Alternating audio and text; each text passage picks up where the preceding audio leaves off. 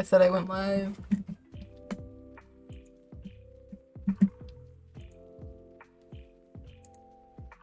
Why would you do that? Animation warning.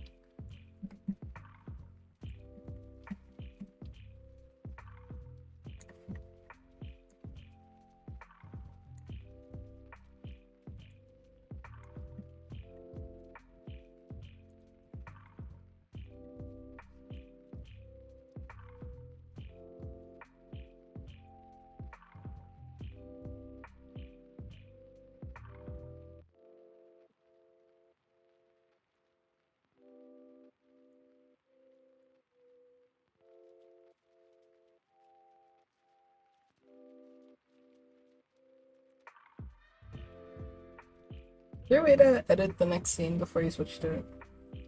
What? Is there a way to edit the next scene before you switch to it? I don't know what that means. Oh, yes.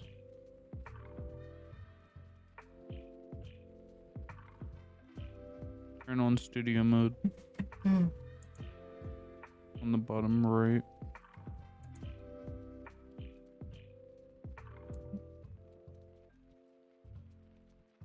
I must not have the studio. Oh yeah, there it is too. Hey.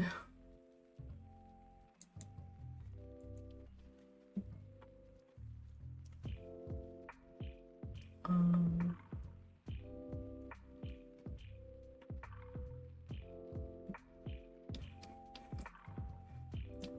I'm guessing the program is what they're seeing in the preview is what I'm editing. That is how that works. Okay. That does indeed make sense.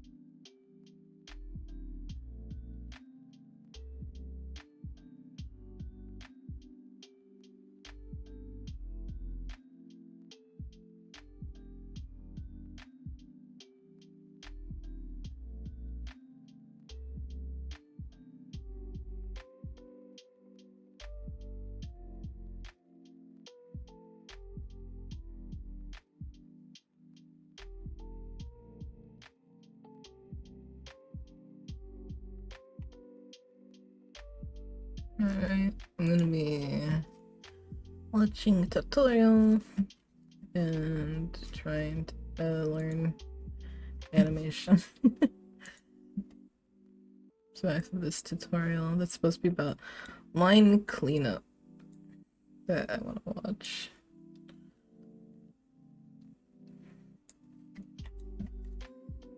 Cleanup for 2D animation is more than just making finished looking lines and closing the gap for coloring. It's a whole new skill and world of its own, and there's a reason why there's so many people who have worked primarily as cleanup artists in studios. While normal 2D rough animation, you can be loose and expressive and rough. Cleanup is where things have to be a bit more articulate, a bit more specific, and it represents the final look of the production. So I'd like to share my own thoughts regarding cleanup for 2D animation.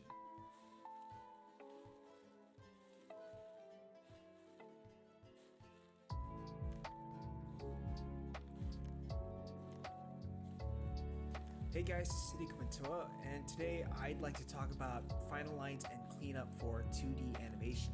It's actually one of the most demanded requests I've been getting recently, how to do cleanup, how to do final line for your rough animation. I'm the weirdest person to ask for that because if you know my work, I tend to favor loose noodly drawings and I really favor sketchy lines. Like, I'm the type of guy who prefers the 60s to 70s Xerox Disney look, so films like Robin Hood, Sword in the Stone, 101 Dalmatians. I prefer that look compared to the clean and Renaissance look that they had going to the 90s, so films like Lion King, Beauty and the Beast, Aladdin, Hercules, and so on. So that's something you should know about me. But I'm just going to talk about generally how I clean up my animation regardless of style, and I want to share some tips that I was given by a Disney veteran who was a cleanup artist for Disney back in the day. The first thing you need to know is that every production has its own art direction that requires different approaches when it comes to cleanup. Animation is a vast world of different styles, genres, and art direction. Some use sketchy lines, some use clean lines, some utilize line weights and pressure, and some just use a constant line weight with no change. Some use irregular line patterns with opacity changes, for example, and some use textured lines. Some don't use lines at all and use colored shapes with no clear lines separating those colors. When I was exploring the animation for an early version of Kipo, Red Seacrest was really specific about the lines being slightly scratchy but not sketchy or too chicken scratchy. He referenced James Baxter's tie downs for the line look of Kipo. It was oddly specific, and that's what made it hard to track when I was exploring how to do that in the animation cleanup. And mind you, I was also doing character turnarounds for that show. So that's just something that you need to know because cleanup, depending on the art direction of the show, it's its own world with a lot of different rules. However, a common cleanup line you'll see is just a standard line with constant thickness, nothing special going on, and most outsourced shows have this, and it's the most simple to keep track of. So if you're looking for something that's just simple and clean, with something that's not too fancy or too complex, something that is safe, I would just use a simple line with little to no change in line weight and thickness. Or just a hard round brush with pressure sensitivity on only the size and not on the opacity. If you want to do a good job with your final lines and cleanup, you have to have a good sense of design. So if you want to do a decent job at cleaning up, have a good sense of your principles of design. So it's not just making clear lines and closing those lines, closing those gaps. One of the reasons why cleanup is so tricky is because if it's not done properly, it can ruin the integrity of the rough animation, where the drawing feels good, it has a lot of raw energy, you can feel the form. If it's not done properly, your lines can feel static and lifeless. It can also flatten the drawing when the rough animation feels so solid. You can also make the error of having distracting line boils or even tangents. Another thing that you might want to consider is to look at your rough animation and break down why the drawing works right now before you clean it up. And a challenge is to get the good qualities of that rough animation and do it justice when you do clean it up. So this kind of leads to a few of my next points, which is you want to get a good grasp of your line confidence, your line weight, and having a good knowledge on what lines can do by themselves visually. So you want to have a good feel of drawing lines with confidence and having a good control in applying line weight and pressure. So being able to draw lines with a few or single strokes and not trying to draw a single line with many chicken scratches. So again, it's just being really confident when you draw your lines. Line weights can illustrate things like weight, depth, lighting, intensity, and many other things. And I also talk about how to indicate form by just using lines alone, without shading, without underdrawings. I actually made 2 videos talking about this stuff, so check them out in the link below. Go practice drawing your lines and observe the effects that lines have in other works of art. You might also want to consider adjusting the way you hold your pen depending on what you're drawing. So this is a tip that I got from a Disney veteran cleanup artist. His name is Alex Tapetti, and he was a guest for our animation class when I was still at school. So if you hold your pen further away from the tip, you're bound to make bigger, looser, and organic shapes that are great for things like fur, hair, or maybe even bigger forms. Instead of using my wrist, I used a range of my whole arm or just a forearm, whereas holding your pen closer to the tip can make for more smaller and precise parts like maybe eyelashes, accessories, and things like that. However, I don't try to stay here too long or my hand will die. When I make my strokes, I like to do it more in a pulling motion since I'm letting gravity do the work. Since pushing the pen away from me, that feels like it requires more energy than me pulling the pen closer to me. But this is just really a personal preference, and this is something that you just have to get familiar with over time, so you just become less rigid and shaky with your lines. I would also do your cleanup keys in the same order as you did your rough animations. So if you did your rough animation pose to pose and you figured out all the in-betweens already, I would just draw in the main keys and poses first. So things like keyframes and breakdowns, and then eventually make it to the in-betweens. Kind of like you're setting up milestones throughout your animation. If you did your rough animation straight ahead, so there's no clear key pose, I would make key poses within all of that rough animation, somewhere in the middle, somewhere in the end, somewhere in the beginning, and I would just work my way to breakdowns, to in-betweens, etc. Now, I know some people ask, should I draw my clean lines more sketchily or just single clear bold lines? And this usually depends on the project. Dream Bandits and City of Secrets utilized a sketchy art direction that required multiple strokes to really get that sketchy look. Whereas this other project that I'm working on, I want the line to be a bit more crisp and more clean. If you're someone that wants to do less strokes, I have a challenge for you. So sometimes I put a rule in my head where if the direction of my strokes changes for more than 45 degrees, I'll lift the pen up, I'll let go and create a new stroke. If it veers off 45 degrees again, then I'll release the pen and create a new stroke. And I mean, this is just an abstract number. You can set it to 90 degrees. You can even set it in a way where it's based on the type of line that you draw. So a line could be a straight line, you start a new line. It could be a C curve, you start a new line. It's an S curve. It's all really up to you. It's just that the reason why I set some of these rules or some of these strategies is to help me have control of my work, have something that I can go to, and have ways to be more decisive with my strokes. You set little internal games and strategies for yourself. Take advantage of the digital tools for drawing. Cleanup can be a huge pain in the ass because it requires you to be a bit more precise and articulate with your lines. With that in mind, my hand starts to hurt a little because I personally can't maintain all that steadiness. I find myself drawing a line, then I realize I don't like it, so I delete it, I draw it again, then I make a mistake, I delete it again, I draw it again. It just becomes too tiring. Softwares like TV Paint have tools like line stabilizers, so my shaky lines suddenly become a bit more smooth. There's even tools like a Bezier 3-point line tool where I can just click where the line begins, where the line ends, and then I can establish how curved it is. This allows me to create more precise and controlled in-betweens for curved shapes. A vector program like Toon Boom Harmony has an ability where you can change the line thickness after it's been drawn. You can change the texture, the quality of the line, the style of the line, and sometimes these tools can lead to accidental breakthroughs. Now, there's another tip that I'd like to share, and I can't remember if it was Alex Tapetti that showed this or if it was somewhere that I learned online, if I was told this by someone else. But it was just a random tip that I heard, which was to draw within or inside of your rough animation art. So what I mean is, if your drawings are super rough, super sketchy, try and make your clean lines within or inside of the rough sketch. Now, my reasoning to this is that I'm also taking into consideration the negative space of the drawing more so than the rough lines. So this means shapes inside of the line art and shapes around the line art. If you notice my initial sketch, they're very rough, they're very loose. The brush might be a bit too thick, it might be a bit too messy. So I'm making lines around negative space of the shapes those lines are creating. So whether you're drawing beyond or within the rough sketch that's very messy, make sure you consider the negative space the rough sketch lines are forming, and then make your clean lines prioritize that. If you want to avoid things like line boil or things constantly changing throughout the animation, stay observant on your accents and changes. And one of the reasons why a lot of cleanup, by the way, I'm guilty of this, has a lot of line boils and the form is changing non-stop is because some accents are left out. So what do I mean by accents? They're like little points of interest within a drawing. So things like a little pointy part, or an angle change, or a straight line versus a sharp line. So this is why I always say don't always use the light table, because if you're not trained enough, you're not going to be able to see it. So keep flipping between your drawings, really observe how a sharp angle or point moves, and then while you're in betweening, for example, put a point on that to remind yourself that there's going to be a sharp angle change here when you're doing those in-betweens. So here's an example.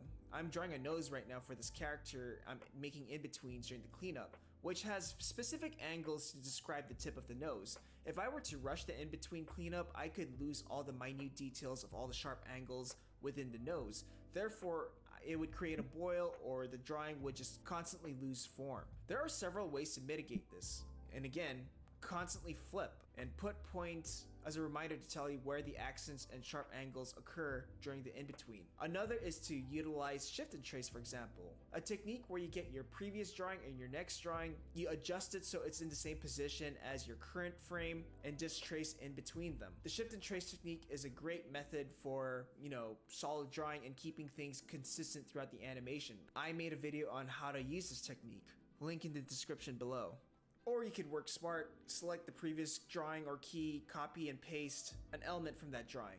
Now remember, this gets trickier and harder depending on how complex the art direction is that you're going for, or how complex your cleanup is. So if your cleanup has lines that have constantly changing line thickness, that's another factor that you're going to have to keep observing too.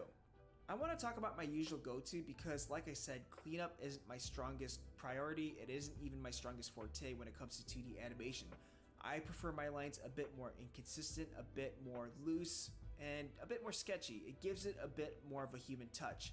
And this isn't me trying to cop out or make excuses for my cleanup work. It's also because when I work on animation projects, I'm involved in every single stage, from the rough animation to the final compositing. I have to finish projects at a certain quota and budget. However, what if I want to keep my lines a bit more polished, a bit more consistent, and something that will make my work a bit more easier when I do color these lines? Sorry, I didn't see your chat. What's up? Quality in some of my drawings where I am able to play around with the line weights, the line pressures, and the line complexity. So what I usually do is my keys and my breakdowns have more visual information in terms of so line far this quality, guy has line pretty much thickness, said that and more of the design sense. Whereas it when I work depends on on I use a standard brush what with you want. almost no pressure, or maybe pressure only the size, but really it's a very generic brush, and utilize more digital tools like Bezier lines or just straight line tools. And this saves a bit more time for me. And it's enough to make the in-betweens not too distracting and not to take up most of my time. And again, the more simple your line work is, the easier it is to color when it comes to gap closing or the paint bucket tool, etc. But I know my key drawings and my breakdowns have the most detail or the most specific nuances in the line work. But this is just one way of me working around my cleanup lines. Because the task of cleaning up your lines, it's its own world with a lot of different disciplines. It's going to be the final look of your animation. And once you have those lines figured out, then you can move on to coloring. And I made a video talking about how I color my animation work, or how I color my cleanup lines. I want to watch like a few different ones by different people. Those are just some of my tips for cleanup. Okay, bye. Interested in learning hand drawing? And then I'm going to try and make like a small animation, like maybe just like 1 or 2 seconds. No,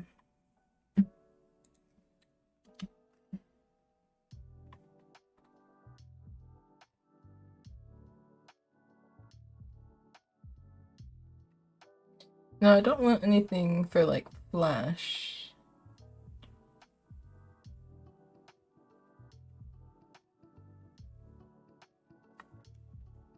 I think this is another video by him. Are you wondering about how you can keep your character animation drawings consistent and solid throughout the shot?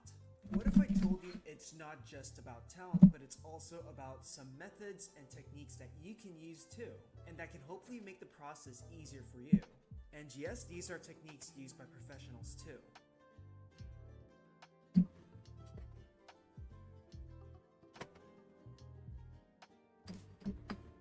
I have no idea what I'm gonna draw, to be honest. Hey guys, it's Nico Pintua, and today I'd like to talk about keeping your animation solid and consistent throughout. And in this video, I'm really just going to be talking about 2D animation. This is a topic that's been heavily requested, and these are tips and techniques that are derived from actual traditional animation practices and how you can transition those techniques into the digital workspace. But before I get into technique and methodology, I have 3 top advice I'd like to share before getting into solid and consistent drawing. Number 1 is to learn how to break down complex shapes into simple primitives such as cubes and spheres. Having the solid foundation is important before you add any accessories that add more detail to the design. So once you have your solid primitives, you can just add those on top of your solid primitives later on a second pass, for example. This is because in animation, you're going to be doing a lot of drawings of that character, and you have to learn how to break down that character into simpler shapes. Number 2 is to think about how solid objects work in spatial depth. So when an object rotates, for example, there are some spacing rules that you have to think about to maintain its solid form. Spacing can help describe things such as slow in and slow out, how fast an object accelerates, how fast an object decelerates, and whether there's constant speed or not.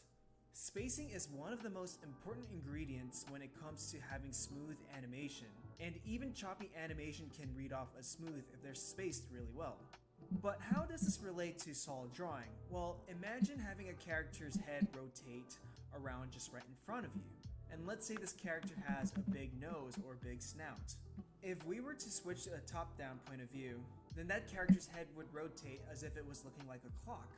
Now if we were to switch to our normal view and track the nose, for example, while tracking the clock view, you'll notice the nose kind of has a slow in and slow out from our point of view. But in the clock view, it's a constant ongoing speed. Another thing I'd like to bring up is how the 3/4 view has its nose somewhat similar to the side view. This is because the protruding part of the object covers a lot of spatial information, especially that protruding part going closer to the sides of our point of view. If we were just to in between a front view and a side view without thinking of the spatial information, things like the nose or snout shrinking will happen. So really think about seeing your objects in different perspectives. Another thing that I forgot to bring up is to really utilize your arcs. This is another thing that a lot of beginner animators miss out on, and if you don't pay attention to your arcs, especially if you have something rotating, and if you just have point A to point B just moving straight without paying attention to the arcs, things will shrink like I showed in this demo. The last tip I have is just to work on your solid drawing skills. So keep drawing, keep practicing your draftsmanship, practice drawing form, and practice staying consistent with that form. And really the only way to get better at this is to keep doing it and to keep practicing. Now let's talk about techniques and how to keep your animation solid and consistent. So method and technique number 1, the shift and trace, also known as the place and trace. This is a traditional animation technique. It's where an animator takes a drawing off their animation peg, shuffles it and manipulates it so it matches the angle of the drawing you want to add more consistency. This is also to make an animator's job easier to make an in-between of a head turning. Even though the head is at different places of the paper, you can still keep the design to proportions much more consistent when you're just focused on in-betweening the head at a fixed position. So while flipping back and forth is great for feeling out the movement in the drawing, for consistency wise, there are techniques that can make things easier. So because I don't have an animation desk or light table with me right now, I'll show this technique with Photoshop, a software that's definitely not recommended for animation. Now, because I don't have a setup, an animation desk, or light table, I'm going to have to show this example digitally and how traditional animators utilize the shift and trace. So this is my first drawing. So imagine this whole thing is a paper. This is drawing A, the character's about to swing a crowbar. And then drawing B, the character already swings the crowbar. And right now, I'm just going to quickly tie down drawing A so I have a more solid drawing. Here's my tie down for pose A or drawing A. Even though it's still sort of rough and loose, I can still define and read what my shapes are and the form behind the character. And now I want to apply the same thing with drawing B during my tie down. And drawing B, super rough. And how do I keep this consistent with drawing A? And the way place and trace or shift and trace works is that you take a drawing off the animation peg and you align it to your next drawing that you want to make it more solid. So before I even apply place and trace, I want to just make a placeholder for how I want to align my drawings. It's still very loose, it's still very rough, and what you want to practice doing is try and make the drawing that you want to solidify, try and flip between your drawings back and forth. This is why I encourage flipping, is so that you can feel it out and really try to feel it out. And you can do this on the same rough drawing, but with digital, what's great about that is you can make a new layer and just draw on top of your rough. And that's the beauty of digital medium. In traditional animation, some animators animate in red color race. Normally it looks more, light when you're actually working with it, but when you shoot it for a pencil test, it's just as dark as pencil lines. And usually for a first pass, traditional animators use color race, so they can still animate rough and then draw their tie down on the same drawing. But with digital, you can have more layers on top of layers to do that. So notice how I'm just roughly defining. This is where I think the head will go. This is how I think the shapes will look like.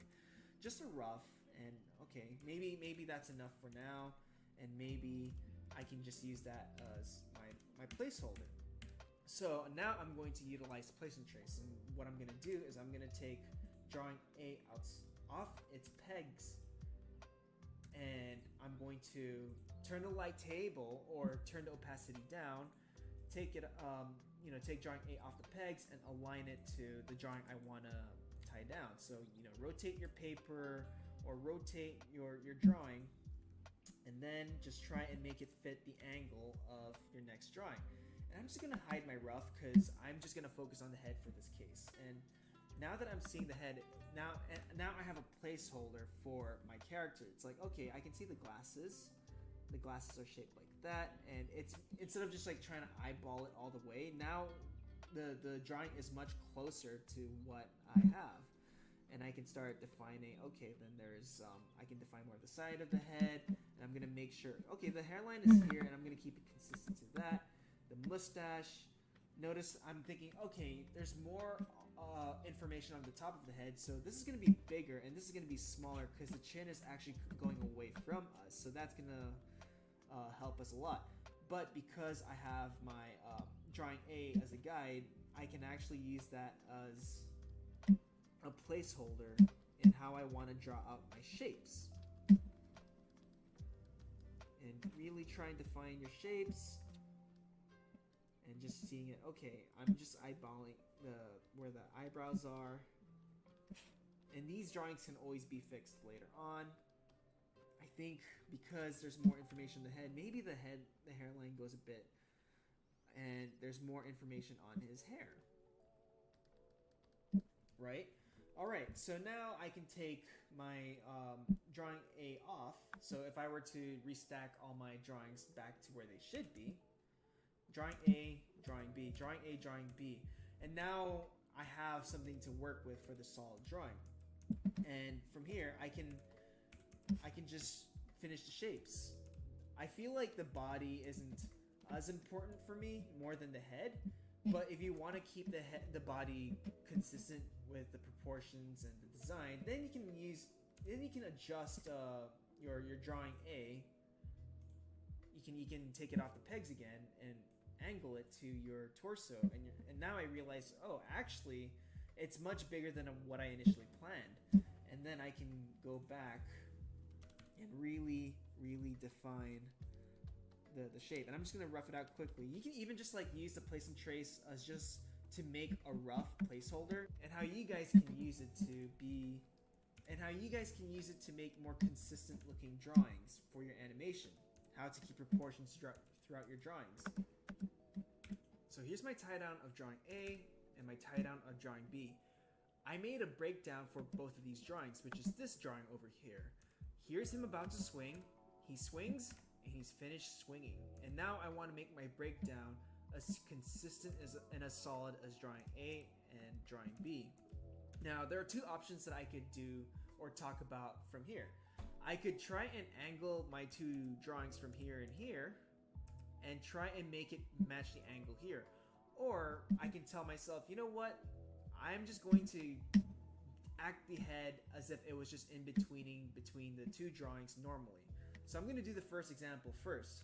So what I can do, and I'm just going to grab my first drawing over here. So this is drawing A, and I can just like move that over here, you know, adjust the opacity. Then I can grab my drawing B, and I'm just going to adjust it so I can just make sure it matches the middle. Try and keep everything as a midpoint. So this is just one example on how you can do it from here. And honestly, I'll just hide my rough drawing, and I'm just gonna make a new drawing using these two drawings, only these two drawings. So my in-between, I'm just gonna treat the head as a normal in-between. So now I'm just looking at both of the heads for these drawings, and now I'm using place and trace to define what the head drawing will look like using these two as references. What I did is that I'm in-betweening normally how I usually do, but what I did with place and trace is that I made it easier for myself. Instead of trying to eyeball between two big major poses, I wanted to hyper-focus on just the head and make sure that everything is as close as possible for me to in-between. And I can always snap back my drawings back into place, or you can make a duplicate of that drawing. And see, notice how I'm using my two drawings, so I can see, oh, that's the nose from the first drawing A, and that's the nose from drawing B. And I'm just making rough in-betweens from here and just trying to get the importance from there.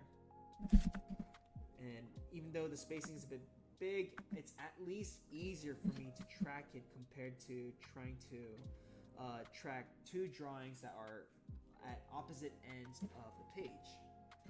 And I can always fix it later on when I do flip it. And you know, when I flip it, I can always see, oh, there are some issues here and there. But yeah, with place and trace, it just makes things a bit more easier, because let's say, okay, I'm gonna save it from there, and let's say I put back my drawings back into their place, and if I flip back and forth, the heads are a bit more consistent, and I didn't really have to keep flipping back and forth between this and this. Between this and this, so I can get this drawing. What I did was just move the head from here and here, and just move it in the center so I could use that as a reference for here. So that's one way of doing the in-between for place and trace, and I'll show you another way that's doing this with the same drawings. But what if I just want to keep the angle of my breakdown drawing rather than just a direct in-between? Well, what you can do is you can grab your first drawing, so drawing A, I'm just using drawing A as an example, and what you can do is try and make it match the angle of your breakdown or in-between. So I'm going to rotate it, I'm going to just try and make sure it fits that. I'm not going to try and change the size or anything like that, because I think that will make it even more troublesome. And then I can grab my second drawing and also rotate the angles so it fits the angle of that. And at the same time, when you're adjusting angles, it makes things so much easier for the in-between work. So let's say, I'll just hide my rough drawing for now, and I just want to focus on the head. So I'm just going to turn down the opacity for both of these drawings and adjust it so I can see them better. And then I can make an in-between from here using the angle that I had in my rough. And notice how it's so much easier for me because I've made the heads kind of merge into one. I tried my best to make it merge into one. Instead of the first example where I just moved it simply, I actually rotated the drawings for this case. Kind of like I did for the very first example with place and trace, where I did have to rotate the head.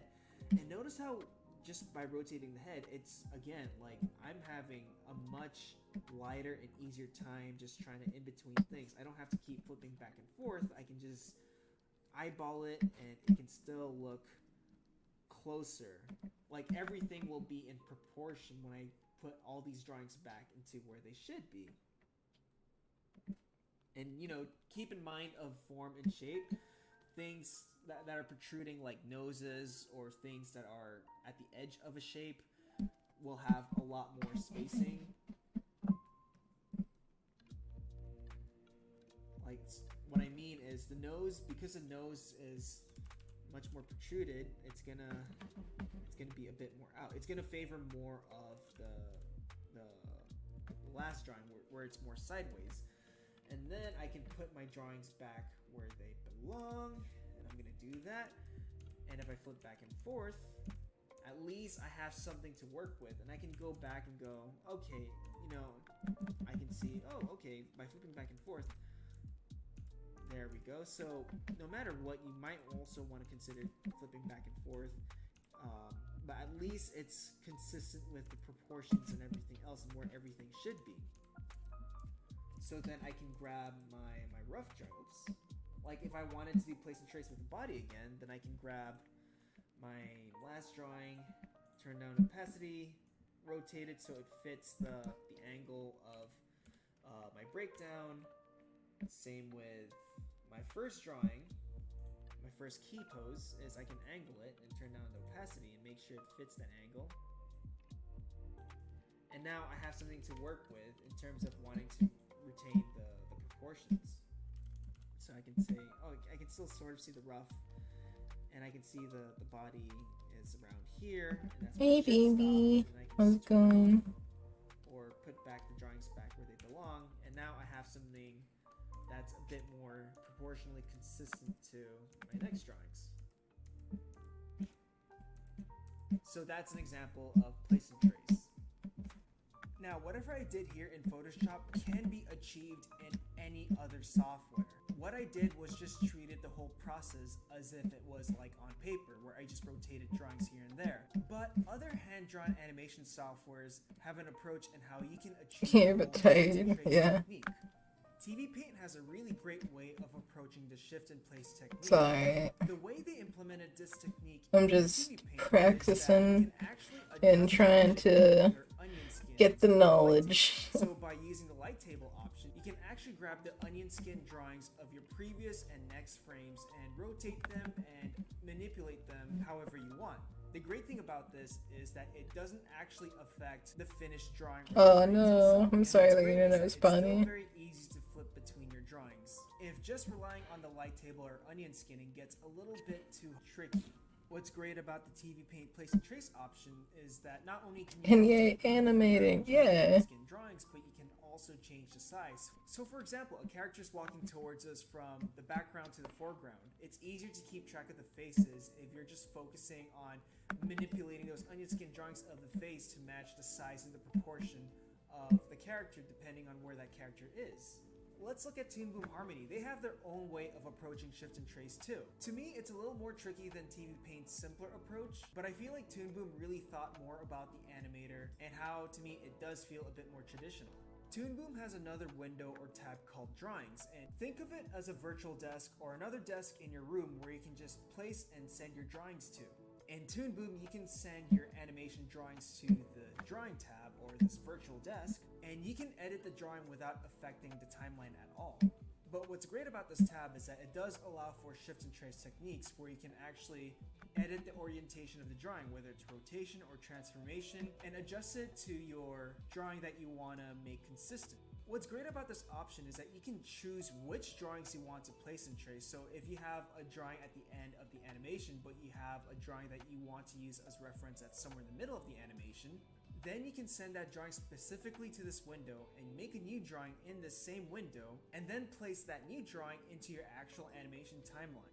Now, when I use Adobe Animate or Flash, the thing with Flash is that it wasn't really made with the traditional animator in mind. It's made for people who are into the multimedia scene or into symbol-based animation, meaning that there's a library you can reuse of mouth shapes, head shapes, poses, etc.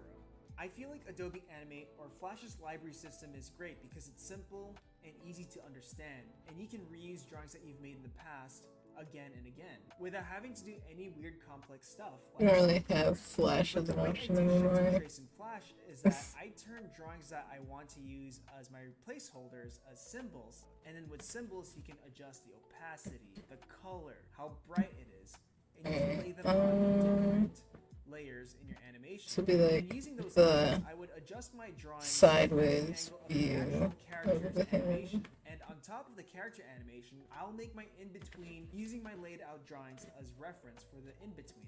So Flash or Adobe Animate is probably the closest thing in how I did it in Adobe Photoshop.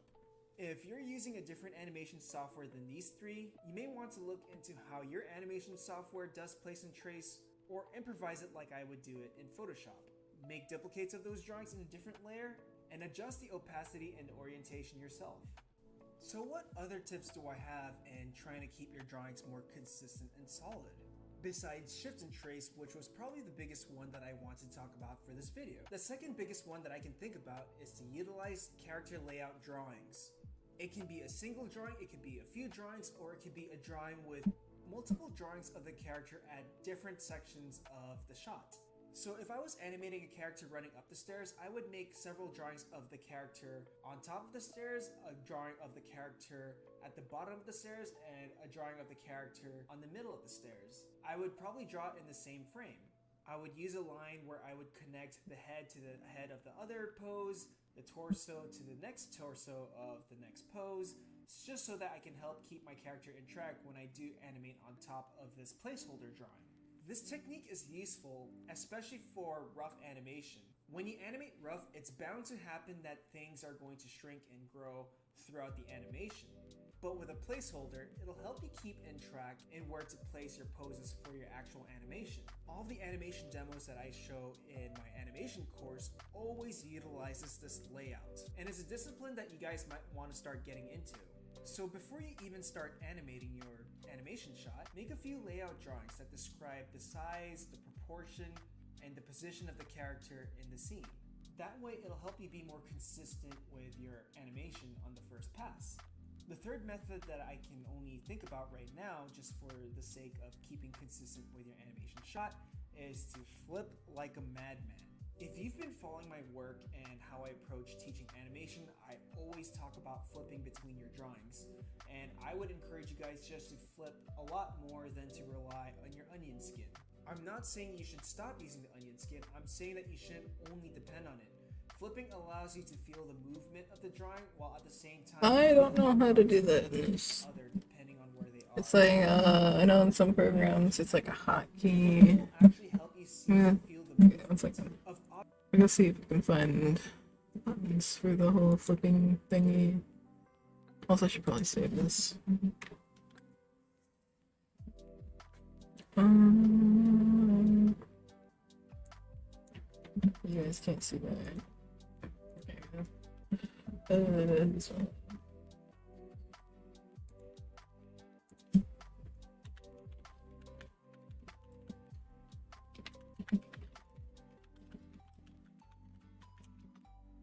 Do a flip. I'm using Krita because it's free and it's better at animation than Clip Studio Pro that I have, or Clip Studio Paint is. Because you're only allowed to do like a tiny bit. Rip clip. Yeah, I mean, it's not that bad. It's not like they're forcing you to go to the subscription base, unless I misread it. I was under the impression that you just have to buy a later version. You could keep using the same one you have now. You just won't receive updates. I'll probably use this one for a while until I actually see something I need in an updated version, which I doubt will happen for a long time. And then I'll probably just buy the updated version. Although I'm planning on buying the X one, EX or whatever. Yeah, they are offering the monthly subscription though to people who do want to receive updates. However, I still think it's nowhere near as bad as Adobe.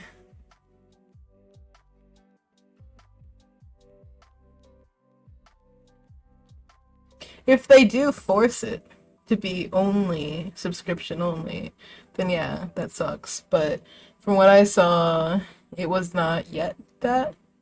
You could still buy a perma license.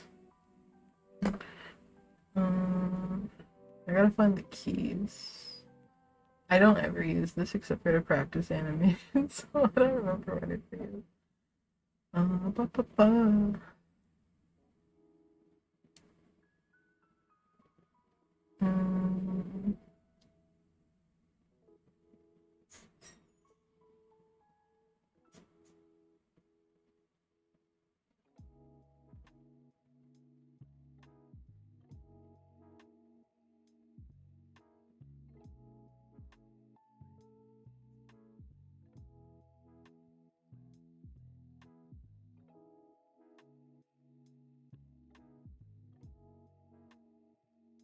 want to reset all of a sudden.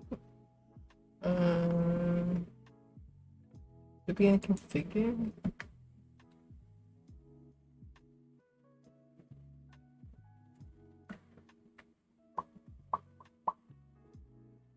Keyboard shortcut. Animation. Is there like a go back, go left, go right with the fucking keys?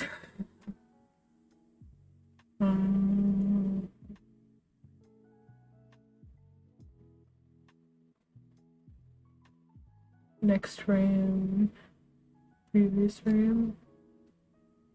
Is it really that easy? Or is it not set? Oh, it doesn't help.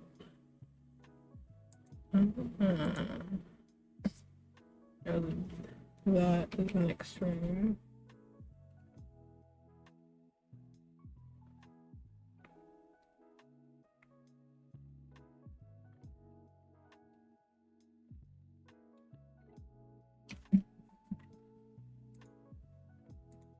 Yeah, I want this key. Reassign. And then previous frame. This key.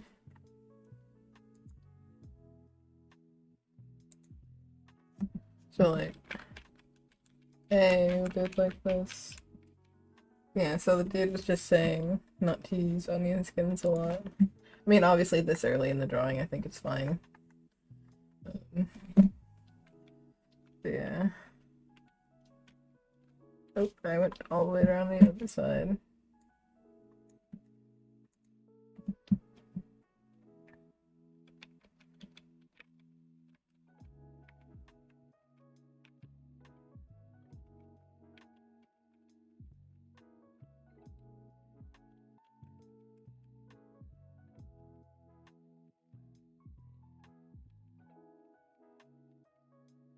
Alright. I don't usually flip my stuff because I'm not super awesome.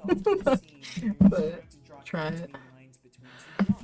There's a method that I love to use when I flip between my drawings called dot to dot or the point to point method, where when I draw in betweens, I would just use dots to indicate where the tip or an accent of a part of the character is, and then just draw the dots to lay out the arc and movement. And this is just like a draw my rough lines sketch right between now. those dots. This is so that I keep track of those accents.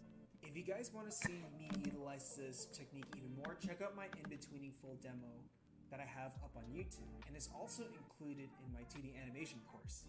Anyways, those are the top tips, methods, and advice that I can talk about when it comes to keeping your drawings consistent. But in the end, it's also the practice of learning how to draw better, improving your draftsmanship, and breaking things down into much more simpler shapes and forms. Anyways, thank you guys so much for watching this video, and I hope you guys learned a lot from it. Interested in learning hand-drawn animation or learning how to finish an animated shot from beginning to end? Have a look at the store where you'll find it. Alright. On more videos. I think I'm gonna look at this guy's channel.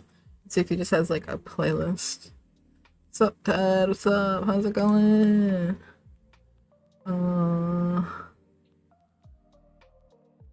We're gonna watch all of them. Animating character performance on top of dialogue can be quite daunting and intimidating. So I'd like to talk about my overall process and some tips I'd love to share when How's it going? animating character dialogue. This video is sponsored by Jollibee, because why not? Jollibee is a beautiful, sexy bee that serves chicken and some weird-ass sweet spaghetti with sausages.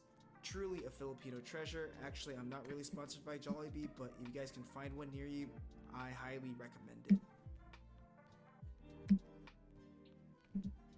Not more zoom.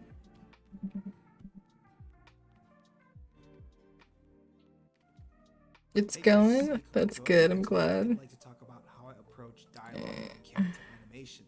Now, character animation dialogue can be quite tricky because not only are you dealing with the acting and the performance side of the animation, but you're also dealing with lip syncing.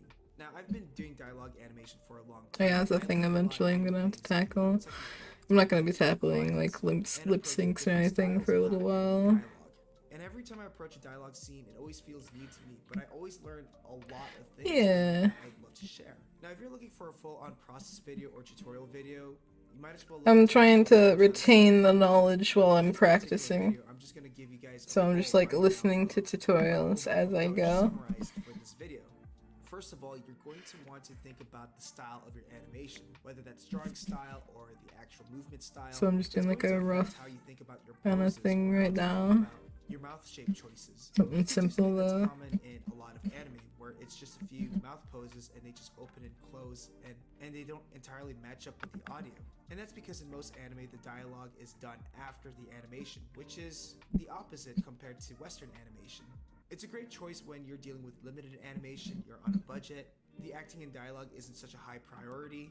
I think it's a great stylistic choice if you just want to get the point across and you have other priorities that's not just all about lip syncing the mouth to every bit of cranny in the consonants and vowels of your mouth. I use this approach in stupid films that I made in under a day or in a few hours. Then there's the overall mouth chart approach, and you find this in TV productions. In TV, character designers come up with different mouth poses and shapes to show what shape it looks like when it's making an ooh sound, an ah sound, or just poses when it's widely opened or sealed shut. And this is because most of these model sheets are sent to a vendor studio, pretty much outside of the main studio where all the designs and the pre-production stuff is figured out. Most vendor studios follow a certain format from the A, B, C, D, E, F, G poses, and if you've seen a couple, you're already going to get an idea of what that format already looks like.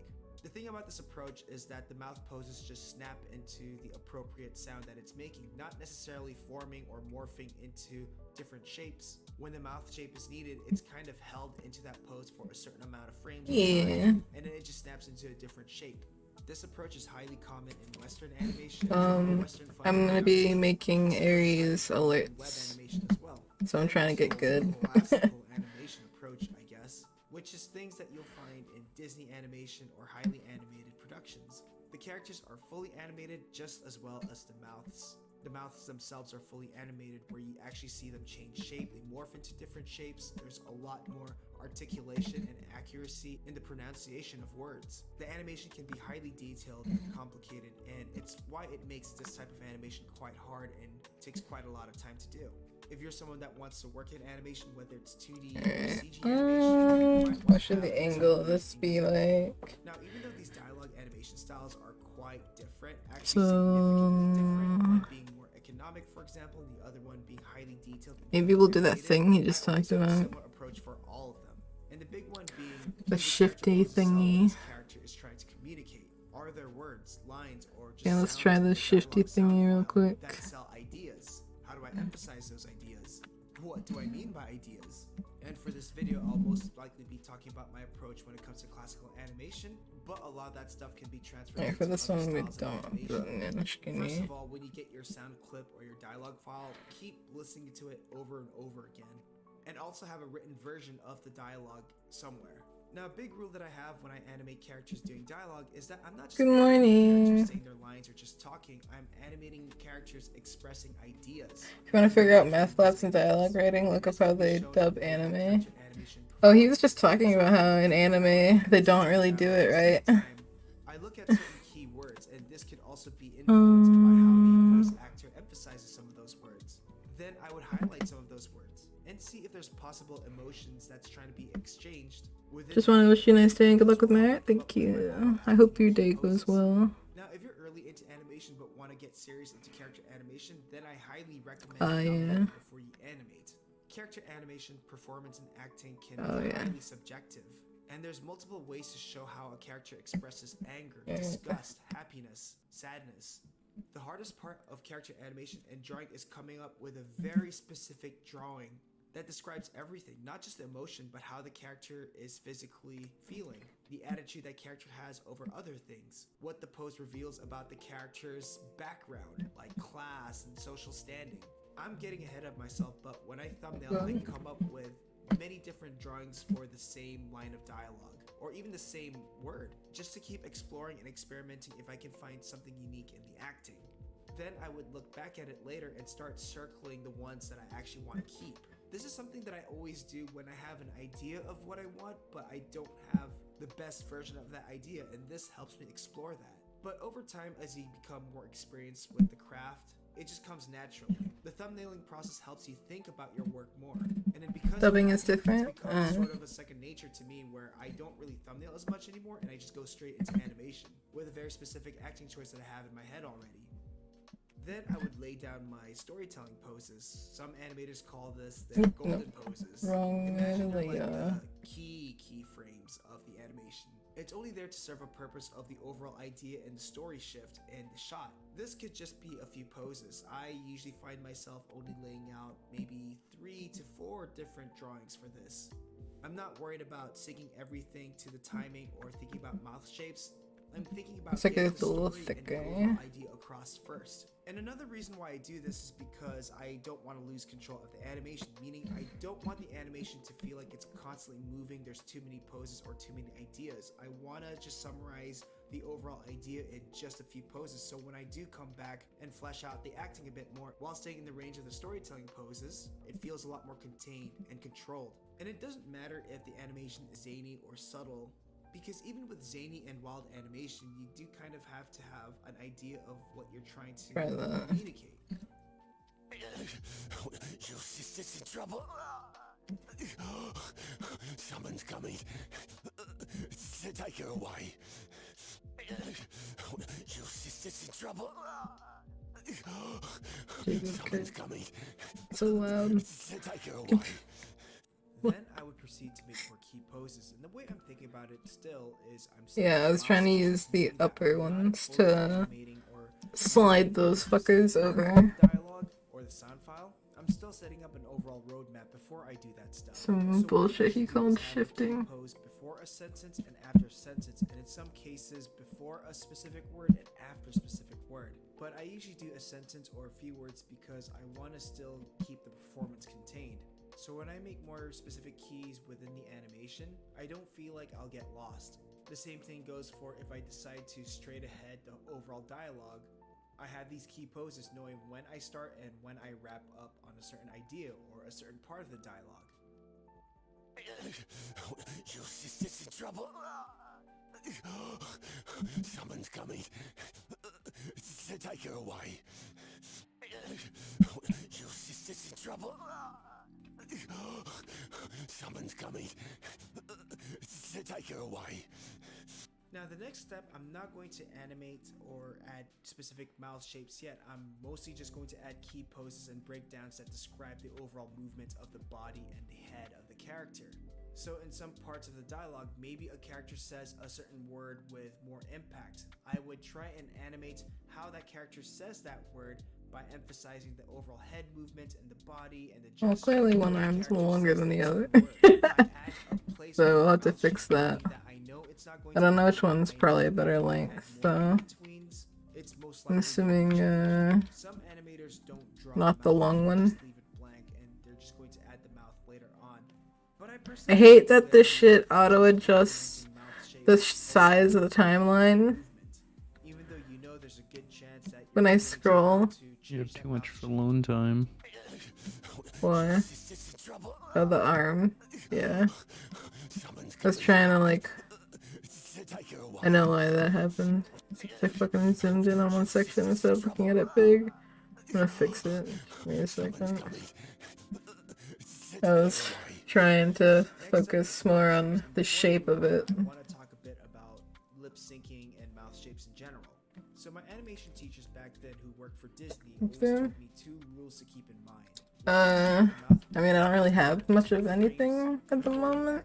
I was just trying to draw, like, a couple different.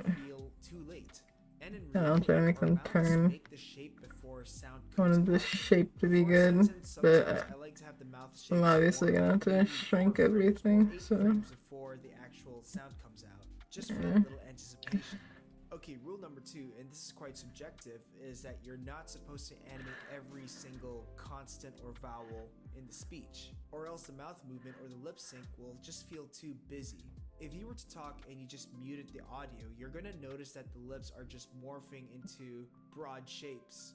Let's take the word chocolate, for example. I'm not going to animate every single letter, but if I just concentrated on what my mouth is doing, there's really only like 2 to 3 mouth shapes that I would actually draw. And sometimes it's best to hold some of these poses longer. just so the This lip sync more. feels a little more graceful. Now, the reason why I say it's subjective is due to context. So if I wanted the animation to feel a lot more poppy, a lot more punchy or busy, then I would try and animate every single vowel or constant. But I would only use that sparingly. Like for Yeah, some scenes, because I clip would recommend not doing it. Okay, so you back to know, the doesn't let animation you that I was working animate for on. very I have long. the overall poses for how the body moves So and I'm the head practicing moves. and Now I learning in can just Krita. in between these poses. But add it's more really frames and breakdowns nerve-wracking between these frames because breakdown I'm used to the elements. other This is where I keys, start adding the the mouse other like shapes in hotkeys and relation stuff. to the So sound file. And sometimes I don't get the mouth shape it's really exactly messy. right. So after I have all my necessary frames, whether that's in betweens, whether that's breakdowns and key poses, I would actually go back adjusting the mouth shape frame by frame from beginning to end.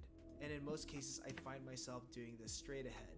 Now, like I said, I don't want to have the mouth shapes constantly flap or constantly morph into different shapes. So now I need Sometimes to do I will one in have here. a drawing of a mouth pose and then draw the same pose in the next frame, just so that vowel or constant reads.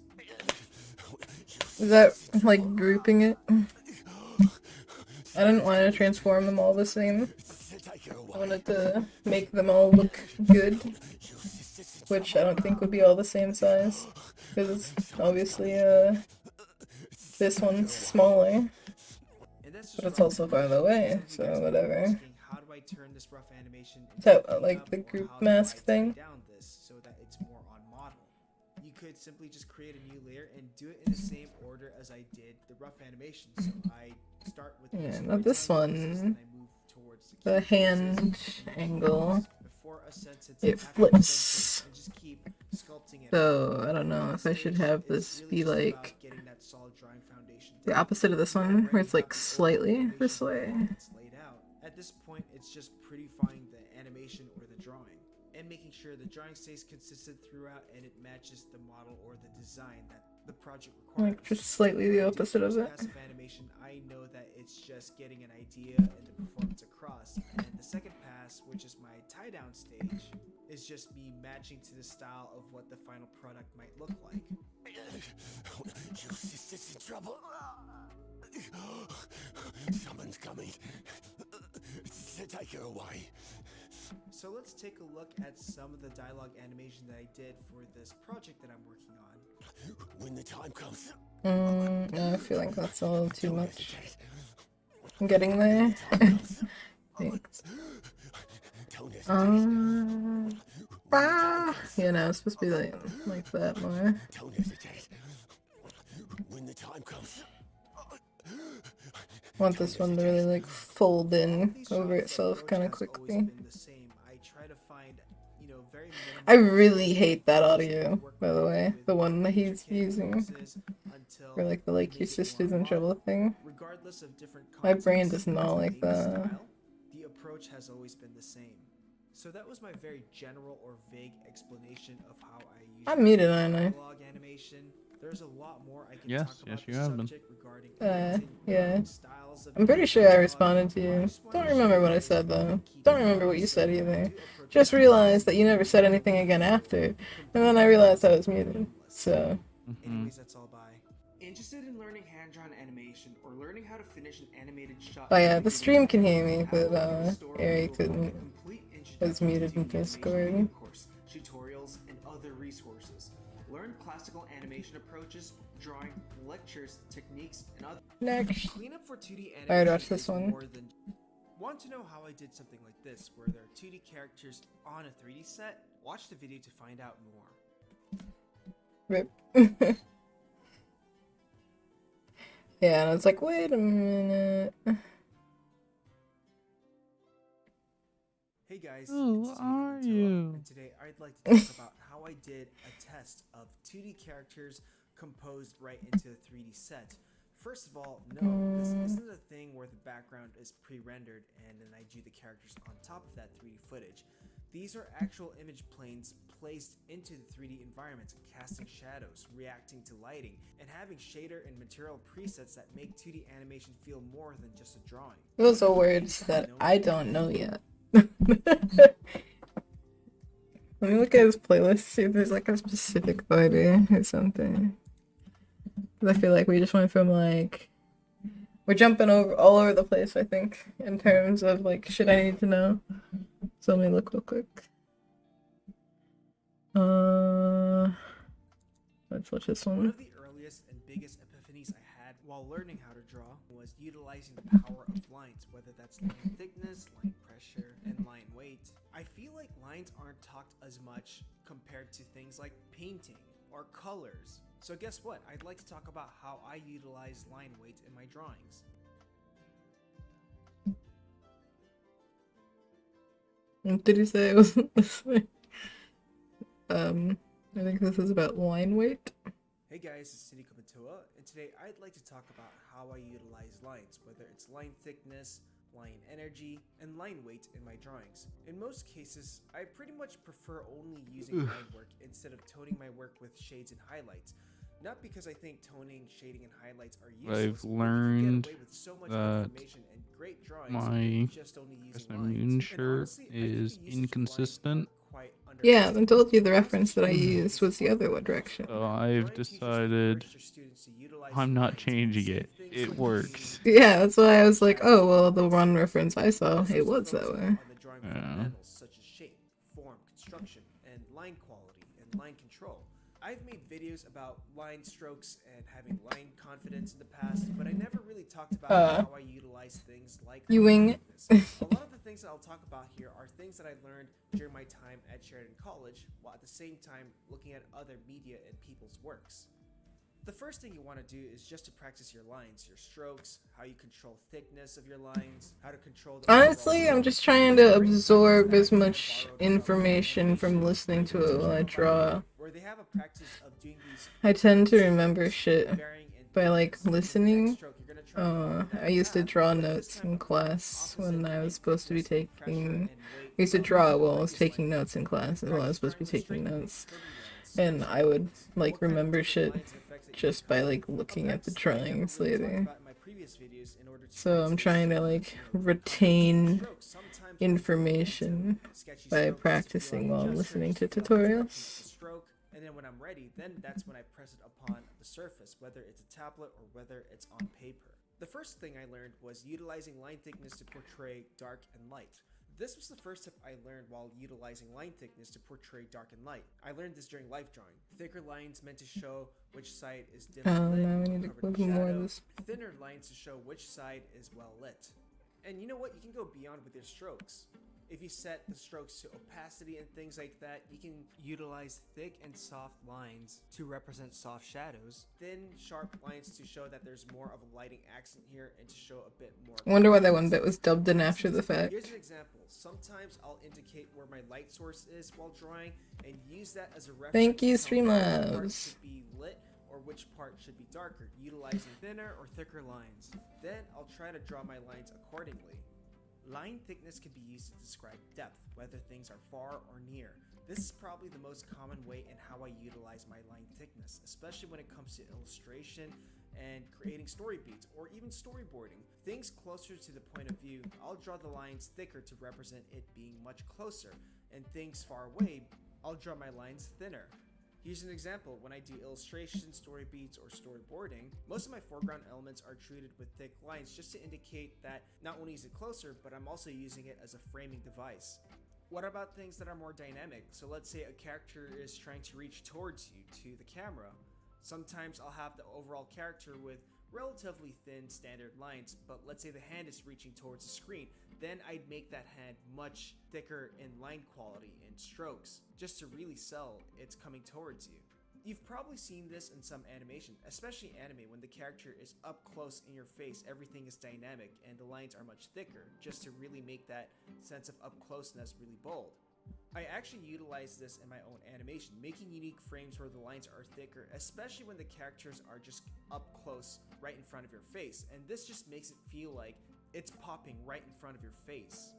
Line thickness could be used to describe material, whether things are soft, whether things are hard, whether things are unclarified like smoke, they're not solid, or things that are actually solid. This one's a great way in utilizing line thickness, where I think about the type of material I'm dealing with. If the material is hard or thick or bold and sturdy, I'll just try and solidify it even more with making the lines a bit more thick and weighty. If I'm dealing with soft materials such as hair, skin, cloth, I'll make the lines You can thicker also bulk to one sell that softness. workout What if I'm dealing first with within characters mine, outside by their the way. accessories? Sometimes a character is wearing like a Kevlar armor, for example. Then I would treat that Oof. armor with Yeah. Oh yeah, like building up on it. lines depending on the material that the character has, just so that You need to be careful with the whole like line heading the thickness can line be used thing to with that. indicate intensity of energy, whether things feel weak or strong.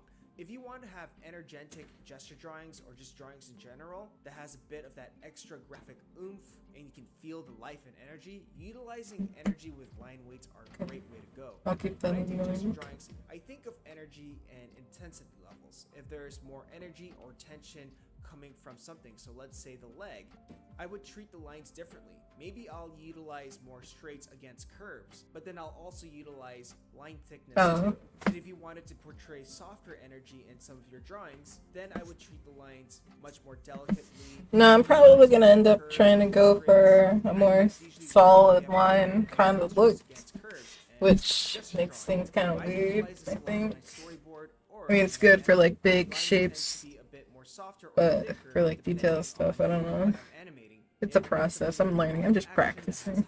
Like, strong poses, you'll notice my lines are a bit more energetic and thick. Whereas if I'm dealing with more subtle scenes, I treat things with much more delicacy. I see this utilized in anime a lot too. One Punch Man, Mob Psycho. maybe that's a problem I have. I think I take like every little thing. This really adds to the energy.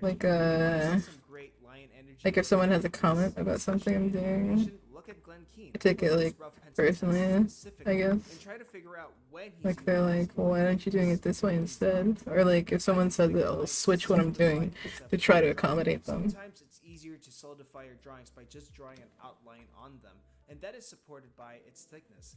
Let's say I'm drawing a character in a composition or background, and sometimes to make the character stand out a bit more, especially if the art only has line art and some flat colors, I would just make a outline around that character. Again, it just makes it stand out. And it's not the only way you can make characters or things like that stand out. It's just It reminds me of some shit Ari says. You say what the kids call intuition, or you'd be like what the industry calls. I use line thickness to arrange my composition and focal points. If you've painted before, you know how much attention strokes can deliver. I mean, sure, it's a combination of things such as color, texture, contrast, and balance, but I also feel like line thickness alone can also compose the overall picture. Imagine you're making a drawing where it's made up of thick lines, but then you created accents and focal using sharp, thinner, and smaller lines to describe those things in detail.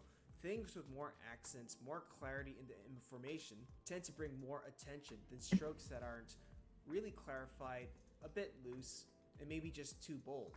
The way I like So we're getting chunks of ideas rather than the literal, compared to the thinner, smaller, and more clarified lines. So for example, I'd have the whole body covered in thicker lines, but then the face, which I want to describe in detail, I'll carefully use much more articulate lines, and that could call for smaller lines. And of course, this can be switched up depending on how you utilize and organize it too, where the thick lines become way more of the focal point than the thin lines. And composition isn't just this black and white binary thing. There's a lot of ways you can play around with it. Sometimes a lot more information and lines can bring more attention, but sometimes if the picture is covered completely in lines, but there's some bits that don't have much lines, that will create more focal point or bring more attention because of how it stands out compared to every other thing. Lines can be used to describe form. Okay, this one is kind of cheating since it doesn't really deal with line thickness or line weights, but lines can be used to indicate the overall form and describe it, something I constantly think of when I'm trying to show more of that solid drawing in my work. When I'm drawing textures or certain shapes on a gesture, all that time just for that. Just for happens to be a cylinder, for example. If you've seen my previous video, I still think this frame, the arm's too big. Yeah. The form just by using lines, and you kind of feel or I just beat my time with that lines. It's on your amazing part. by Sometimes you're just 0.3 of a second. Damn. draw around that to indicate that form. If you're considering You using think a anyone's gonna cel-shading beat style it? for your animation that has lighting and shadows, this is I don't definitely know. I one to think know I about, might have just cut it especially too when you're trying to short that define people might shapes of not be what able are to. shadows and Uh-oh. what are highlights and how to make that feel 3D. So that's how I utilize line thickness or line pressure and line weight. And I think this is a very crucial skill to have when it comes to drawing.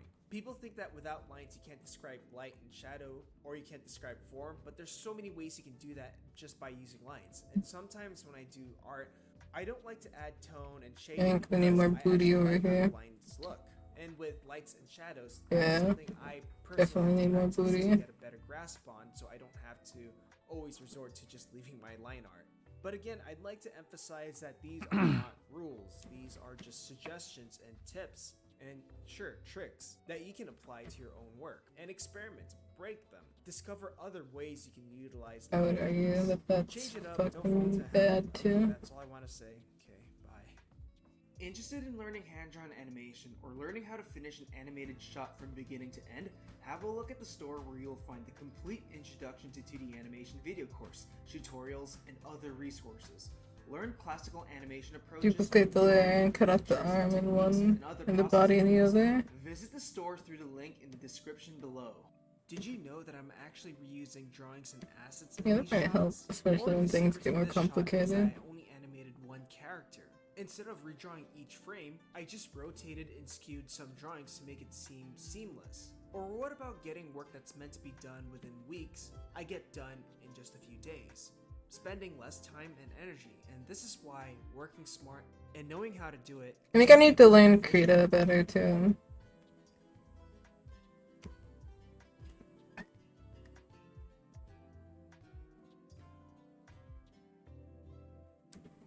Hey guys, this is Hideko Pantoa, and today I'd like to talk about working smarter and not harder when it comes to animation or art because there's a lot of labor steps to get something done. Now, what do I refer to when I'm talking about working smarter? The first one being working smarter and not harder. You know, getting close to the ideal animation or final picture without spending so much time. Yeah, I think that on was these too efforts. tight This in also there. includes methodology of finding shortcuts From that to to your that? workflow Are you to make fucking things kidding me? more automatic. Another thing that I'm referring to is smarter and adaptive. Adapting to tight schedules, adapting to your circumstance, taking initiative Lost, on like, improvisation if needed. um, Working smarter doesn't mean always it's like finding a easier too and fast. shortcut ways, but also making you think outside of the box when trying to get something done. There's a lot of topics and things I can talk about regarding to working smarter and not harder and dumber. In this video, I just want to talk about the ideal mindset you might want to have when you want to Another approach one. working smarter more, and why Another each one. is so crucial. The first one is the experience of working hard and taking things slow. Yes, I'm making a video about ways You're to doing work really good smarter, though. Thank you. faster, easier, and not harder. However, we also have to understand and appreciate that sometimes good quality is achieved through hard and long laborious tasks. Another reason why I encourage the experience of working hard laboriously and more detailed is also to gain a sense of familiarity with the craft. If you do things the long way many times with all that repetition, you'll notice you become faster at certain things, as well as you becoming more decisive. When you make a drawing, it's not with uncertainty. It's exactly what you imagined in your mind. What used to be 5 different steps to the process, maybe it'll just take you now 3 steps if you know exactly what to put into your work. Things like planning your work ahead of time and doing multiple passes makes you an effective thinker. That's the important thing. With a combination of repetition and actively thinking about your choices rather than just winging it, also helps you give birth to some ideas in how to work smarter and less harder. The other important factor is experimentation and creativity. Sure, repetition and laborious tasks can make you more familiar and more punctual with the craft, but it's still a lot of work. And also, if you just focus on just working hard all the time, you build tunnel vision syndrome, and that can lead to you thinking that good quality work can only be done from working hard and laboriously. One thing that's hard for, ambitious people who are tunnel visioned to do is to try new things. Didn't want to do that. Try learning 3D. Learning how to paint or do a new approach, experiment with new different software and see what advantages each software has to offer. Some software have AI integrated auto coloring, whereas some allow for rigs. Experiment by making silly things really quickly to see how you can whip out something quick and small in a short amount of time using some of these tools. Try making stupid projects instead of trying to think of every project has to be some sort of magnum opus. Even following a donut blender tutorial allowed me to understand the general functions of Blender, whereas someone like Ian Hubert will show how he works really smart and really fast with Blender, at the same time coming up with exceptional images. Let's say you're animating a super detailed character in a traditional animation sense. Instead of redrawing every keyframe, you could just He's calling you out. Uh-oh. drawing, warp that around, transform them around, move them around, so that you can spend less energy on creating new drawings all the time. And for this to work properly, you have to have a strong fundamental understanding of animation, spacing, solid drawing. For even those quick processes do need some good foundations. And that does come from experience, like experience from working super hard and laboriously. For my quick, casual films like my 48-hour films, I would just utilize Flash's symbol You didn't consent to this. library and just reuse assets that I drew. For example, this samurai in this clip where he's just talking, each part, such as the head, parts of the helmet, the eyes, the nose, the mouth, they're all separate assets where I just moved around to give it a more lively effect, and the mouth animation is like a loop of different frames. What about the silly aerobics animation that I did? All these three characters are the same, except their skin color is replaced as well as their heads. I understood Flash enough where I could just animate one character doing the motion and just replace a few things in bits and pieces, and give the illusion that I animated three different characters. And I think because of how awkward it looked, I liked how it added to the comedy. But you know what? Sometimes it doesn't have to look awkward. And if you're really smart in what to prioritize and how to utilize it, you can get away with so many things without the audience even realizing what's actually happening with the effect. But this also requires a strong understanding of what program you're using, the pipeline, the workflow, etc.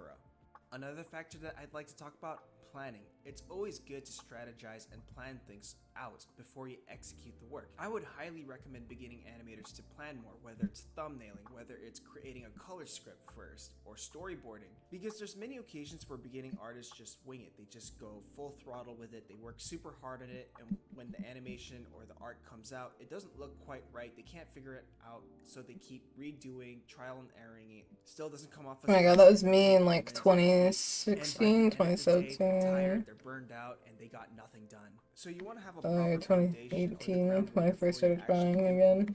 So for example, I was redoing a bunch of shit without making it, like, understanding why it didn't look good. First, before even animating, just so I can get all those ideas out of my head. If the character's moving all over the scene, Alright, so it's just a layout of this different one's pieces tilted of that the way, character in one this single one's frame, tilted and then that use way. that as a So I roadmap. think now we just make like a On flat top of it, face if you're trying to on utilize color and hand. strength, come up with a color script first, and then use that as a reference. Yeah, or we should your actual do the palette thing for your project, whether that's a short that film he or a series of suggested. illustrations or sequential art. If you're working The on a short film, shifty, start to nah, I don't think the prioritize shift would what help shots with are this. super important, what you need to spend the most time on, and what shots aren't so important, and Let's do those can myself. be filler, and you can spend less energy on that. And speaking of priority, that's Koba, what's up, dude? Remember, working smarter isn't just about finding the easier and quick way to do things. It's also about thinking, utilizing your brain. Brain relates to smartness. Now let's talk about efficiency and reusability. And this is my Did I make it in time? Yeah. I'm gonna be going for a while. This practice is probably gonna I like to think of a take workflow me or a methodology that can be used some good by amount of anyone else time. besides me. So I also think about if I'm working on a project and if I needed help finishing that project, I could happily pass some of this work You have to another character? animators or artists, and they can Ooh. get the work done smoothly. Another good Right professional now, advice the I fingers received are was, slightly make bent the job in, easier for but everyone I'm not else in your gonna team or later down the line. So try and come up with worry about ways to that, make like, the job too more efficient much. and maybe automated. So these include tools, brushes, reusable packets, reusable assets that could not only speed up the process but can Yeah, also this is be good one, yeah. utilized by everyone, and it's easy like for them to slightly understand. When behind. the project requires me to storyboard in Photoshop, where I have to apply tone and lighting and gradients and all that, I made an action set that automates that laborious part and just consolidates it to a single push of a button. And that's why I can turn in fully toned and fully lit storyboards in a short amount of time. Sometimes I would animate an effect once, and then if I needed to use that effect again, I would just grab that file and put it in my scene. Now those fingers need to This be could bent also more. be reused in other shots, or even You other know, projects that Library can be used Mage by Gary different from individuals. Like, you SpongeBob? can package Yes. this put it on my Gumroad Yes, or I my do. store, and then just sell it off so people can And on his use next them. message Passive is, income it's ideas like literally that. him. Maybe find ways to just reuse drawings or reuse That would be funny assets. though if Here's done another example. correctly. I When think did that'd be work really for fun. Tonko House's Pig, the Damkeeper poems, we only had a few weeks to tie down the entirety of the season's animation. So I had to come up with a solution that would speed up the process. And you know, I reached out to TV Paint,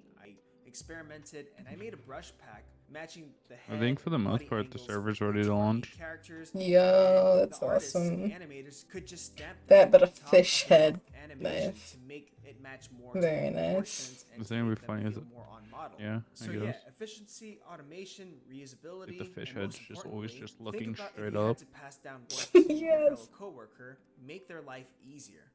Next is priority. So what's important for your project? So working on short Something films like under this. strict deadlines forced me to We can prioritize fix it what up was later. important for my projects and how much I energy think it's I would got the have to good spend on basic other things. shape. Priority is also understanding what parts need to be sacrificed in order to finish something. Priority can be found in every step in each of the process. For storyboarding, since I know it won't be the final product, I'm very crude and very loose with my drawings. Drawings are meant to be rough and graphic. I'm not even going to tone them. And because I know I'm going to redo the My storyboard hand's too phase a long. lot, I want to keep it in a way Too where big. it's more casual. Really When nice I fish rough it. animate, I don't in between every drawing. I do things like partials, which is an incomplete in between drawings, but this is just for cleanup reference. So when I'm or someone else is cleaning up the animation, this just tells them to treat the clean line as Retransform normal it. in between, instead of having to spend a lot of energy and time on just the rough animation, which won't be the final look of the animation. I chose to spend Is more this time retransfer? on storyboarding and animation for my Oh, films, shit. but when I did backgrounds, I speed painted all of them in a week or two, all of the backgrounds, using brushes that are great for concept art, such as textured rocks, buildings, grass, and other things. So even using Stop. someone else's tools What? for concept art It's helped me speed up my disgusting. process for my own work.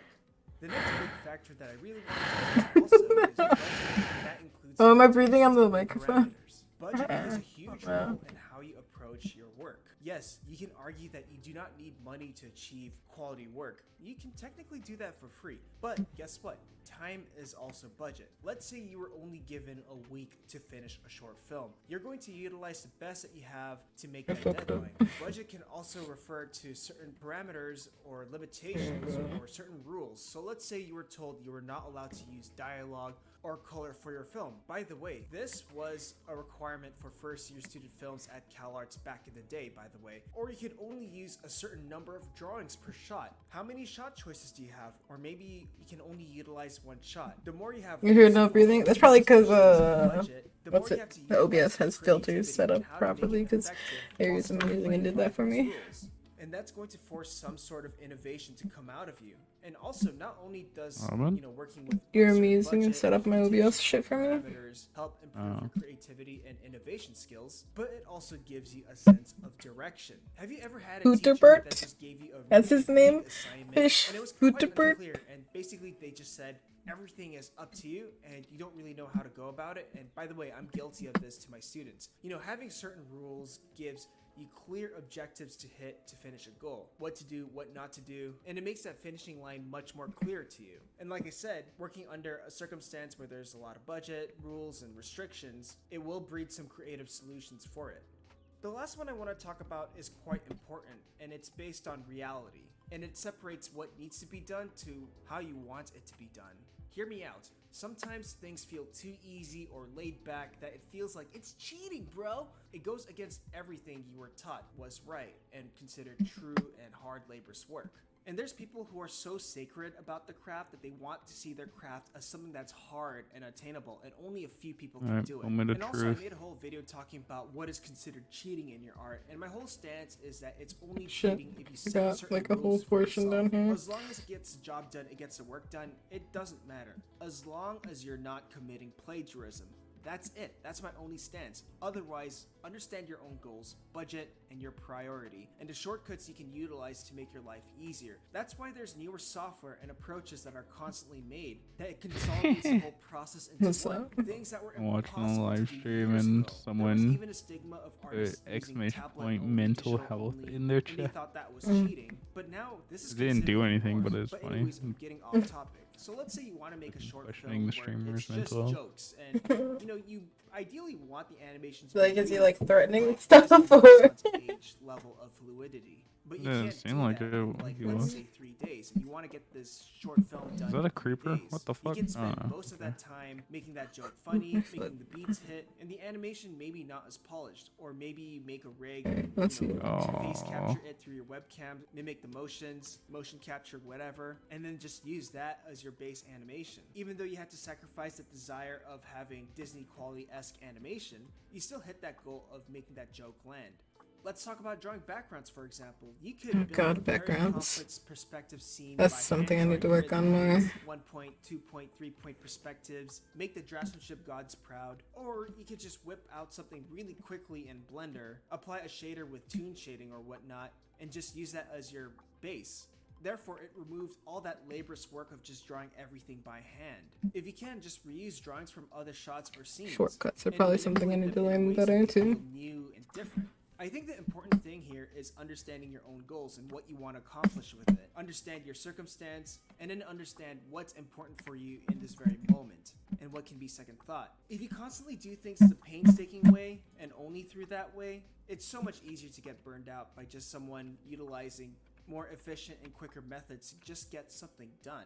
If someone says whatever you're doing is or unimpressive, you know what? The important thing is you got something done.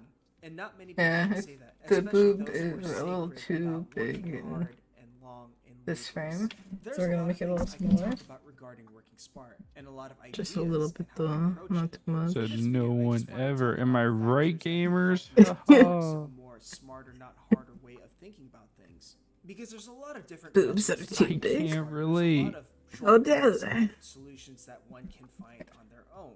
I have my way, you guys have your own way. But because I've worked on a few different pipelines, my own projects, my own short films, quick 48-hour films, I feel like these factors are universal for anyone who wants to be more interested in learning hand-drawn animation or learning how to finish an animated shot from beginning to end. Have a look at the store where you'll find the complete introduction to 2D animation video course, tutorials, and other resources. Learn classical animation approaches, drawing, lecture. There are many occasions where I had to animate scenes where I'm like, how the hell am I even going to approach this? How am I going to do this? Whether it's a long take with complex acting, a fight sequence, a transformation scene, or a scene where there's so many things happening at once, there's no doubt I get intimidated before I Yeah, get that's started. better. However, with the proper approach and toolset, this isn't nearly as complicated as it looks.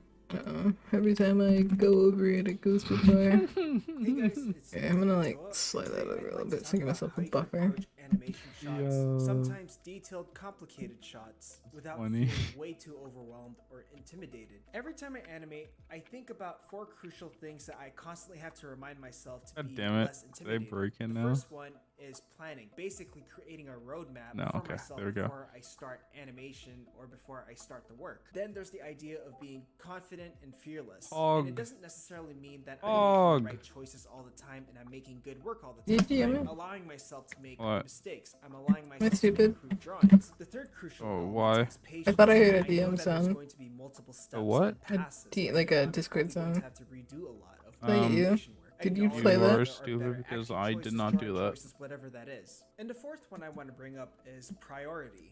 What's On the bright important side, moment? unrelated, What's the distraction? 100%. Therefore, when I start, It's I need to been start with that done. first, and then everything else that's not super important, I can just Envoys are add back later on. running, which So means for example, my everything, main as far priority as is I know, Guy is Sweeney's ready for sword. launch. That's the action. Hey, that's that's awesome. And then everything that's like secondary to me is like how Oh, good the drawing yeah. looks, effects. As long I as think I it was have in the the video. I information think it was down in the with video. the I think that essential dude idea of fucking it, trolled baited. me. everything else Fucking is idiot. icing on Yeah, the cake. dude. Oh The my first thing I god. wanna talk about is One. planning. Damn, How do okay. I plan 2 my rare animation? chests right What next does to each that other. even Seems mean? legit. So we all know that drawing Ooh. plays a huge role in hand-drawn Right. animation. My hand hurts already, so I'm gonna take a break. I'm I'm gonna keep this playing though. Very specific. It's not generic, but specific. That makes the Do I have? She's ready to play some So one of the things Minecraft. that helps in both Yeah, the handbrake excessive drawing Minecraft and armor. animation is Let's see if I can find my old BRB in this case, text. thumbnailing is is the idea of making these super loose and small drawings before committing to the final product or whatever that is. Something that a lot of beginning Yeah, creators or this artists guy. don't really do is explore Slap their this on thoughts, there. Everything to but the experiment with those NPCs would ideas work. and to just figure that stuff out. Everything when I but approach the a scene, I have a lot of emphasis. different Yeah, I'm gonna ideas shrink on this. how to approach it or how to tackle it, but I normally won't Put that know right there until real I quick. see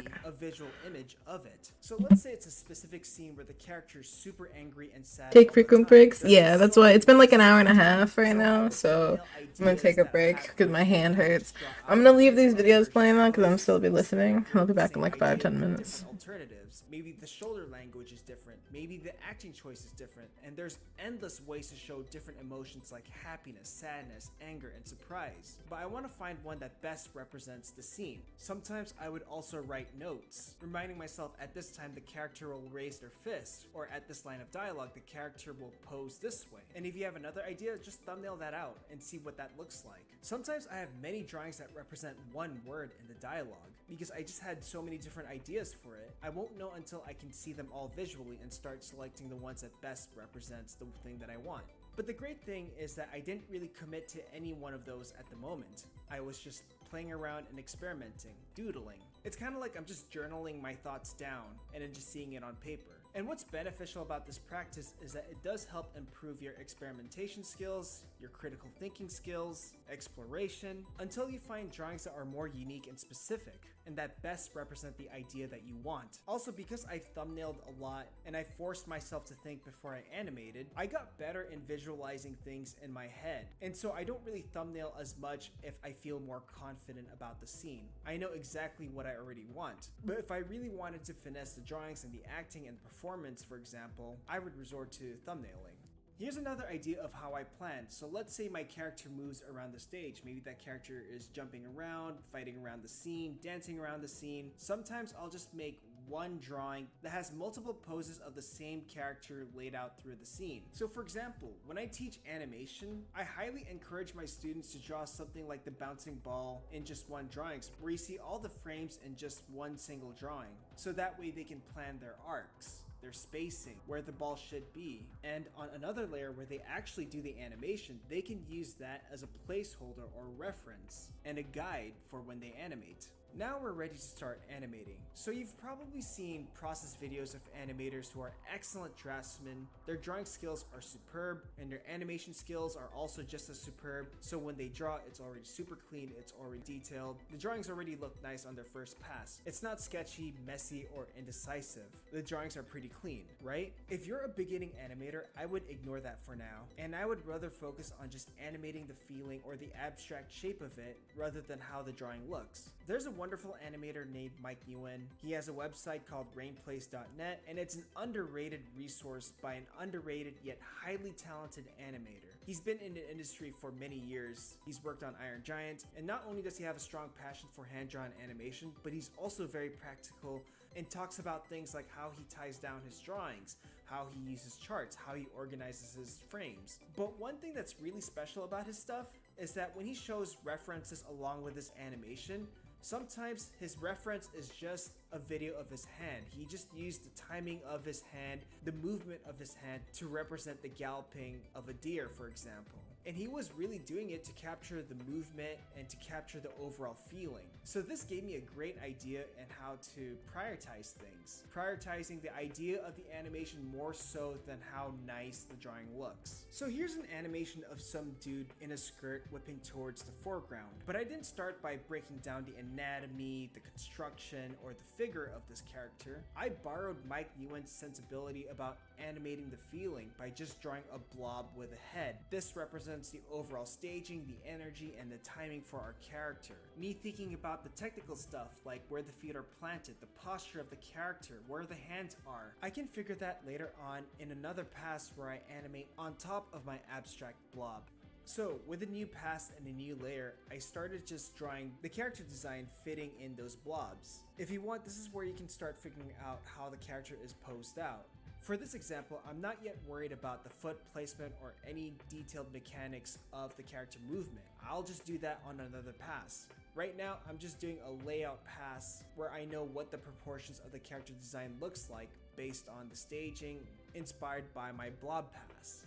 Here's another example. This character is walking down the stairs at the same time, singing to music with lip sync dialogue and acting and camera moves. So there's a lot of different things happening.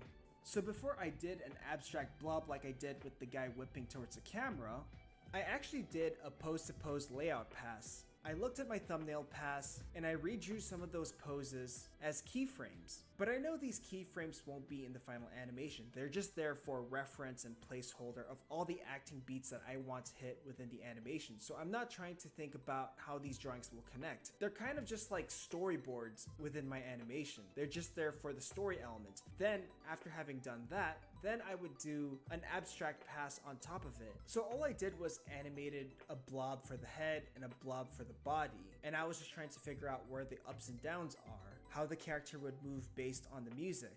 I'm just animating the staging of the character before I even commit to the design and the proportions of the character. Then I actually added the arm gestures because the arm and the hand played a vital role in the animated performance. Especially at the bit where she summons the guitar and starts playing it. I managed to find the timing of the beats per frame and just put that there as placeholder. So the only difference between this example and the previous example is that in the first example, I did the blob pass first and then did a layout pass using the blob pass as inspiration. But then in this example, I did a layout pass first with descriptive poses of the character and then did a blob pass. You can do it either or. But the reason why I did the second pass this way was because I think the other hand might be a little too small. Actually, now I'm looking at it. And my abstract or blob pass It's like is just there. hand for my should be guide when like I do that the rough big, I first think. pass of animation. I showed some of So my I'm gonna friends make it a and little bit bigger coworkers and my go from there. abstract pass, and they chimed in with some ideas in another approach and how I could approach the abstract pass, where I could already define the head, the torso, the pelvis, and maybe the legs, so that at least I have something that's more closer to proportion to the character design. So Is if you feel there that a this way blob to pass change it is from way too pre-transform loose, to too crude, upscaled? too minimal, and maybe too garbage, then you could try a pass where you could already define the head, the torso, and the legs, like my friend is suggesting. Now we're going to do our rough shorthand pass for the animation. And this is where I start a new layer where I start figuring out the mechanics, the movement, the arcs, basically already animating the mechanics of the character. But remember, I'm still animating crude, I'm still animating rough. It really depends how you want to go about it. So in the first example with the guy whipping towards the camera, I'm not using the blob anymore because I did a layout pass on top of the blob. I would then use my layout key pose pass as my reference when I do the rough animation pass, basically animating on top of it, trying to figure out the mechanics, where the foot placements are, which part of the character is leading the action, whether it's their Welcome head, back, thank or you. torso. In the second example with the vampire playing the guitar, I used my abstract pass as my placeholder when I did the shorthand pass, now drawing it with the character design. Now the thing is that because I thumbnailed a layout pass before, I sort of also used that as a reference My to local sort of figure out the difficulty key poses that on I the did server when I is created the animation. But with the 2.38 assistance of my and blob Uh-oh. placeholders, ups and downs, server as is rhythm, on I would day then utilize my actual rough animation 1279. pass where I start to figure out, okay, Is there a way the to content, reset how that or should whatever? it look, So what that- Not that I know of. things like So that. it's gonna be Part of hard the from the get-go. presentation in the I blob mean, pass it might that just be he's from hard the for guitar, me from I the try to get-go, but clarify to be more fair, that's in kind of this what we rough wanted animation anyway. pass. Mm. Next, And I I would set do it a up tie-down anyway, pass. so And for those who maybe don't know, a tie-down that big of a pass is deal. a pass right after your If it shorthand is, well, pass or your rough that could animation suck, I pass. guess. It's a step right before cleanup. It's basically solidifying Yeah, your very server's rough ready to go. animation into something Yeah. more clarified, more detailed, and basically solid drawings. So the drawings can definitely Why is still it be white? I don't know, sketchy. white. If you want to improve your solid drawing skills, I would highly recommend you force yourself to draw the basic construction of your characters. So I don't know if Koba breaking has them his down into rank or simple not, but primitives and I'll forms have like to set it cubes, back if cylinders, he and doesn't. spheres. Okay. Drawing cross lines, using things like measurements if you can. You're pretty much training yourself to look at things more constructively. And eventually you'll come to a point where you don't necessarily need to draw through your objects or your characters. You can just come up with unique shapes or have very decisive lines that fit much closer to the final Yeah, cleanup. I But think if you I just want want to this to improve be your solid thicker drawing here, too. skills, I wouldn't worry about making clean drawings Maybe not and just quite draw that through thick, solid but thicker. shapes and primitives. You'll also notice me adding more in-betweens or more drawings than my shorthand pass or my earlier passes, because that's where I'm trying to clarify and be more specific with the actual motion of the character. So for example, for my earlier pass with the girl walking down the stairs, one step is just her moving down. But then in my tie down pass, I would actually add more information with her head moving around as she takes that stride. So it's just small things like that. But I personally don't try to in between every single I'm drawing. kind of I tempted don't try to turn every drawing silently into twos change or the ones. name of my I'll save channel that for points cleanup to later on. But I'll also put a small quote chart unquote, note reminding or myself that yeah, this is a slowdown, definitely not a this is trap even in cookies. between, or this will accelerate. Just Hell notice yeah. myself.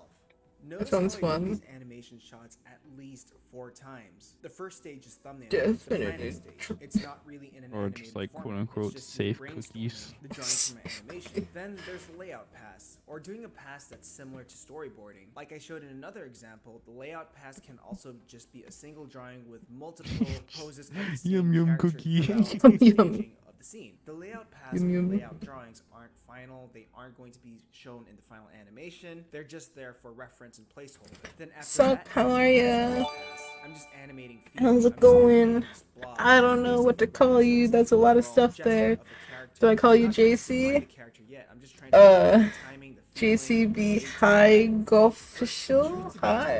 I only use the abstract pass if I have no idea in how to approach a Official. scene. When there's a lighting, the camera moves, the character's doing some acting. So I use the abstract pass to feel out the animation first before I Yeah. get to the character. I'm practicing while listening to Then there's the tutorials shorthand pass, where to I try and very absorb quickly the do knowledge gesture through my but I'm already ears. trying to figure out the mechanics Alright, I of decided after this, I think I want to like fully face us acting. and then I lunge do at these drawings us. really fast just to capture the Try, feeling. oop, Then never mind, you there's the did. tie-down animation pass. If I know the rough animation works, the timing Oh is yeah, I'll there, butcher the people's mechanics names work, and the then tie-down ask pass them what they actually want to is be just called. labor work, making the character be more on model, You know? removing drawings that might be unnecessary or distracting. And I I'm can very spend good as at long as I being want very on the bad drawing if I at really pronouncing want to nail down names. the specifics of that drawing and whatever it takes to make the character more on model.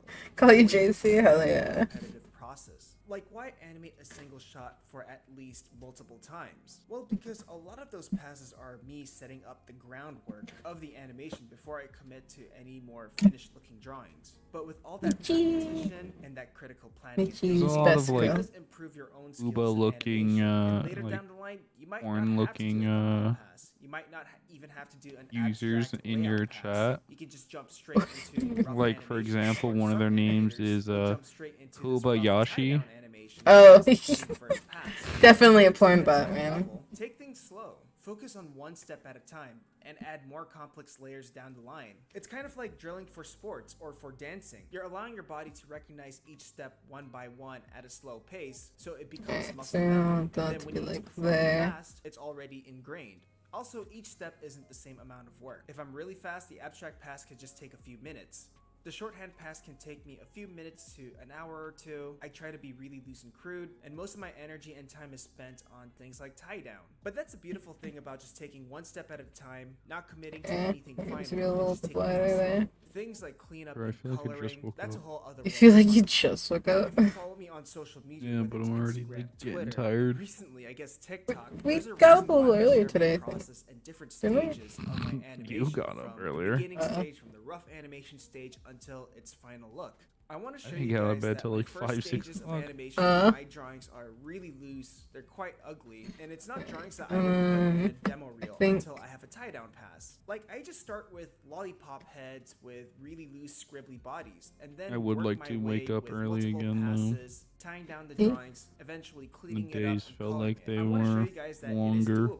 And with planning, patience, Though and I Yeah. also slow, feel like I'm you can more get a productive desired during look. the night, Second, though. I also want to show you guys how I I was gonna say, I think feel about like the I was more process productive instead of today. prioritizing first. Also, this is a It's okay, process that then. I've been using for many years now, and I'm still using it to this day. The only difference is a bit of experience Oh, and challenge I can't myself control to that approach my drawing differently. schedule But other than just that, my process for animation will has always been slide relatively the back to same. nighttime. Working hard and long can Yeah. be quite beneficial, and one could say that You're just a working on night the owl, process that's is all. a lot of just hard work. But the Not much you difference can is do that I'm with also that. thinking about what's important rather than just grunting through the whole thing. And if you're actively thinking and prioritizing certain elements in your animation, there's no doubt that your efficiency efficiency will improve over time much quicker than someone who just mindlessly animates for 10 years just doing the same thing over and over again without thinking before they commit. Now, I get a lot of questions like, how do I learn animation? How do I improve my animation skills? Or something generic like that. But sometimes I do get messages where they Time give to me a enable scenario the where keys it's like, again. hey, I have a character dancing, but at the same time they're fighting and they're angry and they're moving all over the place with this tempo. How would I do it? And then I would try and think about it and break it down, because I that's think I where the got rid money of is at, those. how someone solves a problem. The And therefore keys? you'll get more practical Yeah. answers than some like abstract bullcrap like, if you just believe in yourself you can do it. So maybe later down the line I'll show you guys some animation that I did in the past or recently, and then talk about breaking them down and how I approached a scene like that. If you guys want to see more of that, just let me know down in the comments below. Anyways, thanks so much for watching. Peace out. Bye. Interested in learning hand-drawn animation or learning how to finish an animated shot from beginning to end? Have a look at the store where you'll find the complete introduction to 2D animation. I want the videos, hands, or there's something tutorials, else I and other think. resources. Learn classical animation approaches, drawing, lectures, techniques. This and one's how to gonna process relax. videos. Visit the store through the I link think in we're the gonna description below. do something similar. The other side. What if I told you that there is a way to improve your drawing skills while at the same time learn animation? You know, the whole idea of killing two birds with one stone. Let me show you and talk about a practice that has been considered underrated. Also, stick around till the end. I want to show you guys some cool student work.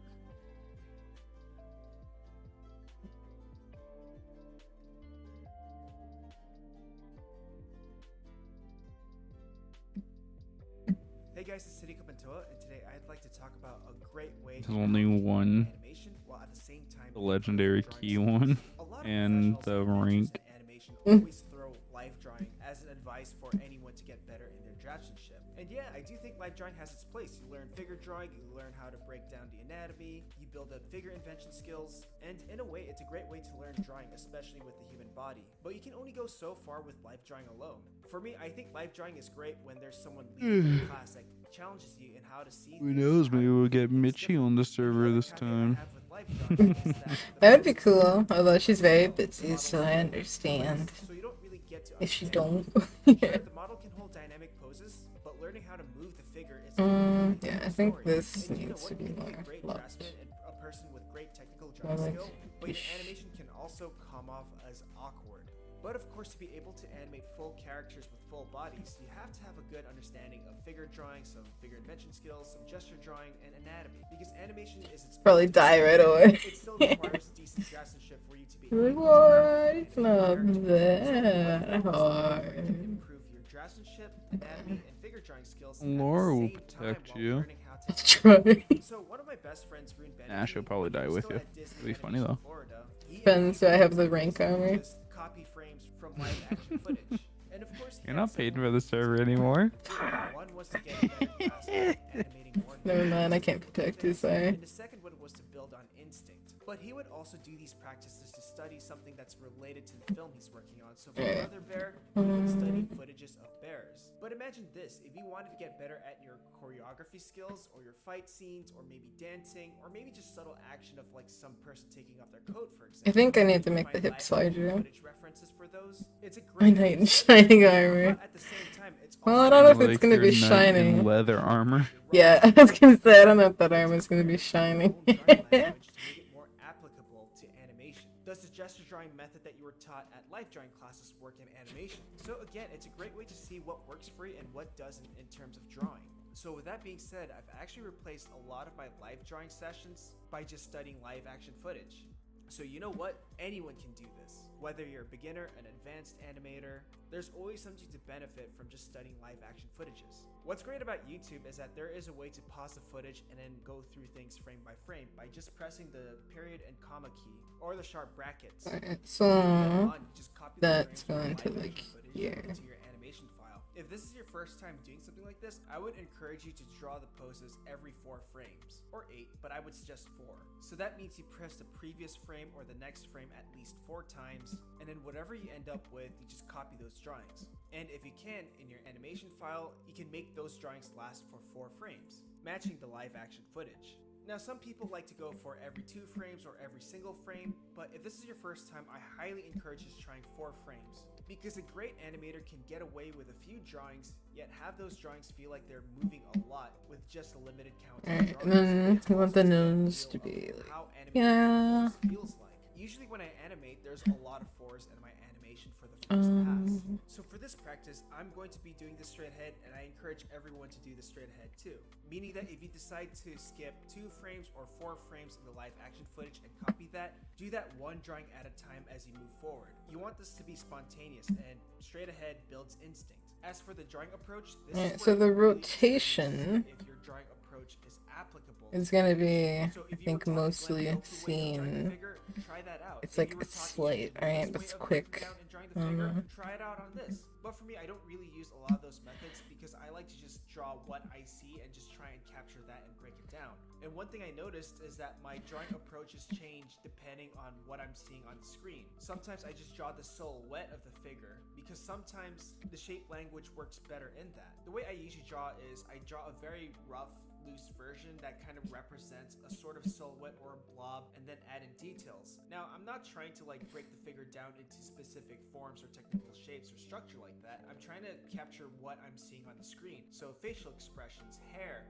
cloth folds, cloth shapes. One thing I highly benefited from this, especially if you're dealing with something that has a lot of dynamic action and the actors have a lot of overlapping action or cloth, you should try and capturing those shapes. Now, like I said earlier, my drawing approach changes depending on what I'm animating, so if it's a full body scene, then maybe I'll try and break it down into more structured academic shapes. But if the characters are much closer to the camera, I'm really just capturing the silhouettes and shapes that I'm seeing. But one challenge that I've been urged to do from Rune, and something that I've been encouraging my students in animation, is if you are studying from live action footage, try and capture the feeling of what you're seeing rather than just mindlessly copy it. So if you can actually see the tension in the facial expression or the cloth, and there's a lot of force being applied to that cloth, like really try and emphasize those in your drawing. Like really try to observe the tilts and angles the actors Yikes. are doing. Oh, another reason why I don't go back to like techniques and drawing methods that a lot of people resort to when it comes to academic drawing is that for me, that can also build habits. I want to draw based on observation, what I'm seeing, approach things with more contour rather than building blocks. And from this, I can find unique shapes that can help express a certain Motherfucker. gesture or feeling. Another Create fake. frame or drawing Another that goddamn represents a fake. gesture And drawing then- class. So no more than 3 minutes. Yeah, I what guess are they no more than doing? 5 minutes, but I would say I target I'm playing around Sea of Thieves. under I want to 10 play minutes. Sea of Thieves a lot, If you wanna actually. get That better game's at so these much gesture fun to drawing mess on. skills or Mess What is around it? on. pass, I encourage you guys to do faster On a drawings. bad day, Now, for 60. me, the On a most good day, relaxing like thing about 40. this study is that I don't have to think too hard about how I'm going to animate a figure because the reference is just right there. I'm basically just copying the poses and the performance from the live action into drawing. I don't really need to think about timing or the right pose or anything like that. So yeah, I'm not really trying to think about pose-to-pose animation. I'd have or to check really on trying to figure Steam. out I don't how remember. things break down, because Oh, one no, that's big thing I learned $40. about studying live action Yeah. footage is that movement Your shit is not died? Oh no. activities. Real So life sorry. isn't all about pose-to-pose, You returned? Welcome breakdowns, back. or anything like that. Those are just tools and philosophies that animators back in Gamescom? the day came up The with fuck's to help them break Gamescom? down and build structure for their animation process. So when you're Sounds copying like a these poses, you're British also going con. to notice a lot of micro movements. And one thing you realize is that you're not going to be actively looking for these things. You're just going to notice None of these them as games you look flip good. back and forth between your live action footage and your animation. Oh yeah, something that I should have brought up is that when you transition to your next pose or your next part, in your Friends live action versus footage, whether friends. that's every after 2 frames or every after 4 frames, keep going back and forth between those poses and ideas, and really just look at where things are Maybe moving, how one things more are moving, between those what two. direction something is moving. Oh So my god, let's the new say Sonic in game's the next coming out. pose or the $60 next bucks. part, Holy maybe shit. the head is moving Better be a forward, good but the game. back is moving a bit back. These are things you'll notice as you're flipping back and forth in your live action footage reference. I think as You far know as it what gets, I think that's the only Gamescom age group means? that you have to No. keep track with, I but think you it don't have to stands think too for hard on your games creative coming side. As soon. you're drawing these poses, maybe Oh some my thoughts will come God. up saying things like, "Oh shoot, that jump won't work if this person didn't." Remember to this save? over here," Good- or good things call about on that motion, one. things about the spacing. You'll notice these things as you animate straight think I ahead. need And new again, I would about highly recommend doing this straight ahead. I Straight agree. channel. ahead for me relies on instinct, whereas It's a little pose-to-pose is outdated. more reliant on planning. I'm So no when you're done longer with one fun. drawing, I had move to the make next it by boring. moving from What? 2 frames, 4 frames, or whatever it is that you do You in said the I next agree. I was like, section. alright, well, If you like, kind of actually twist follow this. practice, I said I agree to Koba saying you have a nice deep voice. Oh. draw every single frame, so you're I don't have a basically deep animating voice. on ones. But remember, the less frames to skip, or you have to be more see? conscious about the spacing No and the device. relationship between drawings from I the do next not and have a previous drawings and device. frames. However, if you were doing this No on fours and to wrap device. up your Oh, session, he's so No, you cute. could go back and Aw. edit No, your no, images no, if you no, feel like you no. wanted to make those into I'll twos. That's fucking what I would rip do your when I just skin wanted to off. make things a bit more smooth. Whoa. But you can enjoy animating in twos because you're Yeah, also see going that to notice change all right those there? nuances. So what kind of Gotta live fix action that movement change. should you be using? Honestly, it depends what you want to focus on or what you'd like to get better at or what you No, want to no, try. no, It no. really doesn't matter. Don't depend on me to tell you guys Superman what to no study or here. what not to study. That's really not up to me. Superman no But here. if I were to have an opinion, if you were starting out for the first time, Yeah, I would we're gonna recommend highly round that action, off a little bit intense more. action footage, so there's a lot of movement, Bring there's it a up lot of a little bit activities, more. fight scenes, dancing, You things with fucking a lot of Clint physical movement, Stevens because you can tell there's a fanboy. lot of Doesn't that context motherfucker like behind it, stream so I once would a try month? doing those Who the first, fuck and is then Clint eventually you can Stevens? move on to more subtle things. So maybe a person just sitting down on a chair, putting on a jacket or a cloth. Think or of nuanced like maybe some acting choices think with more of energy, so there's still movement and there's still a lot Saikuno, of energy with the Mhm. act. but And a eventually do speedrunner. something that's really subtle where Oh. the nuances are just based on the expression and body language. Yeah, I want to do one more. He literally streams once a month. That's hilarious. Does he do what? He hasn't streamed in a month. With a lot of dynamic action. Then move on to things that still have a lot of Does he body do motion, well? but is Yeah. super dynamic. Then you This can motherfucker goes on goes missing Not for a lot of month at a movement, time jump and there is still really has a trying to shit ton capture of like the view. fangirls. But personally, I like to have fun and I do They things must with miss him. action. So when You I don't get why say people watch him so much? Yeah, I have no idea Me who that neither. is. students an optional and Never supplemental heard of him before right now. action footage, whether it's a favorite movie, show, or something that they recorded or video off of YouTube, and just copy those frames. Alright, so we got like a rotation thing going on here. A variety of different students and skill levels. So some students actually have animation and drawing experience, whereas there are students who don't really have any animation experience at all, and their draftsmanship skill is still considered pretty early. But here's the thing, anyone can benefit from this practice. See, I believe in streaming every day and running out of things to do, so you just stand there for a few hours, milk the money out, and then leave. I believe in trying to stream every day, but sometimes it doesn't work. I don't believe in quality content. Oh yeah, guys, I might not have a job in September.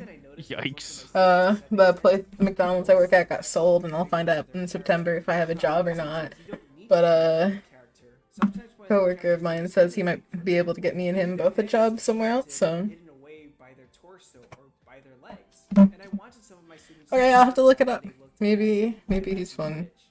Now, with that said, Because he's a cute, funny goofball. That's hilarious. That can come from life drawing. To me, life drawing feels a lot more concentrated. So if you just wanted to focus on measuring proportion, analyzing things like anatomy and structure and things like that, I think there's a lot of value to life drawing still. To me, studying from live action frame by frame is just animated life. I've never thought about trying to trace. I guess it's not tracing. It's a frame by frame practice like that. And non-animators like other artists should try and practice. So if you're someone that wants to sort of like learn more natural, I'm at that weird point where I'm like everything I create has to be my own from my own brain hole.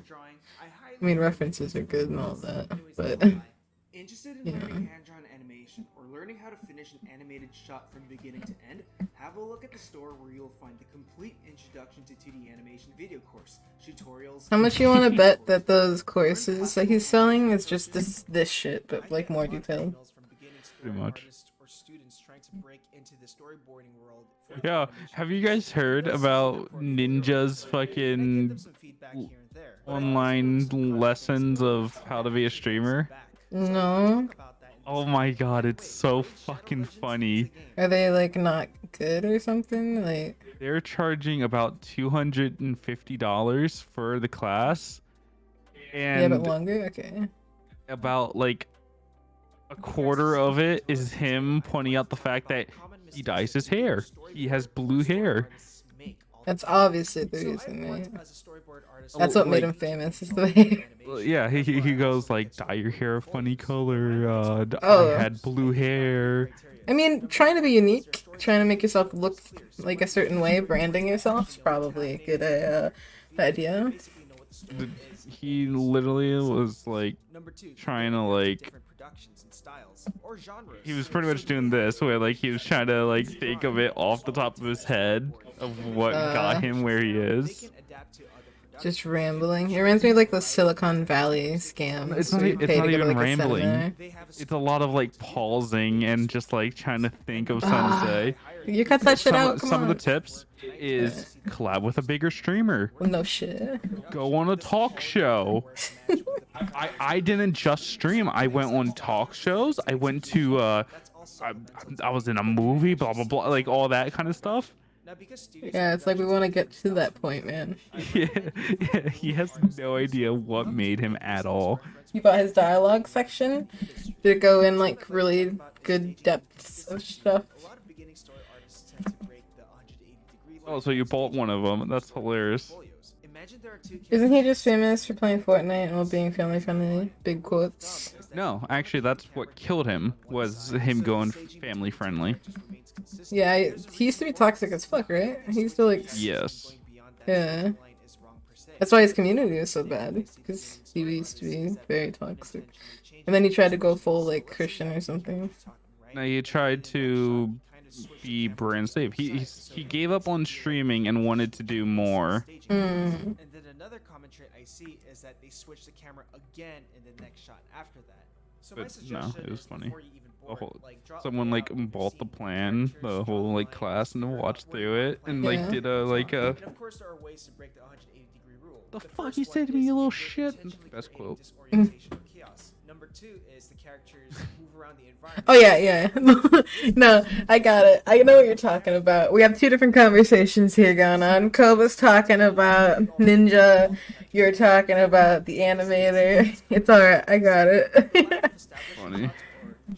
Yeah. So a common trait I see with a lot of beginning story artist portfolios is that none of the characters feel like they're grounded on something. You can't really tell where they're at. Sorry. There's a lot of overweight or really close-up shots. You can't really tell where they are in the scene. Now, usually when people think of an establishing shot, it's a wide shot of the whole environment where you can see everyone. But it doesn't have to be just that. It can be any shots where you can actually see where all the characters are placed. in Yeah, the for scene. a Find low grounded price how of far or $15 a month now, if this is intentional, annually, this can you make can everything take his feel class. disorienting, maybe claustrophobic. But if it's God not damn, intentional, bro. think about pulling the camera back so you can actually see everyone in the scene.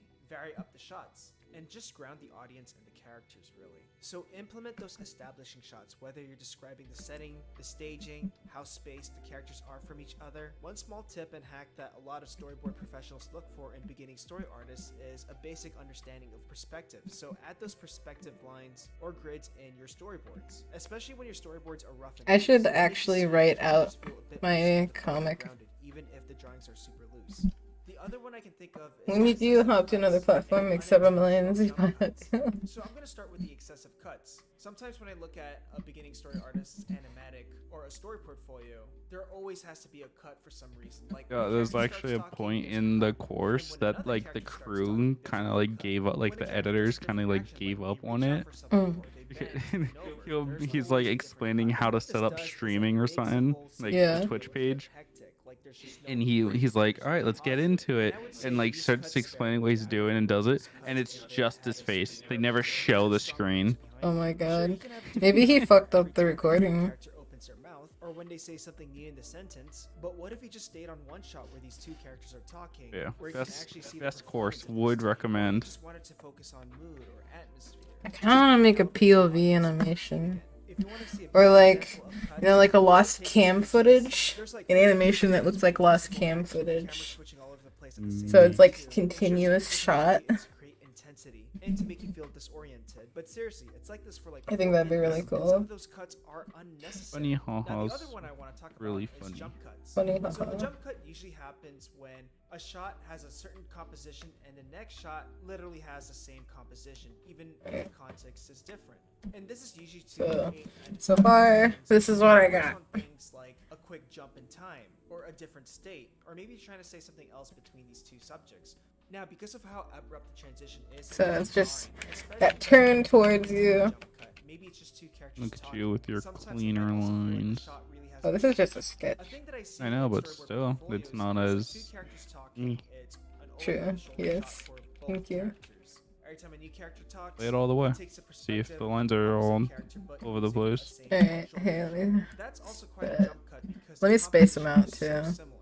And of course, those things can easily be fixed by replacing one of those shots with a different composition. Maybe it's a close-up of the character, or maybe it's a side profile of that character. Now, I don't think jump cuts, whether it's compositional or whether it's an editing thing, is bad per se. But if you're going for a very specific shooting style, it's all conscious decision. Yeah, it's just then I think keeping in them general, close together whenever for I point like it out in a beginning story artist's portfolio or drawing document, it. they often say that they don't realize it.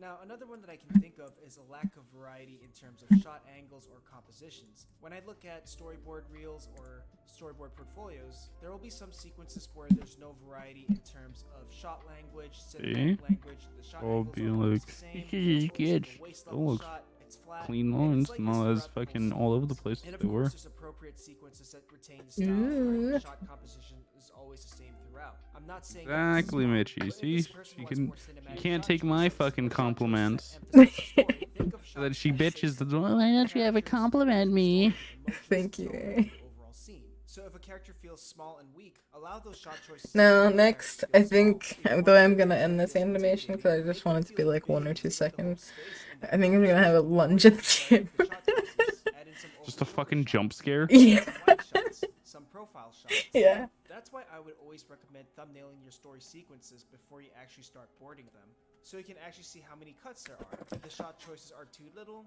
if there's enough variety, or do the shots actually say something about the whole sequence. And then the reverse issue of that is too much dynamic shots, Dutch angles, really stylized wide angle shots. So next, I'm just gonna draw looking cool. like a But what super happens close is up, that these dynamic and shots then don't like really serve any a story middle or function. some It shit. is We'll see. emphasizing how a I character still love the feels, fact that tone, emotion, and it's just your dynamic rating throughout the emote's a whole fucking sequence. boo. Hey, it's not supposed to be bad. It's supposed to be like, boo, Ghost Raid, boo, you know. I know, but it's funny. What if Without boo ghost raid, it'd just be boo. What if I took the B out? What if it's just like, ooh, ooh. like little O, big O, little like, ooh. In school, I wasn't really told much about acting or Yeah, storyboarding, but so it was always talked about. it's gonna be Now, when I like, look at my old work and when I see beginning story artists' portfolios, the character acting in their storyboards are rather robotic, or they're just really basic expressions, like the most basic smile. yeah, I want them to actually basic open. sadness. A lot of animation productions are looking for board artists who can do acting and specific expressions. And maybe this is something that character animators who are switching into storyboarding have an advantage over. So really get into the mindset of your characters. What are they thinking? And see if you Actually, I can want to make blend this different less expressions and emotions yeah. into like switching anger and There you sadness go. together, or switching happiness and hate. And a successful acting drawing for comedy will make that gag shine even better. Remember, if you're dealing with characters, characters are the ones that drive the story forward. But you also have to be able to make your characters emote, even in storyboards.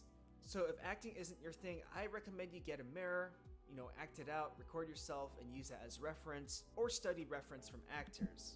And something that I want to bring up is something that I learned when I was a trainee at DreamWorks Feature Animation, and that is pinpointing the overall point of the sequence. When we were trainees, we were each given a sequence for a mock feature film that won't be released, but it was just for training purposes, and we were all given a sequence for our first act for this supposedly movie. Now, the first time we were doing our boards, I made the mistake of trying to implement everything because I wanted to impress the senior story artists of what I can do. So I tried to put drama in the sequence, I tried to put action in the sequence, and tried to put in a few jokes. But what happens if you add too much of so many ideas is that sequence loses its point. So if you're doing a dramatic storyboard sequence, make that dramaticness shine. If it's comedy, really amp up those gags. If it's action, Valorant released a new skin bundle for their esports league, Oh yeah. What I'm trying to say is and it's pretty fucking sick. Oh yeah. It's gold with the red crystal, so obviously you know why I like it. Yeah. And the knife transforms with the amount of kills you get in the game. And you know what? Ah. These mistakes are unintentional.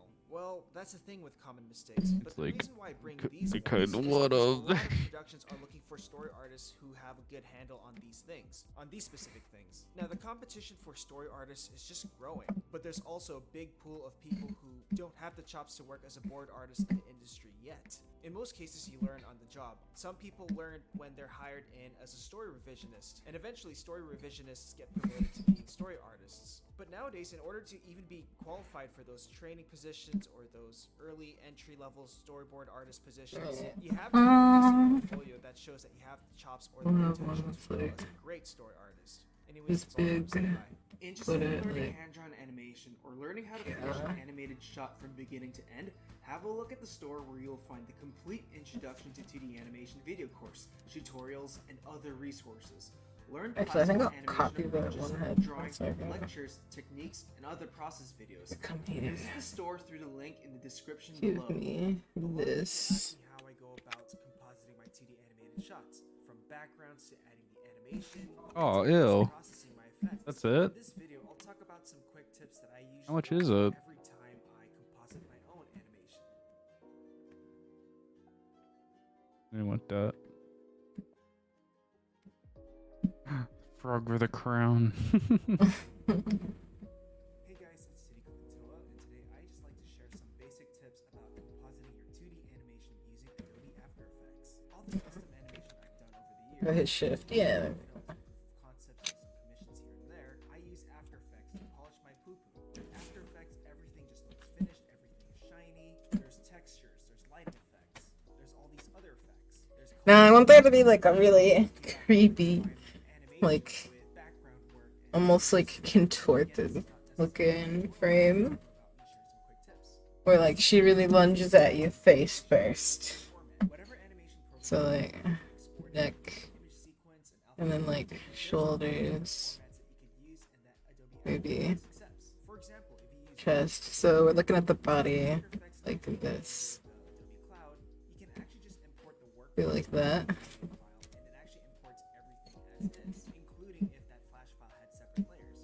Okay, let me get rid of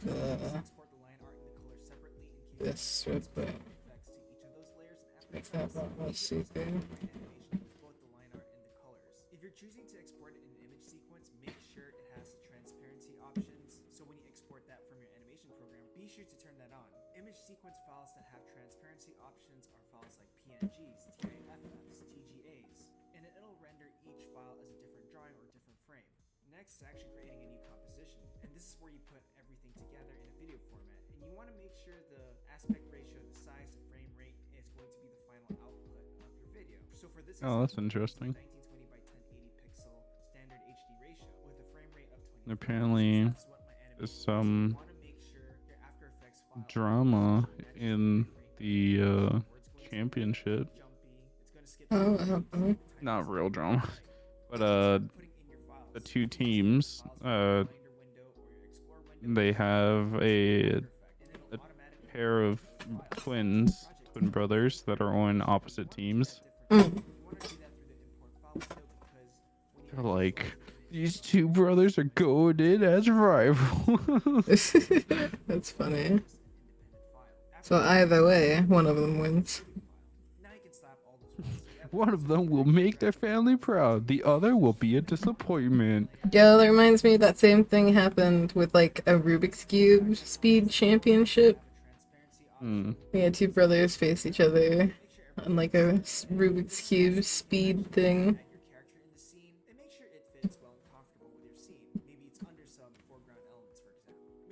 The bundle $60. Yikes. And from here, you pretty much already have your character and your backgrounds mended together.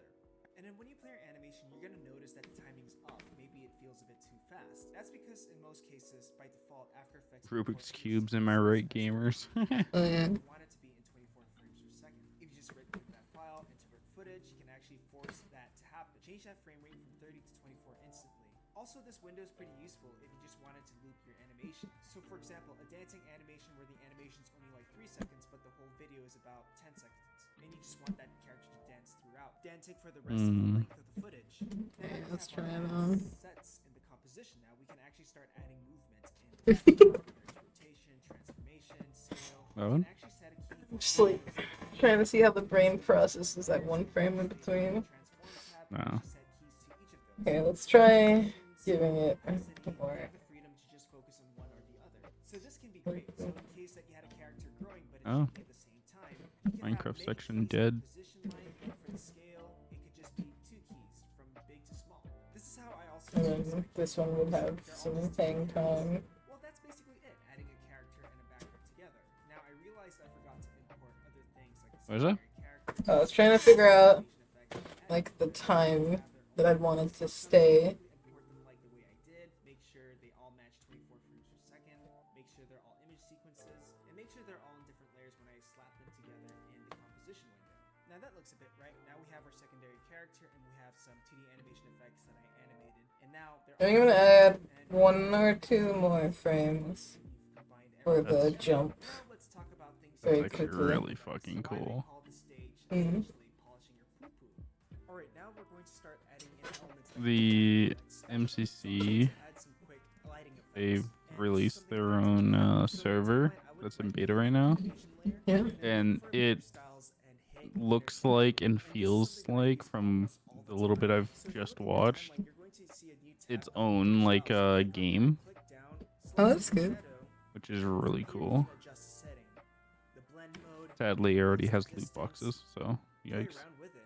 And what it Damn, is, they is were basically speed it's running an the effect to scamming people. but I usually use this effect for lighting effects. I mean, to be fair, they put a lot of like Work into customizing it, yeah. into it. Multiplier, something like that. I would change it to something that's more additive, like So MCC is a whole ass brain now, huh?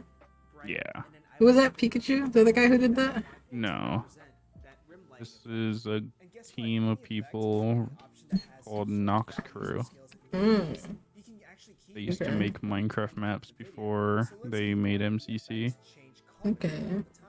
Or maybe the Nice. lighting effect, for example, or the shadow effect gets blurrier, or it spreads out more as it progresses more into the video. Something like this could be useful, let's say, if you have a character walking through a corridor, and let's say the character passes through a doorway that's brightly lit. You can adjust those effects so Yeah, the I light can gets stronger definitely see on me the making a character bunch of as they content on pass this through the server. storm. Alright, now we're Nice. talking about the pre-comp option because this is where things start to get layered. So the only caveat with these layer styles is that you can only have one of Now, each. So you can have like an inner shadow and an inner glow, but you can't have two inner shadows at the same time on the same layer. I want to make So now a let's talk game. about so you select your layers that you want to deal with.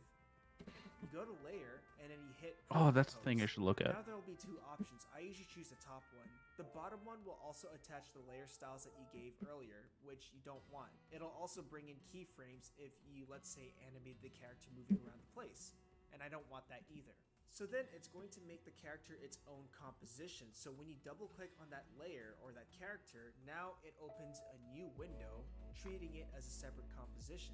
Anything you add to this composition will show up in the main composition because that composition is But I inside want that these main composition. arms. So let's try it here. So let's say we go to our character's composition and we add an inner shadow that's more of a shade and we soften it so it feels like a soft gradual shade. I give it an overlay blend mode, and then we go back to our main composition, and then we add another inner shadow with the rim light effect. So this time it's the opposite. We add an additive blending mode, we add a color, and now we have a rim light on top of our shading. So it just gives it a more stylized shading. Yeah, I think this will be the like the And lunge you can set keys to these effects. point where the So let's body say you has the want most to move around the character or have it change throughout time. You can actually keep like those horizontalness, if that's a word. It's one of those things where you can endlessly experiment with it. Now, do you see those laser effects that's happening in the background right now? What if I wanted to add some gradual glow to it without affecting everything else? So I'm going to duplicate my effects, and then I'm going to add a blend mode to it. So I'm going to use color dodge because it's very bright and sharp. I would say experiment with all these different blend modes to see what works best for your scene. Then I would add an effect on this layer, so maybe a quick blur effect, or a Gaussian blur, or fast box blur. And this is just so that we have that improvised glow effect on this effect. Alright, now let's try doing that to the other character too. Basically the same stuff. We add some layer styles, we pre-compose it, we add layer styles within that pre-composition, maybe animate it, I don't know, and then just keep going back and forth between that character's composition and the main composition with everything all together. Another great thing to know in After Effects is the whole preserving transparency option. So I'm going to go back to the composition with just the character, and I'm going to add the effects animation on top of it with the laser light. lights. Now, what if I want it so that the laser lights do not leave the silhouette of the character? If you look at your layer, there's a little T on the top, and each layer has its own little tick box. Ticking it will show a checkered box. Now, I'm going to do this on the layer with the laser effects. Actual composition, the laser doesn't leave the silhouette of our character now. If you hand animated lighting effects that are just big blotches, you can mask it to this character using this option, so it doesn't clip outside. This sort of function is useful if you want to add animated textures on top of your character. I apparently So let's say average you about wanted to 2 add a hours texture on top of the character life and not leave the silhouette of the character. Nice. This on is how you do Twitch. it. And so now when I go to my main composition, that effect will be masked to the character. It's like I think that's pretty standard. I guess pretty average. It's like an average shorter stream, right? And then like anything longer than that, I don't know, 2 to 4 hours is normal, I think. And then I think 6 to 8 hours is long. Then 12 hours is like holy fuck. And then 24 hours is like, why are you doing this? And anything over 24 hours is like, okay, now you're just showing off. It appears that there's nothing on it. Nothing really happens when you do move it around. However, this changes when you start adding effects onto the adjustment layer itself. Let's say When I did wanna that emphasize a happen? black scene in the March shot. 28th, I averaged 23 So once I've added viewers. that specific Damn, dude. adjust effect, and when I start playing around with the scales, notice how it starts affecting everything underneath the On adjustment layer. June So again, you can 22nd, use this to averaged add more 19. contrast, the brightness, Mm. adjust the levels by just using the adjustment layer and not having to select each independent layer in the shot, and then having That to fucking adjust each stream one last night. Personally, Yeah. I like to make Fucking several messed different up my adjustment layers to make each statistics. have a specific Yeah, I knew effect. you probably would. With that said, I'm going to make another adjustment layer just so that I can add a bit more atmosphere. So I'm going to create a new adjustment layer, but this time I'm going to The change fuck the just blur happened? mode to something like lighten. And then I'm going to add a Gaussian or a fast box blur on top of it, crank B? it up, but then crank down the Ace. opacity. And notice how my scene Alright, starts comes to here. So yeah, you can totally use Here. blur modes to affect Yeah. the shot. I would say keep playing with Aha. different modes to sort of play around with different effects Mm, for your shot. I don't want to hear any more complaining, fools. I am consistent Find the thing that works for on you. the days I stream. I stream across the board about the same amount. I found a filter Huh? called CC Lens, and I basically just added it to the background and played around with settings so there'd be a bit of distortion. So when I actually animated and keyframed some of the distortion in the levels of it, it gave sort of Are you guys learning? effect, even though the image itself was You just guys learning things? I would suggest just playing around with different effects and see what you can come up with, and eventually you'll start coming up with your own ideas and how you can be more creative in later shots. Another thing I tend to do I wish I had it in me, mixing and like I making used everything to. balanced out.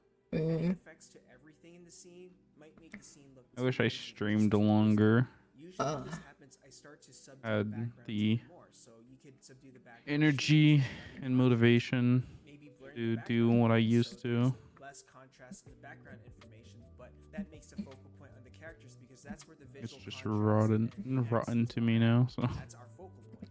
One thing I do a lot is I duplicate the background file, I blur it, and I turn down the opacity so it doesn't end up too blurry. You can still make out some of the background elements, and this can be supported if you choose the right blending modes like lighten.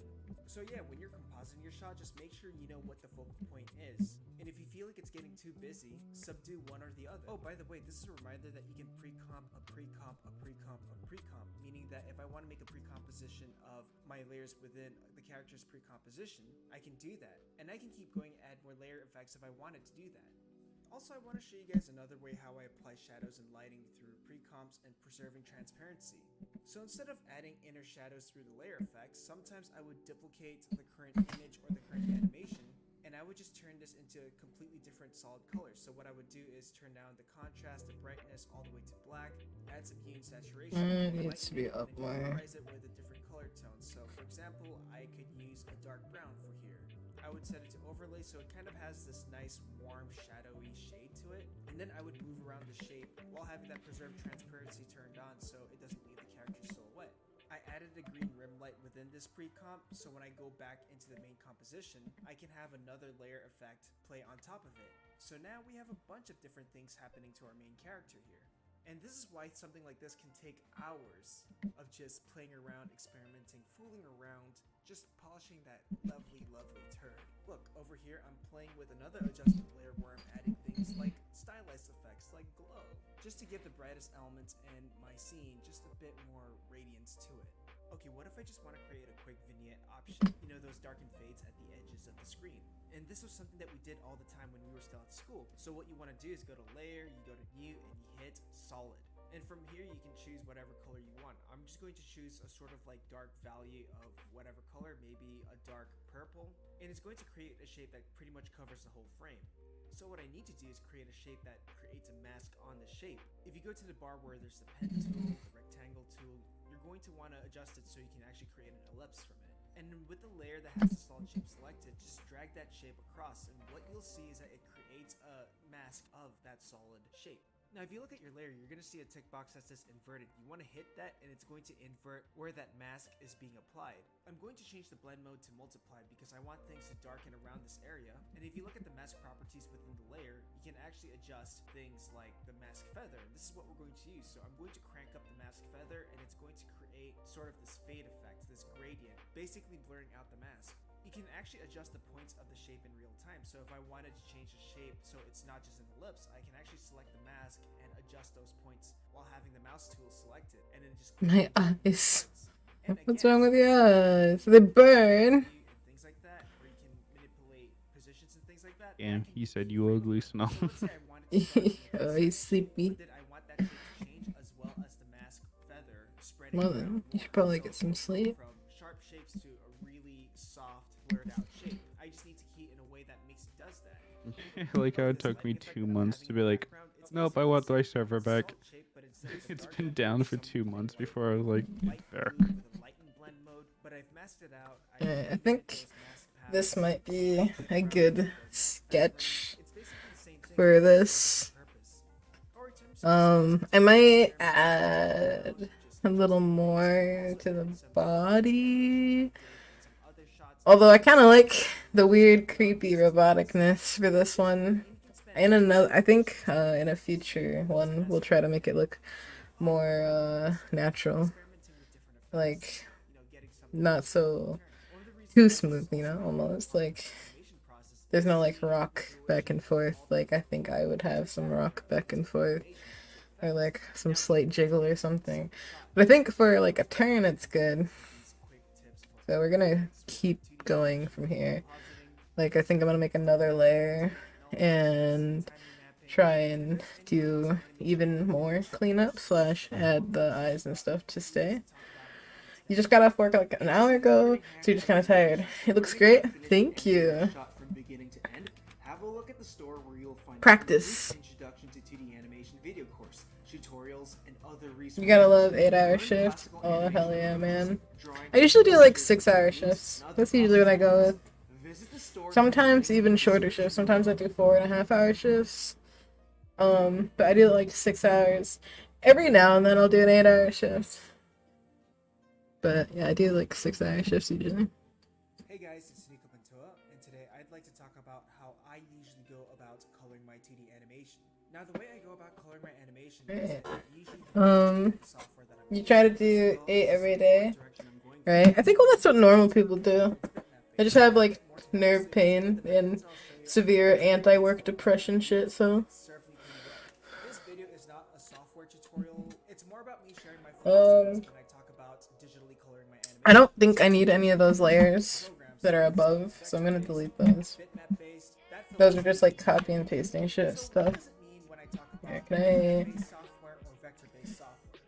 remove? Oh, delete. There we go. Now I'm gonna change the name of this.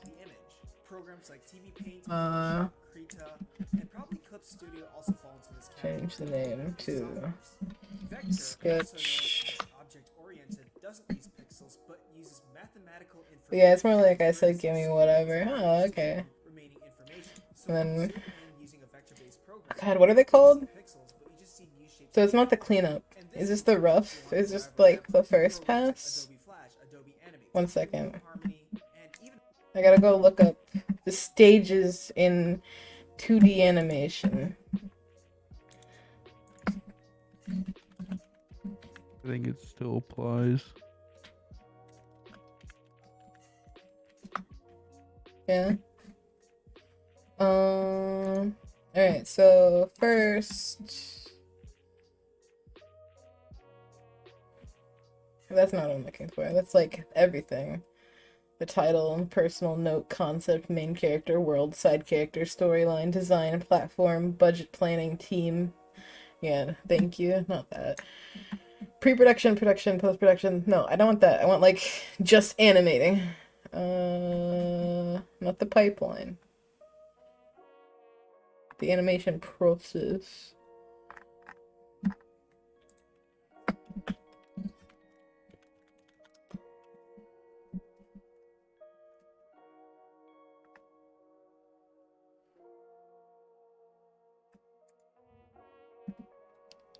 Like, I don't know if this is first pass, rough pass. What is this called?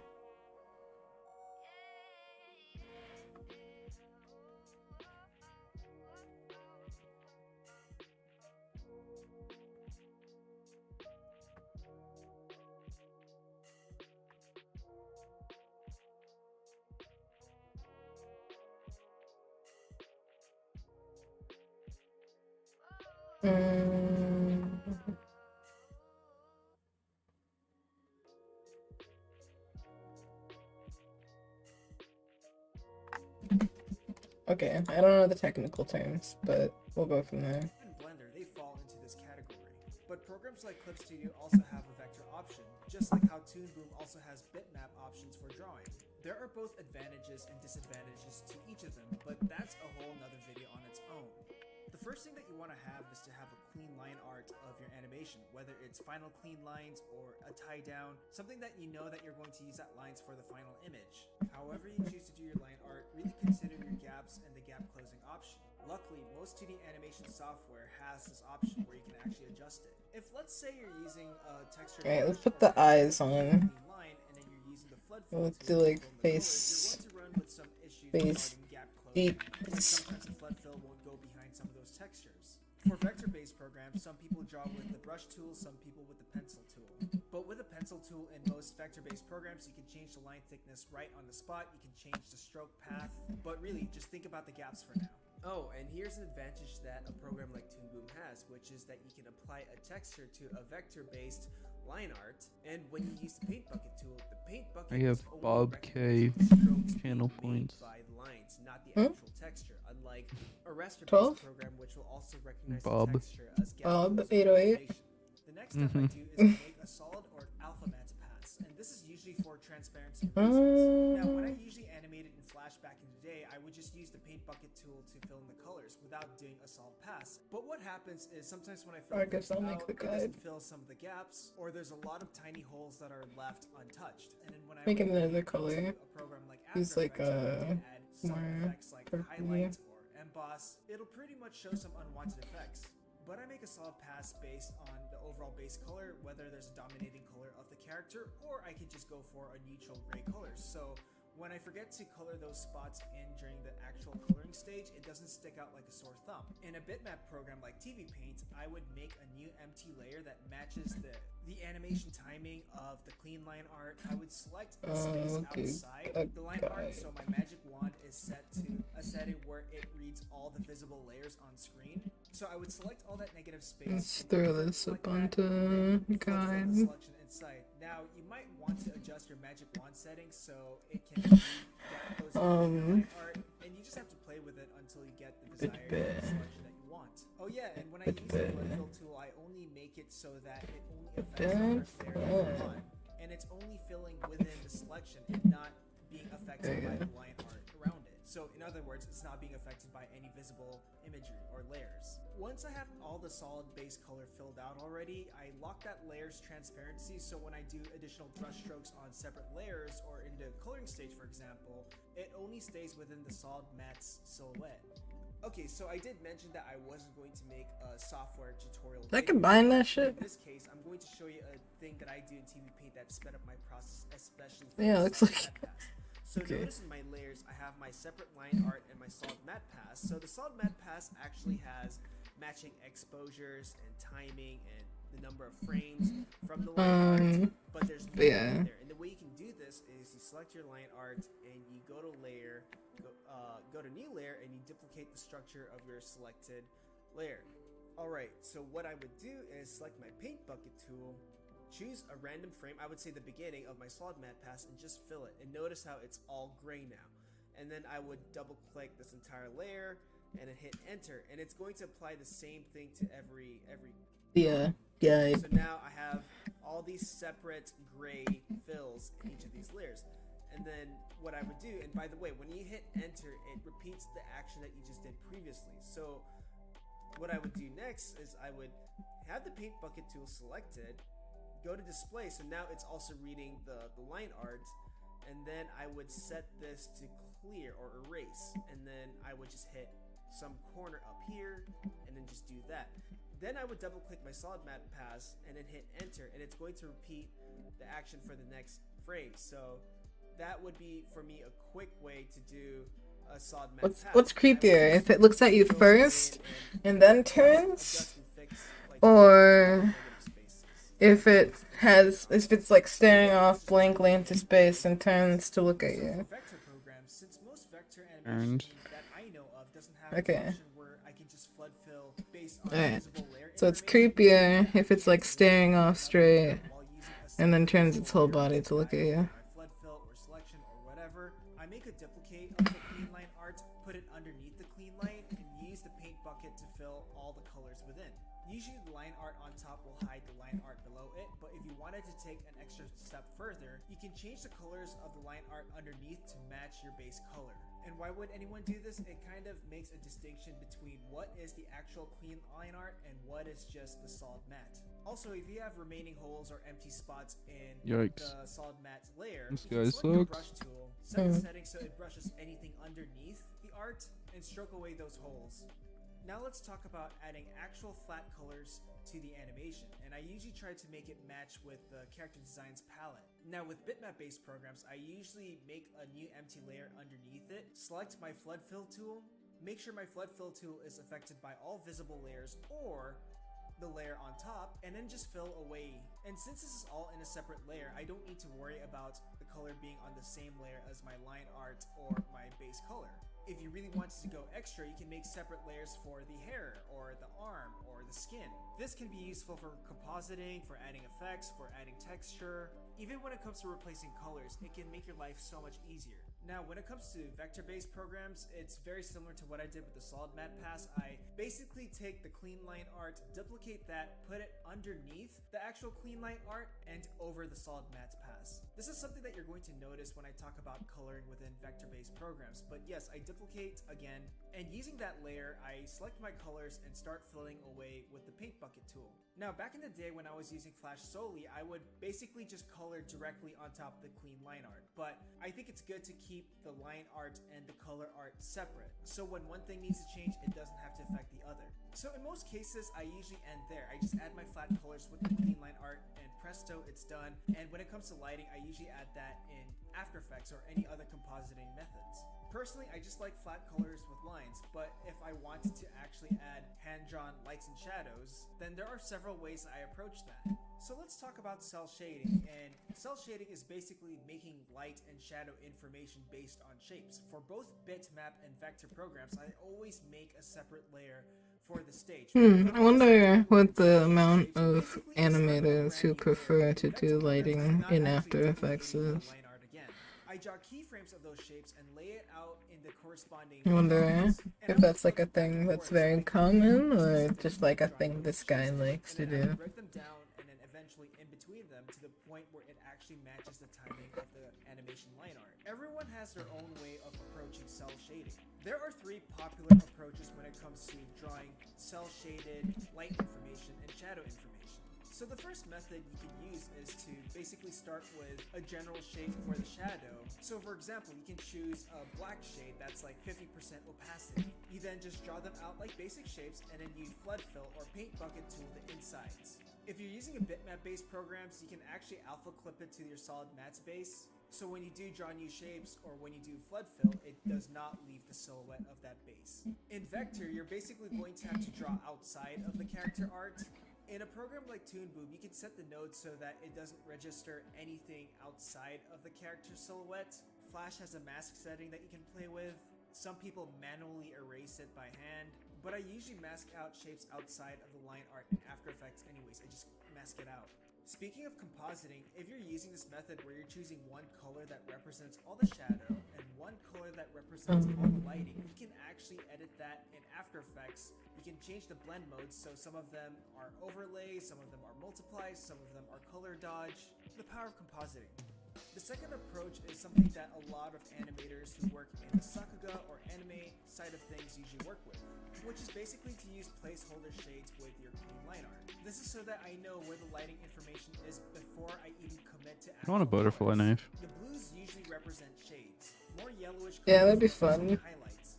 This works well in a production where you actually have a dedicated ink and paint department. But utilizing this still allows me to plan, but still use the information that we just did here for the actual coloring. Meaning I can just select my paint bucket tool and just replace it with the color I want.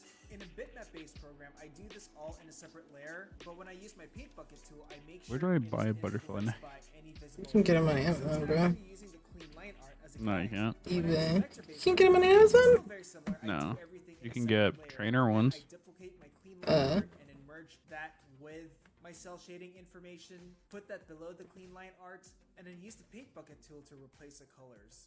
Again, the reason for this is because I haven't really found an option where I can You have use butterfly a knives? visible layer on That top as a does guide sound like to where it something fills Bass below. Pro. I basically Yeah. it would to have, yeah. work in the same layer, so that means I have to use the clean line art in the same layer. Butterfly That's why shorts? What's for butterfly? either Oh. vector-based programs, Yeah, they I would just rock print. butterfly add shorts. shades in one layer and then the That'd be lighting cute. information in the other. Look, This is so that you have more freedom if you Mhm. choose to add give me blend a second. modes or I gotta positive copy 'em. effects later on.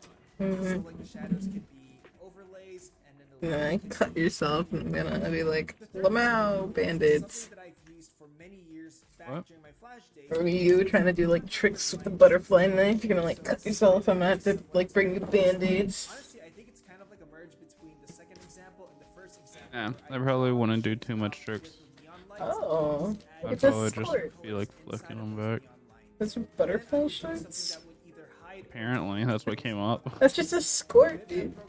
I know. Cute. And then using the animation Yeah, you should wear that. I want to see what happens. I make a new layer and then paint bucket my colors inside of those lines. Then What- I what would do you either expect delete to the neon happen? lines or hide them. In a vector I want to see how it looks. Flash, I would draw all that in a new layer, duplicate the Um, line, merge that, pocket knives, delete the neon lines, unsharpened flood my blade. colors in both my shadows and my lights, and then select the neon Practice makes lines in perfect, all yeah, the pretty much. frames, either delete them or turn the opacity down to like 0%. That way you can't see it in the final result.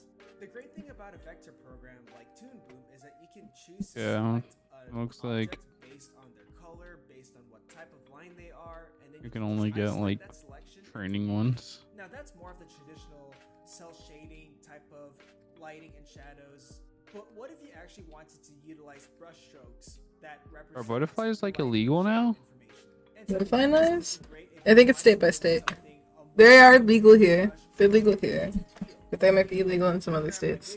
And they're definitely illegal in like the UK and stuff like that. If you want to work on top of the line art, so let's say you're making or drawing shapes that also go on top of the line art, I would also include the line art as part of that clipping. So when I draw my strokes, it also stays within the silhouette, including the line art. And then I would just stroke away, frame after frame. I think here we would actually start to see the other City one. of Secrets trailer. Be The like, vector program, it's basically similar. It's actually the same thing, but of course. In the Utah, strokes you are have the to silhouette open of the carry a color, so I butterfly usually knife. put that yeah. or some Yeah, other that's the composite thing. methods. And see, Here you have to open carry when anything over 5 inches. so sometimes you don't even need to shade or color everything by hand. Sometimes you can use compositing to fix that. So in After Effects, I usually apply an inner shadow layer effect, switch the color blend modes to In New something York, like only add residents shadow, are allowed to and sometimes have it'll butterfly save you so much knives. time, especially if you want Visitors to cannot carry them. rim light. It's But fine. I also want to talk about blend modes. So in TV Paint, there are blend modes, especially if you have to perfect I wonder if that's like a definition. way to stop like The blend modes mafia are or to something. multiply or color dodge. And even if you don't have that in What's that? TV Paint or Wonder if that's like a way to try and stop like mafia shit. like After Effects to apply those later, Mm. while using After That's what my Effects to guess would mask out be. anything that's unwanted. So that's basically how I go about coloring my 2D animation. This Maybe should some work. of you Bass might Pro have a Shop? better approach Yeah. of doing these things, but this is something that I've been Let's see what kind of knives they have. For me, and something that I can feel confidently in sharing. But as usual, They should have a lot. It's a hunting The store. tourists can't. Yeah, pretty accurate. Learning how to finish an animated shot from beginning to end. Have a look at the store where you'll find the complete introduction to 2D animation video course, tutorials, and other resources. Alright, this Learn classical one. animation approaches, drawing, lectures, Electric techniques, and fillet other knife. process videos. Visit the store through the link in the description. Who needs an electric knife? Come on. No. Ranging from cinematography, acting, and a bit of animation. I wonder if they have that one knife. Which one? Whether it's to The tell one story that the best way the it can me, through one of the visuals, me's or to have. lay out the foundation for other departments, I doubt such it. as What the animation, fuck? character You, design, and background art. it's illegal to have a I storyboarded for fucking both feature switchblade here? and TV animation. Legal to have switchblade here? Experiences, I want to share you That's some what I said. tips This that looks I've like a learned from fucking tutorials. switchblade. I don't think. I it don't is, think actual switch. I think it's like gravity assisted or button assisted. So it like springs open, but there's no actual spring. It's all from like your pressure on like a part of it. though. Interesting. So it's like using a bump stock. It's auto, it's semi-auto, but I have a bump stock. That shit, you know? Economically with these tips. Whether you're boarding a small Yeah, scene, yeah. It's literally called a flipper folding knife. Yeah, yeah. Richie fucking knows exactly what knife I'm referring to. or maybe you're trying to pitch a product. That's whatever funny. it is, What the fuck? storyboarding is a great way to pitch those ideas. You want to be able Yeah. It's a folding knife. Yeah, I had It one. folds automatically. Yeah, I had one. It was really cool. Like, you barely put any pressure on it and go thump. to 3 different segments. The And first they'd be like, oh, switchblade, so I got a lot. And I'd be like, it's not a switchblade. is the planning stage. There's no I'll spring. take. Third being the I actual want the combat knife. or the actual I like a bayonet. Bayonet, yes. I want a bayonet. in screenplay format. I'll also take like, Reasons why what are they called? A kunai is that A it kunai. reflects more Okay. of what you're seeing on or screen. throwing knives. I'll take a throwing knife. I'll walk around with a fucking throwing knife. Okay. I am ninja. Alright, noted. Understood. There's like 4 knives that I actually have like interest in. All other, I'm just like meh. I'll talk more about that soon. Even if Get you one of those shitty, like, CSGO skin looking knives. I think it's Oh my god, you have a folding knife, quote unquote flipper folding knife that's black, all black. Wow, it's called blackout. Nice. I love seeing the like trying to loophole type shit. Yeah. Oh god, there's a gut knife. I've had one of Fucking those before. CSGO knife. All the CSGO knives on there. Yeah, because they were Holy never shit, they used have- for anything else before. They have the what are they called? They call them the butt plugs in What? CSGO. When me and a few friends were trainees at DreamWorks, we were each given a scene to board out, but we all tried to show off everything of what we can do as story artists. We tried to put comedy, drama, and action in each of our sequences. But what happens is that each of those scenes and sequences become convoluted. So What am you I kind of doing lose wrong its here? point or what it's trying to tell Oh, I'm you clicking on the about wrong one. characters. So when you're boarding out a scene, start thinking about what to prioritize, whether it's a character's emotional arc, whether it's emphasizing a single character's God damn. introduction, or you just have, want like, to showcase action. And how that action Fancy steak knives too. I'm not surprised. Gotta Coming in like a wooden box and shit. Fucking fancy. gotta be dapper while you're eating your stuff. Dominating characters are shot with a low angle shot. You can make a scene feel emotionally chaotic and claustrophobic if the board sort of A resembles kitchen knife. I go camping with a kitchen knife. making that character really tiny in the composition with just big They have like a shitty karambit, a folding karambit knife. in between the lines. Nice. Meaning find the actual emotional value behind the story. and the Oh my god, they have a plot, cod and what is knife. the main emotional point that Cod you're trying to knife? get across. It's And called that's a why Vanguard everyone knife. start writing their sequences beforehand. I like this Now one. let's Oh talk god, about that's planning expensive. the actual storyboarding process. I think with storyboarding, you kind of do need to plan Alright, so it's gonna change a lot from here to here. the character placement Also, I think before you actually I'm go right sold. ahead and board. Unless that stuff comes Kitchen naturally. knives. Sesame. Doesn't, then you're fine. So the first thing I like would kitchen suggest knives. you do I don't know what happened to my knife. I had one of those like titanium like camping knives layout, the scene, the set design, that like and how came the in like a characters sheath are going to be that you're and supposed to what like they're going to open be. carry. Sometimes I like to draw They have a what's called double master shot, down which is folding basically a shot that's machete. not really into I didn't know sequence at folding all, machetes were a but it's thing. just there to show It's a everything fucking at butterfly once. knife. I It's usually pretty just much a draw butterfly top-down knife. But view, it's a but if I machete. need more clarity, I would draw It with more is depth. I no, would it's draw sort of the like blade a is diorama or a almost 3D 7 layout inches. of the scene, Uh. and then draw in those characters and set It's designs and it's whatever. just a And then glorified what I would do is sort of draw a fucking. line somewhere that's Giant extended to butterfly knife. 180 degrees. It's not Or giant. in other words, the staging line. So when I start But yeah. planning out camera Fuck, I need to go back to angles, fucking shots, Pennsylvania just so I can go to one of those. keep it consistent. So I try to keep my camera One of those what? They they or at they, one they side of sell the stage collapsible line as much batons. as I can. I want one. Oh, those things are not that strong. I don't care. From that master shot to basically represent your actual storyboard. Again, someone tries to just. um, I need to go back to Pennsylvania because the flea market's there and they had a shit ton of like nice knives Mm-hmm. and a lot of you know, No. butterfly knives. That's why my Okay. brother got his butterfly knife. Uh. And what you'll have is a really first pass of the Are they thumbnail. even legal There's there? several ways that you can approach the thumbnailing stage.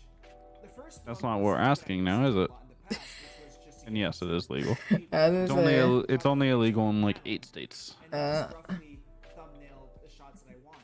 Now the reason for this method is to see how each shots connect and cut to each other. And oftentimes I'll write the dialogue underneath the panel. An approach is something that I learned a lot from TV animation, which is to get your actual They have a few knives that I would be okay with. I like the Huntsman. like you're making tiny film reels. I like Script. But the great thing about this is that it kind of forces you what's to that be other one? It's kind of like the Huntsman. how many shots that you're using. I guess Or like how you can get away with the just with one panel. They have a bayonet Gerber as well. knife. Use that mindset where What's a one Gerber page knife? of script is a minute of Is that a knife for babies? You can kind Yup. of measure out Nah. the lengths of your boards, but It some looked like a will have really long Huntsman knife. Oh, okay, yeah, that might be the one that I also like then, because I like the Huntsman, and there's one similar to the Huntsman that I think is like kind of rounder. probably need its own page of Because the Huntsman's like square, right? on top of your screen. Yeah, It's this a one was practice that I see squared. a lot more in TV Mhm. and in feature animation. Now, if you were doing that step where you had a master shot and then you were just planning I need to take another break. from that master Oh shot, yes, this is my favorite knife. and paste A Beretta shotgun tool.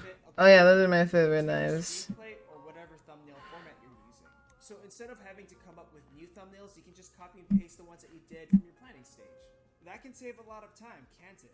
Then there's the actual execution of turning these thumbnails into actual board panels for your storyboards. So if you're using a software for storyboarding, so let's say Photoshop, Storyboard Pro, or any hand-drawn animation software, what you can do is just copy Right, those one thumbnails moment. and then just paste it in your storyboard project. And then just I'll be back. and you have a first rough pass.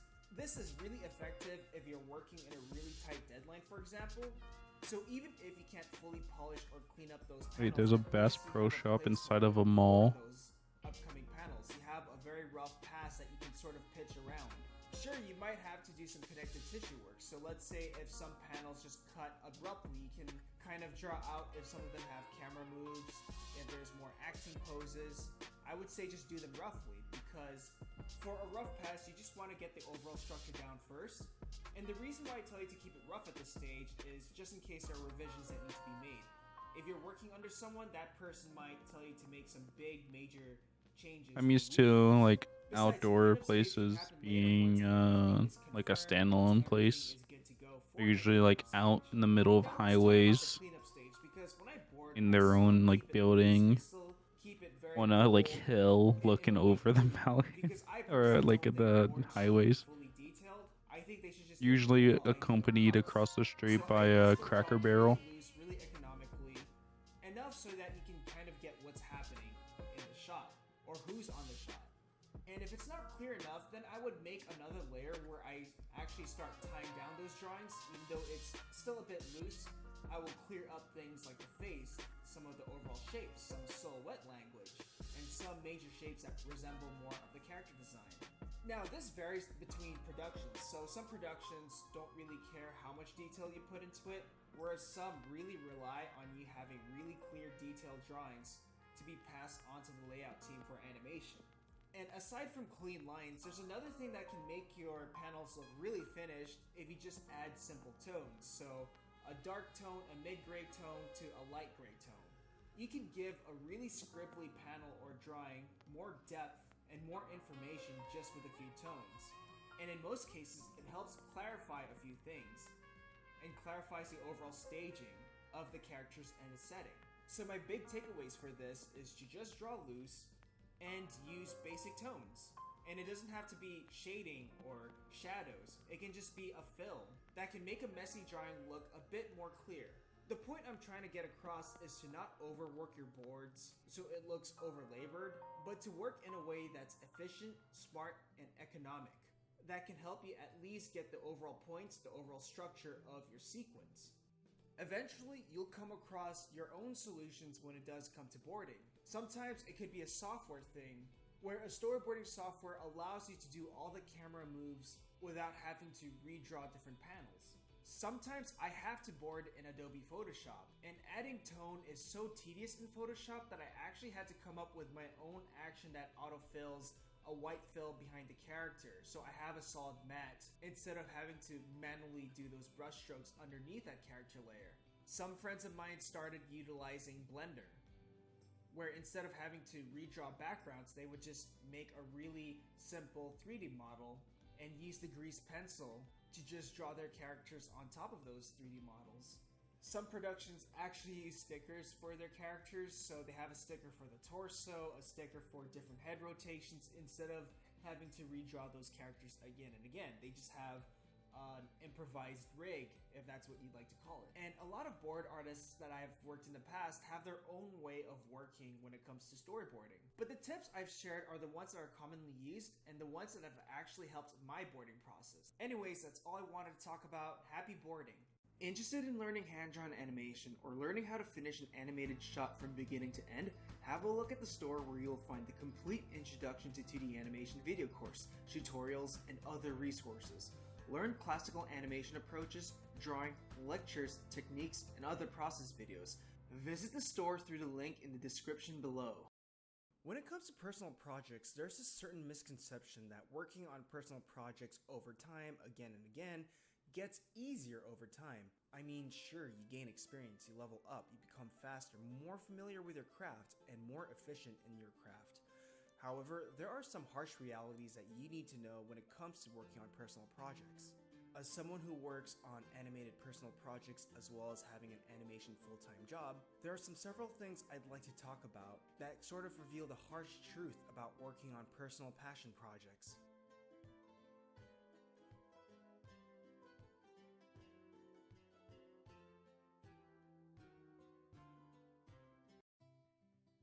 Hey guys, it's Nico, and for a while I've always talked highly about how everyone should get into personal projects, saying reasons why it's good for your career, good for self-expression, personal achievements, and great for learning and improving on a certain skill. Some might say that when I talk about doing personal projects, I make it sound easy, highly doable, and all the time fun. After doing numerous personal projects myself, mostly in the form of animation, I realized that over time I can start to recollect all the hardships I have when it comes to personal projects and why it doesn't really necessarily make it easier every new project I start. Another thing that I want to address is that I'm kind of reaching a stage in my life where I want to start settling down. This does not necessarily mean retire, start a family, get kids, but to start prioritizing projects I want to spend my limited time on, and to think more about balancing my life out for a happier lifestyle. We don't have a lot of time on this earth, and of course there's a lot of things I personally want to do that I probably won't be able to do in this lifetime.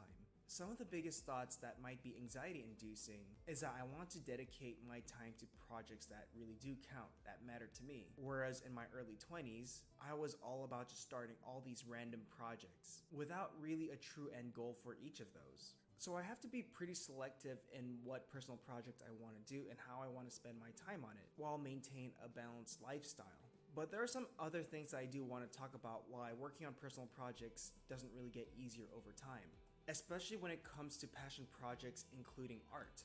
The first one I'd like to talk about, of course, is age. Our physical bodies and maturity are affected over time. There are times where I can no longer stay as late as I used to be able to. I could do without naps, but now I take them regularly. Back then, I still had more energy backup for crunch time. And now I'm at an age where I really need to be more cautious about my health. And that would also mean that I might have to spend less time in front of a computer. That's why when I encourage people doing personal projects, they should find a way to make it work around their lifestyle and their circumstances. However, now that we got the obvious out of the way, I do want to talk about some other specific factors that I came across experiencing while working on personal projects up till now. Number one, it requires a lot of willpower to keep going. While I do encourage everyone to start doing personal projects, it's always easier said than done. Depending on how big it is, how big the scale of your project is, the process can be grueling. The more you know how grueling the process is for your personal projects, it kind of makes you less willing to jump into new personal projects. So for me, I know how laborious animated filmmaking is, how much process needs to be done, the pipeline, coming up with the idea, turning that idea into something of a product, knowing how long and how grueling the cleanup and the in-betweening process is. And in having to do that over and over again for newer projects, it makes me less motivated, even though that I personally know that I've improved and I've gotten faster at the craft. It's just that I know how much work it is. Either I just keep going, keep that willpower up, or I spend time to think about smarter solutions that will save me time and power. But all in all, to keep going, you still need to have willpower and discipline. Number two, at the end of the day, you are your only boss and biggest critic. Now, you can get friends, peers, acquaintances to look at your work and give their feedback, their critique, and their opinions on something. But really, it's all up to you to make those big decisions. Whether it's just moving forward, whether it's redoing something, it's all entirely up to you to do that. Now, for people who are perfectionists or OCD about stuff, this is a very hard stage. And there are people who are easily motivated by emotion, and if that emotion isn't good or it turns south, they might just cancel or scrap the project that they're working on. And if you know most artists, they're pretty hard on themselves already. Being a boss or a leader means that you have to make really tough decisions, but you also have to make decisions that's right for the project and yourself. Know that there are things that you have to sacrifice. Understand that you have to make decisions that will eventually lead you to finishing a project. It's really a test of both humility and being decisive. While balancing that stuff might be difficult, it's worth it in the long run. Number three, you start having doubts due to past expectations that you did not reach. This is something that a coworker and good friend of mine brought up, and as soon as he said it, it really hit the spot and is probably the reason why this video is being made. This friend of mine is Rune Beneke, really talented animator, used to be at Disney during the 2D days back in Florida, and owned an animation studio overseas. So out of all the wisdom and experience he has the most. But when he brought this up, I started to think about all the personal projects and films that I've done in the past. My initial goals for them was to either land a job, an internship, get awards, win a prolific award, get a show greenlit based off a proof of concept, all these really high expectations. So on top of knowing how grueling the process of your personal project might be depending on the scale, knowing that you might not hit those expectations and goals again is excruciating. And it really just demotivates you from starting new projects, especially when you have intentions for them. Big intentions. And it's even more excruciating when the project that you worked on really took a lot of your time, a lot of your energy, I'm back. power, and when that goes to yeah, making Blender backgrounds probably is easy One thing or helpful. Remember is that all the projects I've worked in the past, Yeah. if I did not have any high expectations, We're gonna continue with the eyes. good feedback and led to some new Scary. opportunities. Hell yeah. The right advice Thank I you. can give is to work on projects without having huge expectations and understand that it might not bring you the success that you want. Alright. The hard part is finding the internal goals and motivations for you to finish that project, Zoom back even in. after knowing all the hardships that you've been through. Number four, it can be really costly. Yes, depending on how big the personal project is, money might be a factor for your personal project. But if you're also Alright, going to get so people to help you with your personal it's gonna be project, like you're going to here want to to like accommodate here. that may also include money. But What recruiting did you people, do? getting the right Did you people pour it back in? also needs time. And doing a bit of human resourcement and managing is still a lot of work. And that's why I choose No, to it do gets most of further my down. personal projects by myself. And like I Be said, like that still needs here. a lot of time to prep. But to me, And then be this like doesn't just regard here. money. It also includes factors such as manpower and time. To me, time is probably the biggest factor that personal projects end up costing. To finish a personal project like a 1 to 2 minute animated short entirely done by myself, it can take me quite a few months to almost a full year, depending on the skill. Remember, this is just me doing the whole thing by myself, and having to finish a project like that per year is already pretty huge for me. Like I said in the beginning of this video, time isn't a luxury that I used to have in my younger years, and I want to start balancing my life out for a happier lifestyle, for better physical, mental, and emotional health. Because personal Yo, projects this aren't guy's spitting treasure facts you about needing to use. balance It's shit kind for of better like emotional, negotiating physical, and commission. mental health. Time is probably the biggest ones that I think about when I'm negotiating my rates. Because You a can lot do of that things can once you're happen within rich. that time. Whether it's new Oh. opportunities, a If you career have decision, money, a life event, time is pretty important. when you This can leads to my afford point that. number When I can 5. afford that, You yeah. sacrifice other aspects of your life outside of your craft. When I was younger, I had this mindset of always working on personal projects. If I wasn't doing that, I was wasting my time, I was being lazy, and I have no business working in this medium. I put those on top of everything else. And you might be procrastinating other aspects of your life for sure. And you start to disregard things such as therapy, taking care of your health. Those things are hard to track, especially if your personal projects. Well, yeah, I already had to take cancel time therapy and because I didn't have enough remember time being for in a it. relationship that did not work out because I wanted to invest most of my time on personal projects. And to me, that was the biggest wake-up call because when I think about it, I don't like the image of me being by myself throughout my life. So over time, you're gonna want to learn how to balance, especially if you want to start settling down. Meaning that you found a lifestyle where you're not constantly hungry for just finding and proving yourself, and that you can pursue new ventures in a healthy manner. Number 6, there is just so much to do but so little time, and this is something that I've talked about early on in this video. I have artist friends out there who are so worried about the time they have and that they want to leave an impact before they die. The most God, common this thing guy I is speaking hear facts is right now. relationship to death and making an impact. At first, I thought What? the whole sentiment about that was pretty pretentious, but then I started thinking about habits and things that I do. I start so many projects. I start writing pieces, pitch bibles, sizzle reels, trailers, pilots, comic ideas. Personally, there's just so much things I want to do and express. I want to teach. I want to just work on my YouTube channel. I want to start an actual studio. I want to do comedy, action, drama, horror. I want to do zany to cartoony to the more serious realism. I love being able to explore many different sides of who Doing I deep am. before But as you. time passes Yeah, by, seriously. all those things start to narrow down, and that's when you have to start realizing that It's like, you fuck, kind of dude. have to prioritize and think about the things that you want to stick with and that best reflect you. And yeah, before you leave this world, you want to get something done that you were passionate about, but at the same time, something that you're happy with. So my final thoughts and advice, should you still keep working on Yeah. personal projects after you've hit a certain stage in your life? My answer will always be 100p. Yes, if you feel like you want to do personal projects, you should do personal projects. So of all the personal projects that I've done, I don't regret them at all. But if you want to keep going on with personal projects, whether it's animation, whether it's a comic, there are a few things that you might need to know. Number 1, treat it like a normal job. Not every day of your passion project is going to be full of excitement and whim. There is labor work, other things that need to be done that you don't want to do. But those are all necessary steps that you have to do to get something done. Number 2, give yourself a deadline. Know that once you hit that deadline, you are free from the shackles of that project. Sometimes you need to give yourself a bit of pressure and kick to get something done, or you'll not finish that project at all. Hold yourself accountable. Tell your friends that you're going to finish a project. Be realistic with your deadline and understand that it works with your life that is doable. This also encourages you to be decisive. I feel like to know that's that not too every much. aspect of your personal project It could be like a It's click being your head choosy time. what to prioritize and what to leave out. Number 3, I'm gonna roll with it. plan.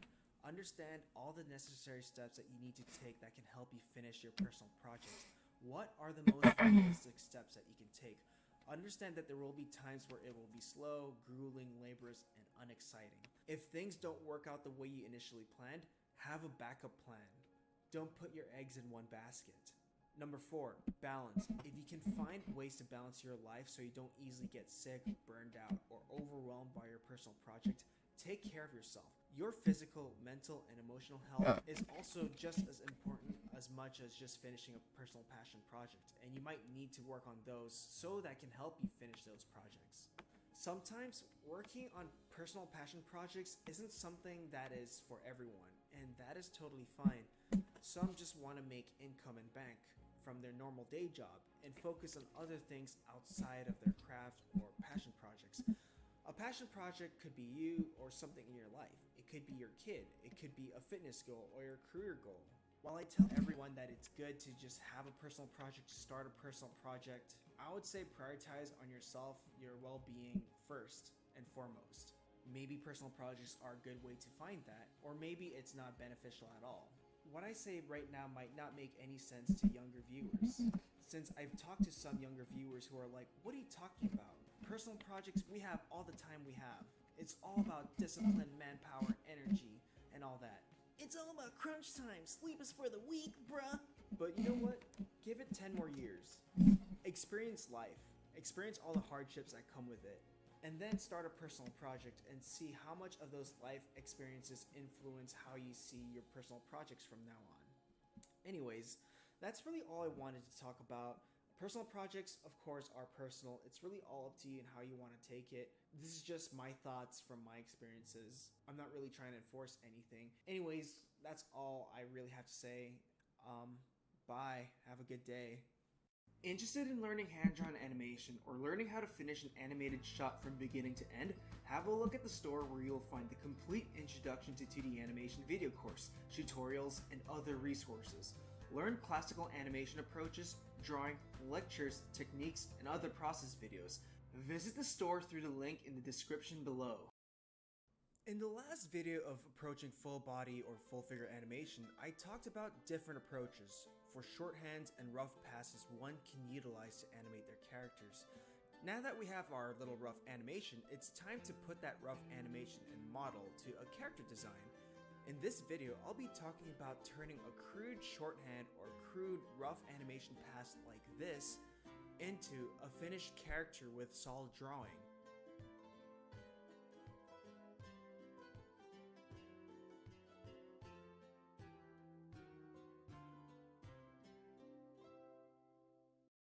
Hey guys, it's Taniko Pintua, and today I'd like to talk about solidifying your rough animation into fully finished solid drawings. In 2D animation or hand-drawn animation, this is what we call the tie-down process. It's when we try to solidify and add more detail on top of your first pass or your rough drawings. Just to be clear here, the tie-down process is not considered the cleanup or the inking stage of animation. The tie-down is what comes right before the cleanup stage. That's not to say the tie-down can't be used for final lines, and productions who have to work with restrictions may have to resort to using the tie-down as their final. Okay, so but again, it really depends on the production. it does shift lower about The like tie-down this stage of much. animation is still part of the rough animation stage, and it's usually during the later Me phases of the trying to scene. grab Sometimes it may the- take multiple phases or passes of a tie-down just to get a character on model. So how can one get started on the tie-down stage of animation? And how do we turn our full body animation into a solid drawing? Before you even solidify your drawings, I would recommend a few things. One is to have a character design you'll be working with. We can't put anything on model with a body if we don't know what we're putting it into, right? The second step is to take your character design and break it into basic shapes and primitives, since animation is all about finding simple approaches to recreating and redrawing a character over and over again.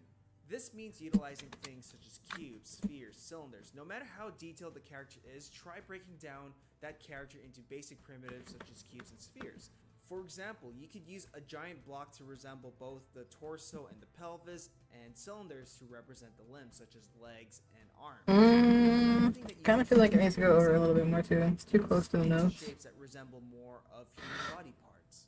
Other things that I would suggest you do is to simplify graphic shapes for factors of your character. Yeah, I think more like that. The hair or the a cape if they have it, or any costume details that they might have. That might be important for the tie down stage. Again, try to think of simpler shapes and lines for this part. Think of these as landmarks for the design. The way I usually approach my tie-down pass is that I start finding the major keys throughout my animation. Since I did the rough animation straight ahead, I had to start figuring out what my important keys are. I usually start with my first drawing and my last drawing. That way I have a placeholder in how things begin and how things end, and I can use them as consistency placeholders and reference. Then I would work my way with the other major keys. So if a character lands a strike, if a character plants their feet, or it could just be midpoints between the beginning drawing and the last drawing of my animation. Sometimes I like to see if the character is in an up pose or down pose. That can be my extremes when I tie down. It could be a contact pose when the character has their feet planted, or it could be a story thing. It's really up to you. Then I would work my way towards the breakdowns and then eventually the in-betweens. So if I were to summarize it, I like to start big and broad and then make my way down to the specifics. So with that out of the way, let's talk about all these other options. There are many ways you can approach solid drawing for your rough animation, but the first one I'd like to talk about is a method I started with when I really wanted to invest in the tie down and I really wanted to improve on it because that was part of my weakness. So this is an approach that really forces you to use basic primitives such as cubes, spheres, and cylinders. So here's a real story of mine. When I finished Crayon Dragon, I applied for a few internships with one being Disney for their 2D animation spot. I didn't make the cut, but one of the common feedbacks I got besides acting was to work more on my solid drawing skills. Actually, my main weakness is usually solid drawing. During my third year, I was mentored by veteran Disney animator James Lopez, who told me to do a pass just focusing on solid drawings and solid forms alone, and not worrying about how the drawing looks, how finished it looks, or how clean it looks. Just keep it to basic primitives. Literally draw cubes, cylinders, and spheres to construct the character. I don't really try to connect the joints since being able to draw these different forms in various angles was really the main priority for me. Use boxes for things like the torso, feet, and hands, whereas cylinders were used for limbs, arms, and legs. If there are fingers, I draw each phalange as its own cylinder. I even draw through my shape and around it to feel the form. So sometimes you'll actually see me draw an object What he's talking right now is good advice for general art practice. It's good for breaking down things into shapes and will help you in any and all forms of drawing. Heavily to people who want to get better at solid drawing for animation. For overlapping animations such as hair and cloth, I usually It's good for like life drawing. So if you like looking at pictures and trying to replicate them, trying to break them into basic shapes is one of the best ways to do that. On the animation, I'll readjust them and make changes so the overlap animation makes sense. I noticed that younger animators tend to do these mindless and mundane exercises of just rotating a solid cube or rotating form in different angles just for the sake of practice and mileage and just getting that mileage of drawing solid objects and being able to animate them. I honestly think a better way to get better at solid drawing is to use those basic solids into actual animation where you are forced to use them creatively. How do I implement this box or cube shape within a character? God, I wish I could draw. Well, he's speaking right now. Straight facts. Honestly, it would be very helpful. Why not do something like this instead of just drawing mundane exercises of boxes rotating in space? If you just want to animate rotating cubes and the future work that you'll do mostly consists of that, by all means do that. But if you want to do full figure animation and get better at solid drawing, again, there are better ways. Do something that challenges your problem solving skills and your creativity. So here's something that you'll notice. I do this step slow so I can really figure out how depth and solid form works with this character. By drawing through and forcing to use solid primitives forces you to find solutions to make these solid primitives work in actual space and dimension. This is a slow and meticulous process, but because it forces a slow process, it makes you think more about making those solid primitives work. So after doing a pass with these super basic primitives, I do another tie-down pass on top of this. And again, it's not cleanup, it's another tie-down pass. I'll do another tie-down pass where I actually put the actual character design, hair, cloth, accessories into these basic primitives. All of this is not cleanup, but just to practice my line strokes and bold decisions with my line I want to play work. Valorant. I tend to be a bit more But yeah. sometimes if you want to get a super Apparently, accurate and Facebook's super solid gotten drawing, you're gonna have to hacked. do multi-pass Uh-oh. tie down, Facebook. how good your draftsmanship skills Who are. hacked It's a Facebook? common belief that once you just It's do your trending. shorthand pass or your rough animation I pass, have had a theory for a while now there's that some people who whenever like probably Facebook need gets a to hack, pass it's or just them pass. hacking it, claiming data got stolen, and then selling it via some like sketchy way, and it not getting caught by using third-party hackers and stuff like that. Want to try and take my time to understand that design. For my next tie down pass, It's just another excuse to do shady business, but claim someone else did it. like I said, with the lines, In my opinion. I do it in the same I don't Maybe. trust those fuckers. tie down, which I start with my last drawing, my first drawing, and then go towards my major keys, my major extremes, then towards the breakdowns, and then in betweens. I still indicate where the cloth and hair should be or where I feel it might be, but once I have more information on the actual animation and motion, And I will this go one back, erase, and is like adjust the it to full overlap on with action face. Again, this pass is not a cleanup, but a more refined tie-down pass, and it's something that I would submit for a cleanup team because it's clear enough for them to work with for the ink and paint stage. So for beginners or for people who really want to improve their draftsmanship, I would do more than just a single tie-down pass, and do another one so that you force yourself to draw more solid and clearly. Some people may be asking, but this is such a long process, how do I get good and fast at this? Well, the secret at doing something fast and good at the same time is to actually understand what you're doing. And to be able to understand what you're doing, you have to take things slow in first to be able to ingest it. And the more you force yourself to practice these slow and stalling practices, you start to build momentum and a familiarity with the practice that it eventually becomes second nature and muscle memory to you. And then you'll begin Yeah, to it's like realize, drawing oh, the I don't same need to draw character like that. I don't need 7,000 to draw like times. that. Eventually, I'll be able to do it fucking blindfolded. And then you eventually start to skip steps out because you have a better understanding of how that part works. Look, the ones who stuck to basic primitives for My each thumb of their hurts. characters Fuck. may already see the form even before they draw it down, and they already visualize it in their heads. They probably won't need to do a Alright, lot the of irises are gonna start getting and they do smaller less now. like I said, due to their confidence. Because I if you usually fall remember, back into in slower methods this such as frame, option when I don't I want feel them to be confident about the small. character design, or when I'm really trying to feel out the Small and nuances of angry. the design. So here's what the finished tie down looks. This is the second It's gonna tie be down like pass on that. top of So the we're first gonna start tie down. shrinking them now. Option A is something that I would highly recommend to beginning animators tying down their animation. Option B, let's talk about the basic shape approach. Next, I want to talk about a tie down method I call basic shapes. This is something I transitioned into after I think he Option A for just such a taught long us time, this in where the I other started to gain video. an understanding of solid form and construction. Now, instead of overly describing primitives such as cubes and spheres, trying to fill in every side in detail, and instead of just using cylinders, boxes, and spheres, I can already visualize them even before putting it down. And instead, I'll resort to shapes like flour sacks, since they're more bendable, they're more expressive, and weighty. In my head, I'm visualizing these are just boxes and cubes stacked on top of each other. Yes, visualize the shapes. Break them apart. So, for example, Everything is I shapes. as two separate cylinders, one being the upper and the other being the lower arm. In this pass, I'm basically making it Aries head, a circle like with triangles and circles. represents the whole arm. What? And I do the same Your thing head with is a legs. circle I try and keep with other triangles and circles. that way, instead of these And parts more being circles. disconnected and disjointed, That's not. I And a make couple them straight work. lines. When it comes What? down Are you to kidding? making shapes, I try to be careful It's with circle. how I utilize my lines. It's a circle Let's take a with cylinder, like for example.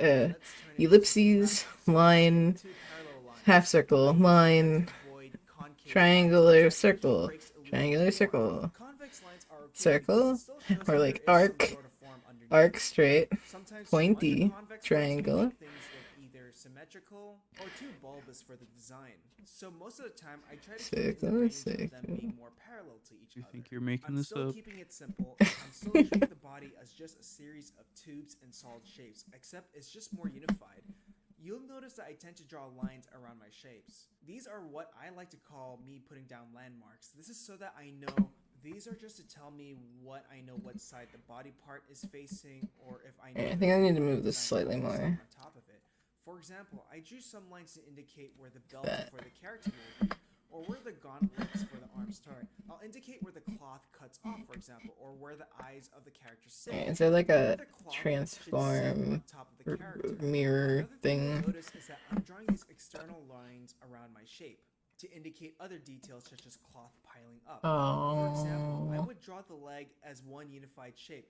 Then I would draw on top of those shapes, adding new lines to indicate where the cloth creases or where the overall mass of the cloth is. I would even indicate I if don't want to mirror everything, just the one thing I'm selecting. is bending.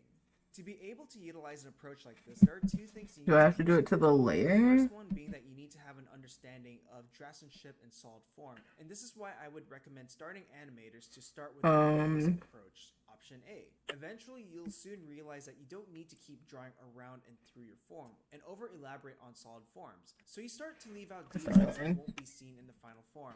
That's How why I do suggest I doing things do slow the and thing with meticulously this first, and then shit? you'll Is it like the eventually thing where I just add take this and faster. flip? So here's our first tie-down pass, and it seems pretty solid, right?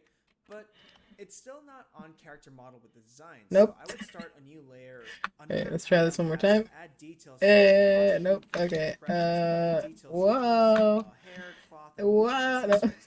Because the previous passive tie-down I did Alright, already indicates the form and the overall Why shape does of it the flip it character, upside down? I, What the again, tend to fuck? treat this tie-down pass as Just clear like, as possible. and it's Again, still I that try to way. be more decisive and clear with my lines, heavily How using does my this previous program work, tie-down bro? as reference. Again, I repeat, if you want to improve on getting better at solid drawing, or if solid drawing is your weakness, take the time to Layer take things slow. Do transform. another passive tie-down if you need to.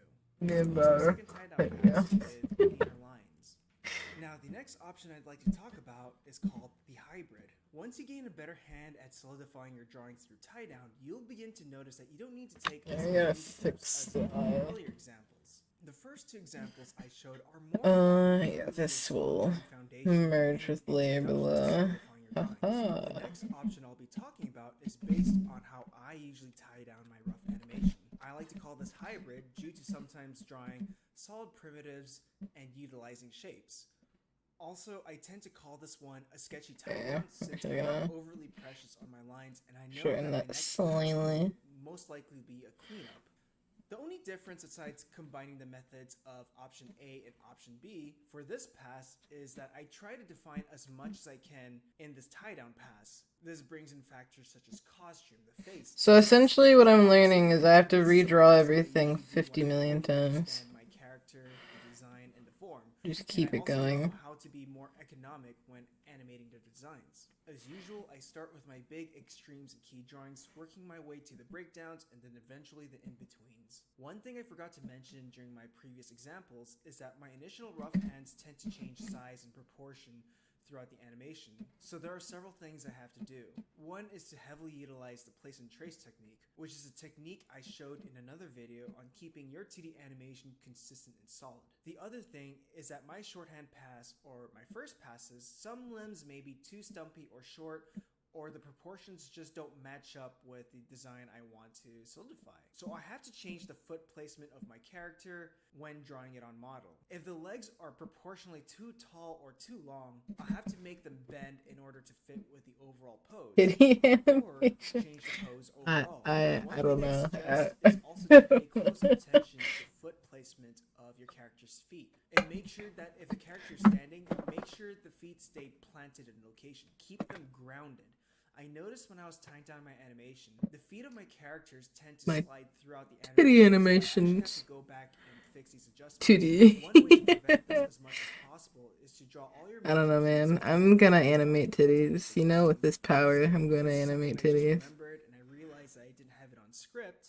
It's like it's all a con, right? One day, I'm just gonna make a bunch of NSFW animations for like $200 a second or some shit, $300 a second. Mama. So that it's easier to define a specific shorthand for the character. Depends on how much detail they want. So when you tie it down animation, the shorthand is actually purposed to work with that design. So the reason why I'm doing this extra legwork of doing multiple passes or making readjustments is because my shorthand doesn't really entirely match with the design that I prepared for this exercise. This is not to say that you can't work like this, but when it comes to the shorthand pass, I tend to feel it out depending on the design and art style of the animation project. Anyways, I do want to go back to this type of shorthand and share my thoughts on it. This type of shorthand is, again, what I normally use for my tie down when I implement shapes while adding character detail on top of them. I start defining overall shapes and other character details, let's get a facial expression, and other notable patterns or accessories. You'll notice that the way I approach the shorthand is quite loose. Either shapes are entirely sketchy or incomplete. You'll also notice that some of the breakdowns and in-betweens I leave Okay, things so that one eyebrow needs a little work, but mundane things. so it seems to be Things that don't pretty have a lot of okay. movement, The eyebrow does float up a make little bit, significant but movement, and things I think that don't that's show a lot fine. of change throughout the Shows animation. intrigue. In animation, this is what is called a partial.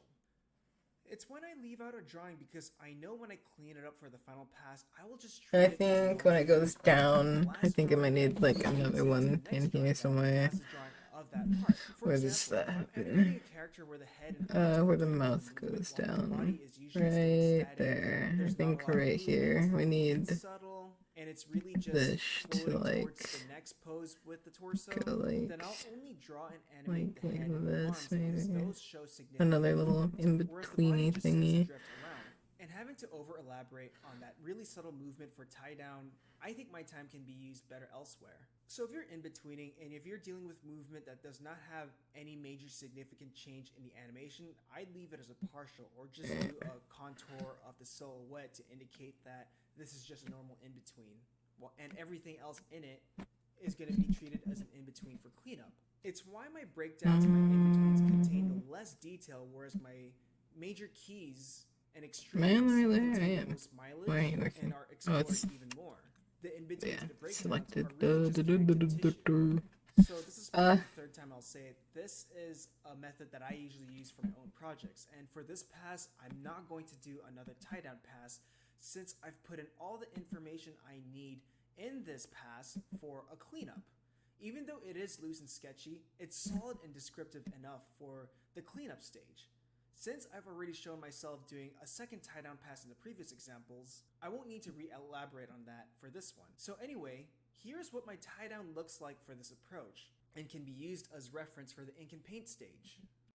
So let's talk about option D, as clear as possible. So the next option I'll talk about is all about having clear lines. It's for animators that tend to move directly to the cleanest lines as possible for their tie down. This means less pencil mileage and sketchiness, as well as less draw-throughs and around solid form. Basically, you are trying to clean up lines right after a super rough drawing. Animators such as Matt Wilmies and James Baxter usually fall into this category, where their lines are super crisp. And other animators that tend to tie down like this, it's natural for them to convey such clean lines. Now, for what I have to say about this option and method, I have quite a few things to talk about. On my first impressions, this approach is something I'd only recommend to anyone who's really good at drawing and does not need to do more than one pass to get a clean drawing. They have full confidence in their lines, they understand their draftsmanship, and are already going for a cleaner look. Either that you have a really good understanding of drawing, or you fully understand the style and the design sensibility of your characters. Maybe this comes from a place where you've drawn this character so many times in slower, meticulous ways in the past that drawing a cleaner version is just natural to you. So for me, realistic human anatomy is something that I'm not especially good at. So I have to take my time to take it slow, break everything down into solid shapes, and draw through them. Whereas people who have worked in that style for such a long time and many times, it just clicks to them right away. Another scenario where I'll consider using an approach like this is that your first pass of rough animation or your shorthand is solid enough and has enough information for a cleaner tie-down pass. So for example, if your shorthand pass contains mass and construction, the only Alright, times I can so recall using this approach we want is this when I have one a really fast deadline to or I have be to work at a slightly really tight more deadline. like I resort to angry. this since there isn't a lot of time to figure out and set the design. We're So let's gonna say I'm making a very casual turn this animation off, or I a think. 48-hour film.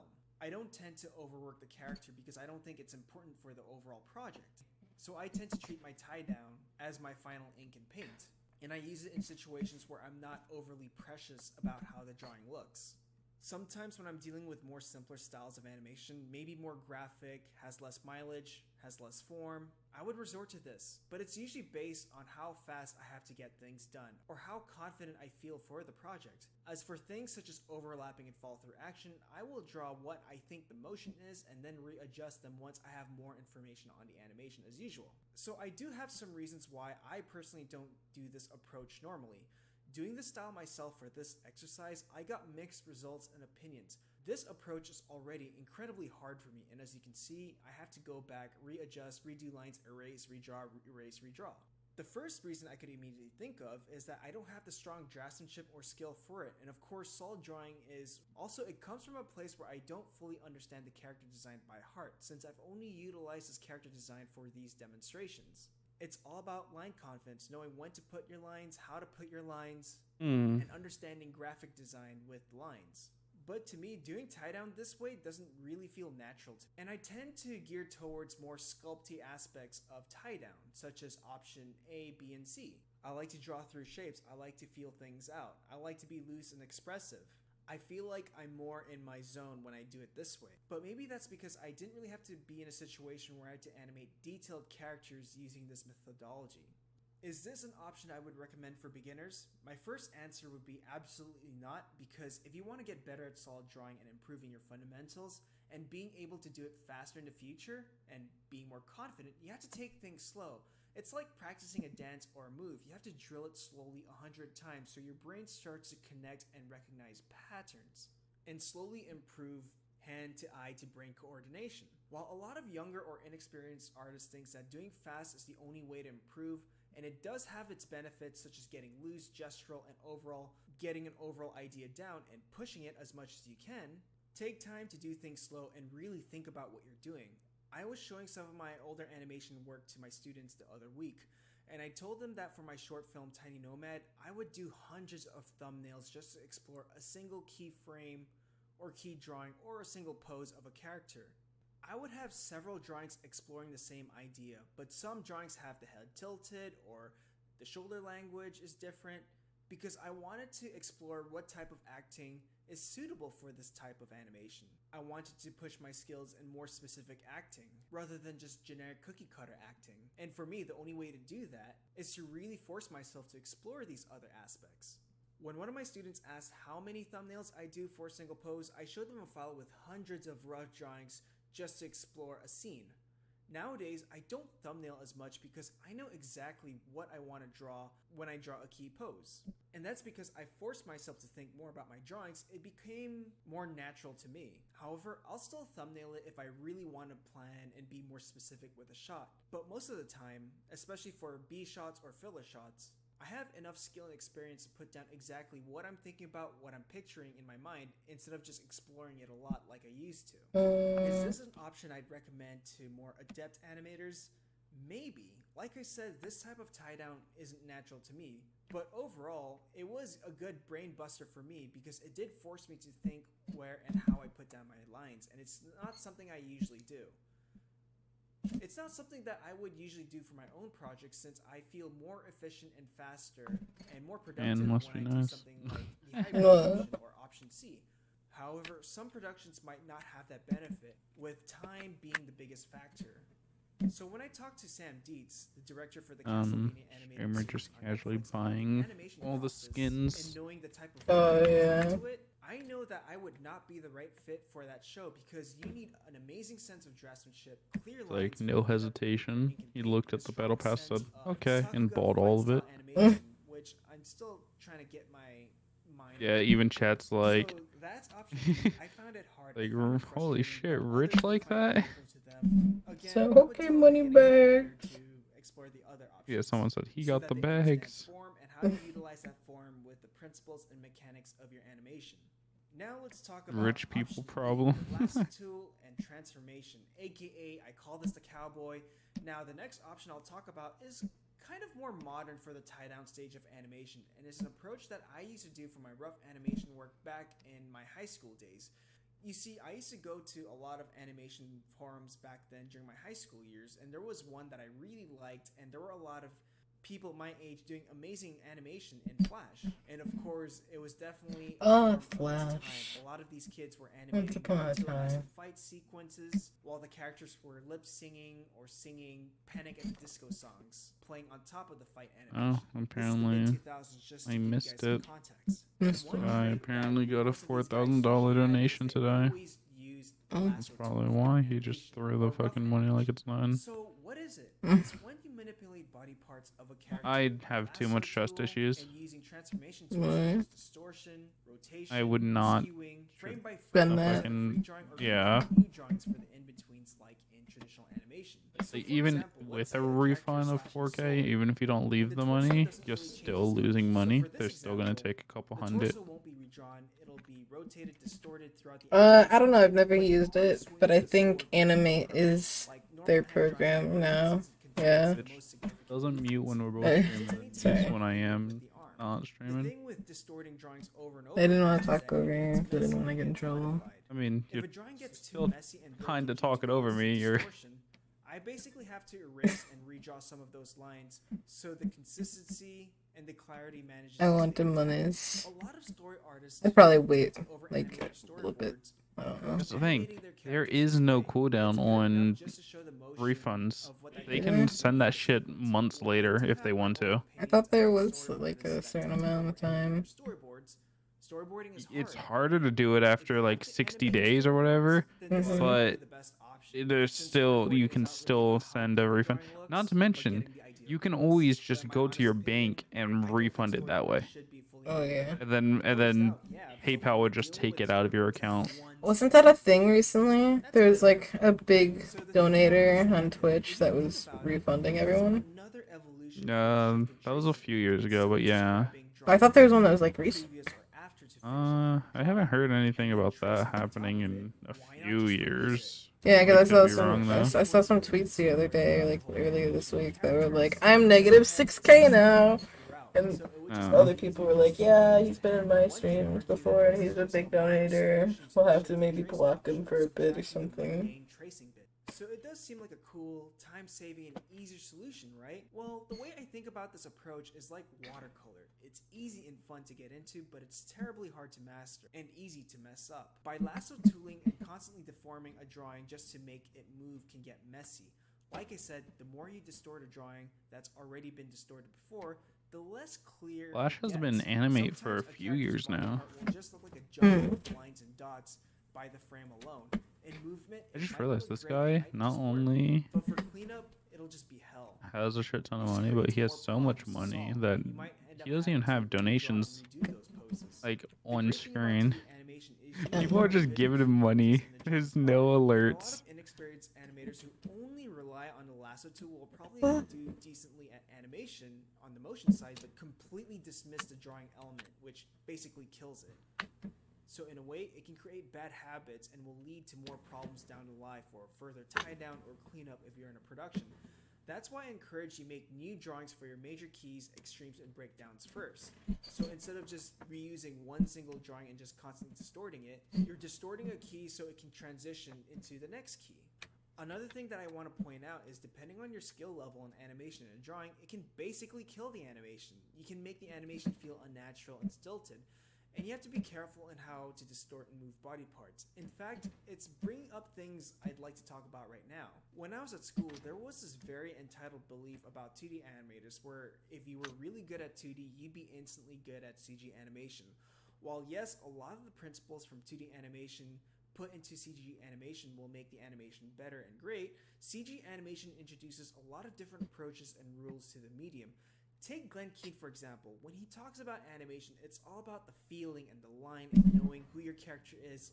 A lot of the fun things in animation, whereas a CG animator would think about more of the articulation of the rotation, the mechanics of the joints, etc., the more technical aspects of animation. So not everyone can easily transition from 2D into 3D, because it does require another level of thinking. A great 2D animator can easily fix drawings by just redrawing it and it would work well in that 2D plane. In the CG world, you have to think about how things work systematically. If the upper shoulder moves, it's going to affect everything on the lower arm. And making Apparently I've been drawing in the mirror the entire time. on the arm movements. You have to really think about how each body So, part I'm gonna movement change works and how that. they relate to each other. If you animate in step mode, it might look fine, but when you just convert a step mode animation Oh, is that not into mirroring the something like canvas? the curve Okay. editor, you'll notice that arms will just rotate in places where they should not be rotating. And it's the same sort of mindset you have when utilizing the lasso tool approach. So when I was doing this approach, I had to there we think go. more Now it's systematically. So in this case, when Wait, I what put did- in what? between, I would just duplicate a previous or the Supposed next to be like drawing, this. depending on Why how is the I want it, overview? and distort the drawing as a Forgot. whole and see how I can make it fit in between Okay. the two Um, keys, or how I can make it fit with the rough animation underneath. Then I'll work my way distorting the upper chest and distorting the pelvis. Then So I'll work what's- my what way is towards the the right way? arms, legs, hands, feet, distorting them one after the other. And this is where I have to be extra careful with the spacing, because by dismissing some of the Whatever. movements of some of the limbs, those limbs or body parts will end up being twitchy in the actual animation. And you'll kind of see that in the final version of this approach that I'm doing. So again, if you want to utilize this approach and be really good at it, I think you still have to have a strong understanding of frames, so draftsmanship, do I need animation that mechanics, to be visible? other principles regarding Probably like animation. 4 or 5. If you want an object to turn within go for dimension like- but not having to redraw it, you have to understand how perspective Go and for form like works, so you here. know exactly which parts to distort and how, so that you can emulate that object rotating without having to draw a completely new drawing. So yeah, if you know how to use it, and if there's an advantage for time saving, utilize it. The benefit I gained from this is that it allowed me to think differently in the way how I approached animation, how I solved problems, by giving myself some limitations. It definitely has its places. And there are animators that I highly look up to. Next that is utilize gotta this be method the even so harder naturally part, that it becomes seamless and makes a method is like actually the easy to hair. use. So those were the main tie downs and solid drawing methods that I kind of just wanted to talk about for this video. There were other approaches that I know of, but I feel like I'm just going to repeat myself throughout. And maybe I'll do that in another time. But to me, these 5 methods were the most significant. So for beginners, I would start with something like option A. Take it slow, take it meticulously, and do it step by step. Do multiple passes just for a tie down. You can also Maybe there start should be a with knife in her hand. multiple passes for a tie down, but usually I would just say start at option A so you understand form. And once you do that, it's easier for you to just draw out solid shapes without having to overdraw as much. Option C is how I usually approach tie down in solid drawing. It feels most natural to me. It combines things that I learned from option A and option B, except I try and fill out as much as I can for the tie down, since that tie down will just be used for cleanup. But again, if I have problems trying to figure out the character form or the shape, I would resort back to option A and B. Option D is something that I'm not the most comfortable with. I only use it for more casual projects when I'm really tight on time, and it's not something you'll see me do for personal projects. But depending on how detailed and advanced the drawings of the characters are, then this approach is ridiculously hard, and I feel like I'm more efficient with something where I do get to draw through my form. I don't recommend this one for beginning animators. Some productions may force you to use it though. I've never been put in that situation myself. Option E is a hit or miss for me. It's not something that I would recommend for beginners, but it is fun to do, and it really flexes another part of your brain for animation. But I feel like to take advantage of this approach, you really have to have a good understanding of solid form, drawing, animation, etc. That can be gained through experience over time, or doing slow approaches like option A and option B for tie down. Another thing that I want to repeat is that this one forces you to think more systematically and kind of tests you to see how you can use your drawing knowledge and animation knowledge into something that doesn't really make you draw as much. How would you emulate those principles through distortion? If you were to use this pass for tie down, I would just go back and clean it up a bit more in case the lines get I remember too messy, messing around with the otherwise, Animate. it's what Yeah. it is. Anyways, stupid. thanks so much for watching Was this it? video. That's really all I have to say. Yeah, it was really I hope you sort finicky. of gained some knowledge. I've heard that it's not the best either. Bye. Interested in learning hand-drawn animation or learning how to Toon finish Boom an for the animated shot win, from or beginning what's to the end? other one? I will Harmony. link where you'll find the Yeah, complete that one. Introduction to 2D animation video course, tutorials, and other resources. Learn classical animation approaches, drawing, lectures, techniques, and other process videos. Visit the store through the link in the description below. The human anatomy is deep and vast, and even the most fundamental subjects of the human body, such as the skeleton, is already a huge world of its own. While it is highly encouraged that we study everything we can know about the human anatomy and how it applies to animation, I wanted to try and make a video that explained and summarized the basics of the human skeleton, and tried to break down the skeleton into simpler shapes, especially for someone who's thinking about animating the human figure for their animated project. No pun intended, but here is a bare bones video of the whole skeleton of the human figure, made by an animator for a beginner animator in mind.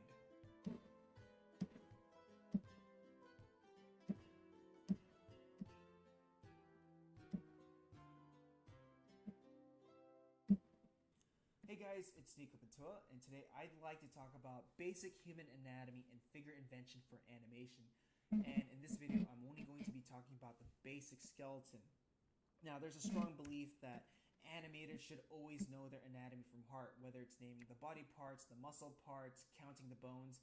It's very deep, and there's just a lot of things about anatomy.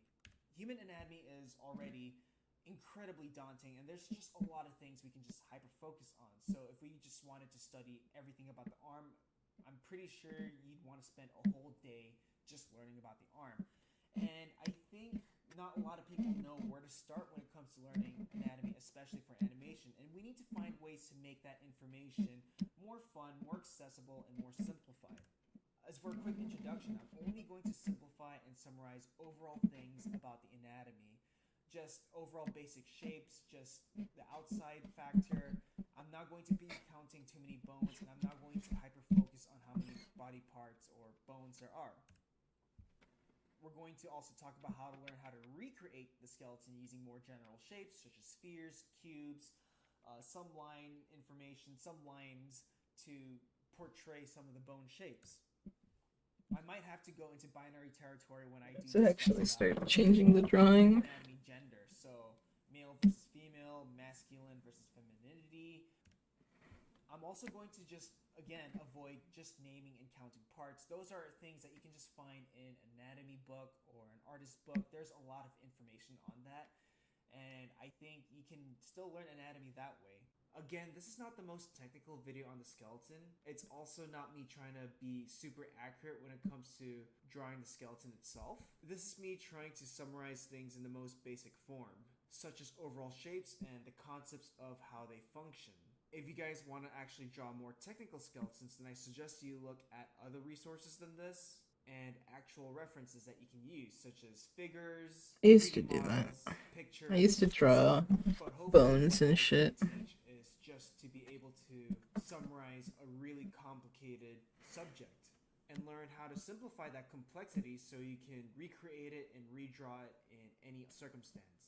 Another thing that's great is to watch other resources teaching anatomy to artists. They have their own way in breaking down the anatomy, and I think that's valuable information because it gives you more perspective in how other people solve problems when it does come to the anatomy. So before I start talking about drawing and recreating and simplifying the skeleton, we have to acknowledge that there are two major groups of the skeleton. The first one being the axial group, and the second one being the appendicular group. And which parts are they? The axial group consists of the head, the spine, all the way down to the vertebral column over here, to the ribs. Technically, the pelvis does not count as the axial group, but for this case, I'm just going to circle it because I think that I'm going to talk about when I break down the skeleton. That's a weird command they try to use. When I talk about the Oh, axis, I think it's Someone important. did exclamation point The appendicular group ethnicity. consists of everything else, such as Damn. limbs, I didn't realize we had to go that deep with our about now. Yeah, I remember every time you said you're Puerto Rican. Gotta have a command for that. I never say I'm Puerto Rican. You're the one that always fucking brings that shit up.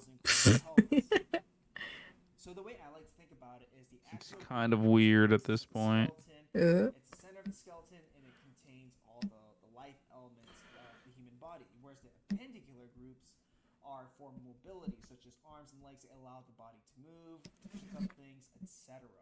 So let's Why talk did it about go the back to axial that? group of the skeleton. first of all, I'm only going to talk about the major parts of the axial group. I'm not going to be looking into the more specific parts of the axial group. I'm just going to look Why didn't it at save a it? bigger picture of the axial group. Do I have to hit Second is, enter? I'm not going to resort too much of the Latin names. I'm going to try and use simpler terms so it's easy to refer to. Apparently. I don't really talk about Latin names when I do refer to these bones generally. I just use simpler terms because it's simpler for me. So first of all, let's talk about the head of the skeleton, also known as the skull, which is also known as the cranium. This involves the head elements such as the eyes, the nose, the mouth, the ears, etc.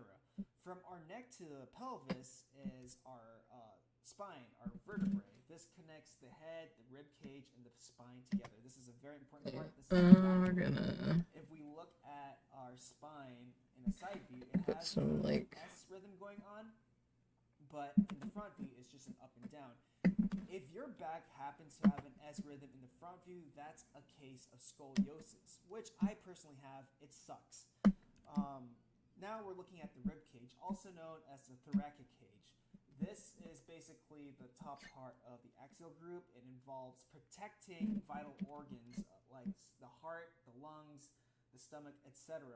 Something that I forgot to bring up about the skeleton is that it doesn't only form the foundation of what makes things look like human or the shape of the human, it's also meant to protect vital organs. Then we connect all the way down. This is our hip bone, our pelvis. This connects the legs. I don't know what to do. Now, there's a lot of things I want to say about the pelvis. Ready for why bed? it's shaped in certain ways. I'm ready for First of bed. all, depending I on don't the gender, have anything to work on. The whole of this part of the pelvis, it's bigger in women for fertility. I was reasons, ready and for it's bed wider in earlier. women because of that. Mhm. Second is these little rings down here. Why it generally has a butterfly shape is because of these rings. Again, the skeleton is meant to protect vital organs, and we have vital organs down there too. So these are sitting bones. So when we sit, these bones, sit.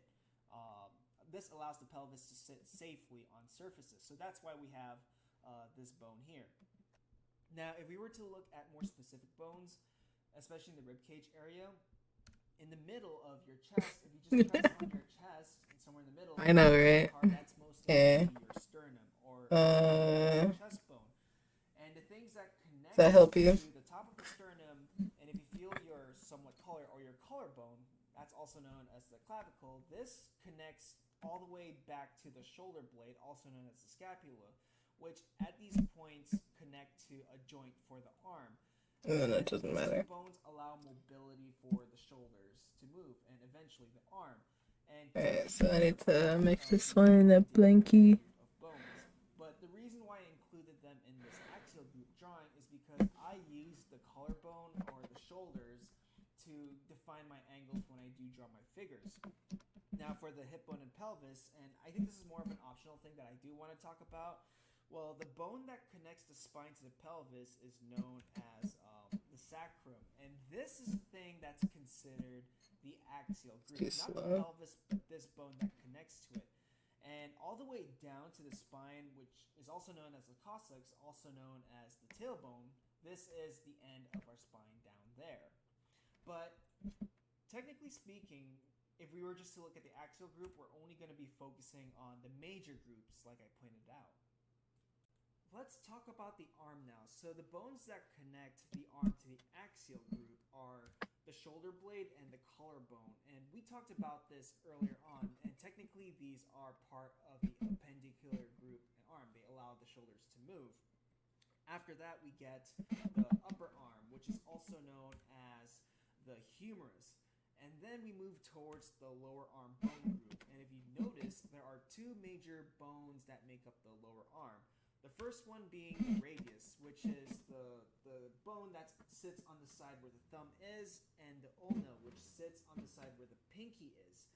Now, why are there two bones, and why are they shaped like this? Well, if you were to rotate your hand, it's these bones rotating. So if you, let's say you were to have your thumb face towards more of your hip or your body in general, your arms, these two bones will look like they're twisting, but really they're just rotating because of the joint and because of how they're shaped. And if you were just to bend your arm normally, it's your thumb that's reaching the skies first. You can still rotate your hand and bend other ways, but it's because of that joint in the way the ulna and radius works. Let's talk about the bones of the hands, and Jesus Christ, look how intimidating that is. Look how many bones there are, and yes, they each have a different name. But we're just going to try and summarize everything and pinpoint some of the most important parts. So technically, this whole group is called the carpals, and after that, which connected to the individual fingers, these are called metacarpals, and all the remaining parts, these are just called phalanges. And there's a name for I don't even have the like FFmpeg stuff installed, so I couldn't even like export this. I forgot to do that. I can't think of anyone who, refers But to the hand I think and these names I might have to call it here these simple terms. Finger, for work in progress. I guess I'll continue this.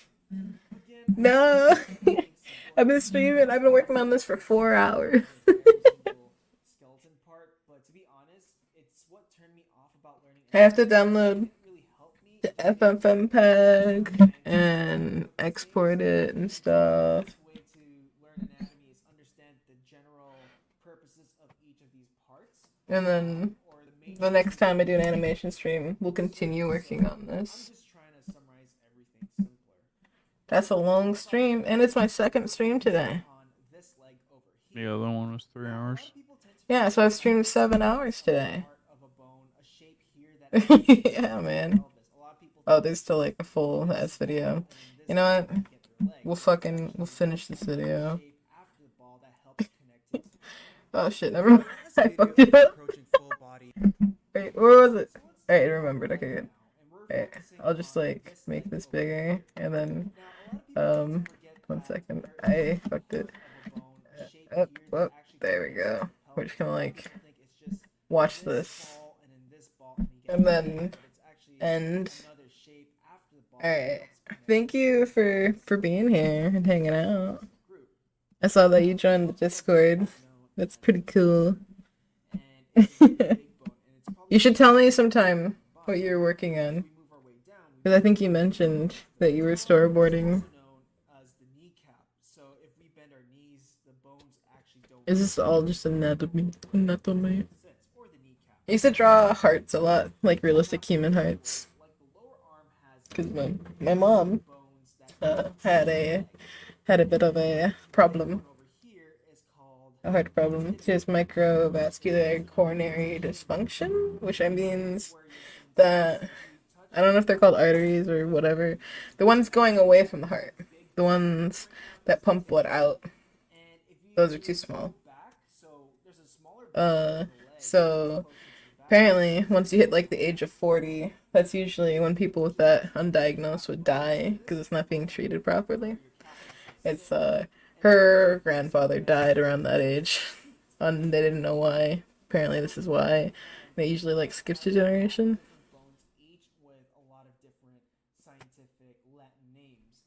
So I got really into drawing like realistic human hearts because of that. all the names of these bones, and if I were just to throw it out, it doesn't really make anatomy easier to understand. It just makes you understand the names of each bones, and the way I like to look at things is trying to simplify and broaden the view of the skeleton. So if I were to replace them with more simpler terms, this big bone at the back of the Heel foot, bone. this is the heel bone. It's where your heel is.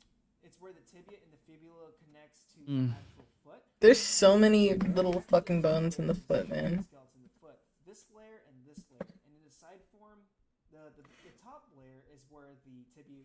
I've definitely broken This is where the big toe. like my little toe bones. Now, the bone that I think I've broken the big one, at least as well, is closer to the heel bone. because it clicks. I had a different view of this bone. It's actually almost under the bone that holds two of the toes and one of the big toes, whereas the lower part of the foot, where the heel bone is, holds the last two toes. The smallest bones are in our ears. Yeah, aren't those ones that like vibrate with the eardrum? Thing into more simpler shapes.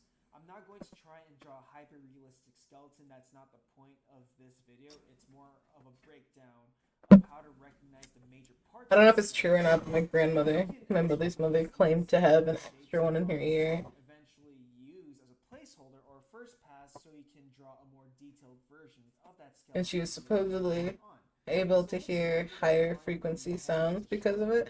When I was younger, I thought I had like the same thing because I could hear like weird shit. Like even in college, I could hear people's like printers turn on and stuff like that from like rooms away.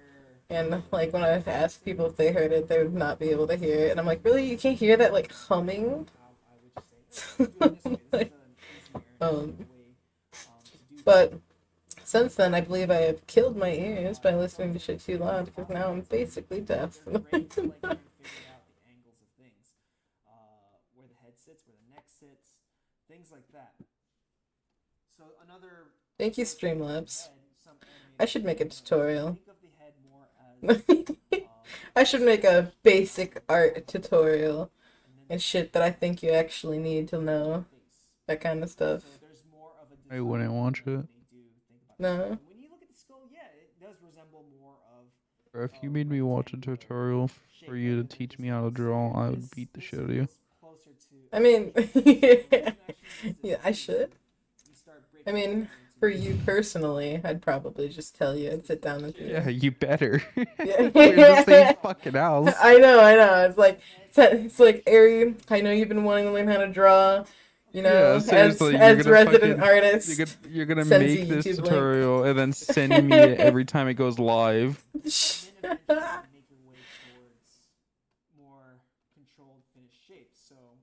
No, I would like to sit like side by side with you and like help and like do stuff together, or we could go on like a draw pile or whatever, or that new one you found that's like better, and do some stuff and exercises together. I think that'd be very nice. Good practice, you know. So let's say this is the side of the head. Some people think, oh, it's the 1/3, lower third What? of this shape. I said we should go on like draw pile or something and do some practices together and stuff like that. I think that'd be really nice. Spend some time together, draw stuff. Practice, you know. Another way is the Loomis method. The Loomis method is more intricate and there's a lot of measurements. And from what I remember from the Loomis method, and I'm gonna do it. I am bored. Yes, break it into shapes. Yes, angles. Yes. End stream already. Oh my god, look more shapes. Talking about different body shapes. Scoliosis.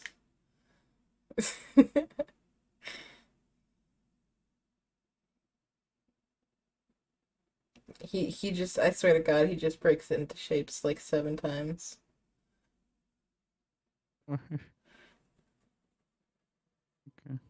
Sorry, I'm just scrubbing through this to see if there's anything profound. There really isn't. What I need help with when it comes to human anatomy is the spine. I always fuck up the spine and the neck. The ribs, the legs, shit like that, the spine. Notice for the spine, he's just fucking doing a column. He's not even, like, doing shit. Yeah. Same, bro. I feel you. Alright. Yeah, I'm gonna stream now. Thanks everybody that came out. Anybody new here, totally drop a follow. Play Minecraft and other shit, as well as draw and stuff. Thank you, Mitchie. Thank you, Ari. Thank you, Clint. I know you're probably gone already. See you.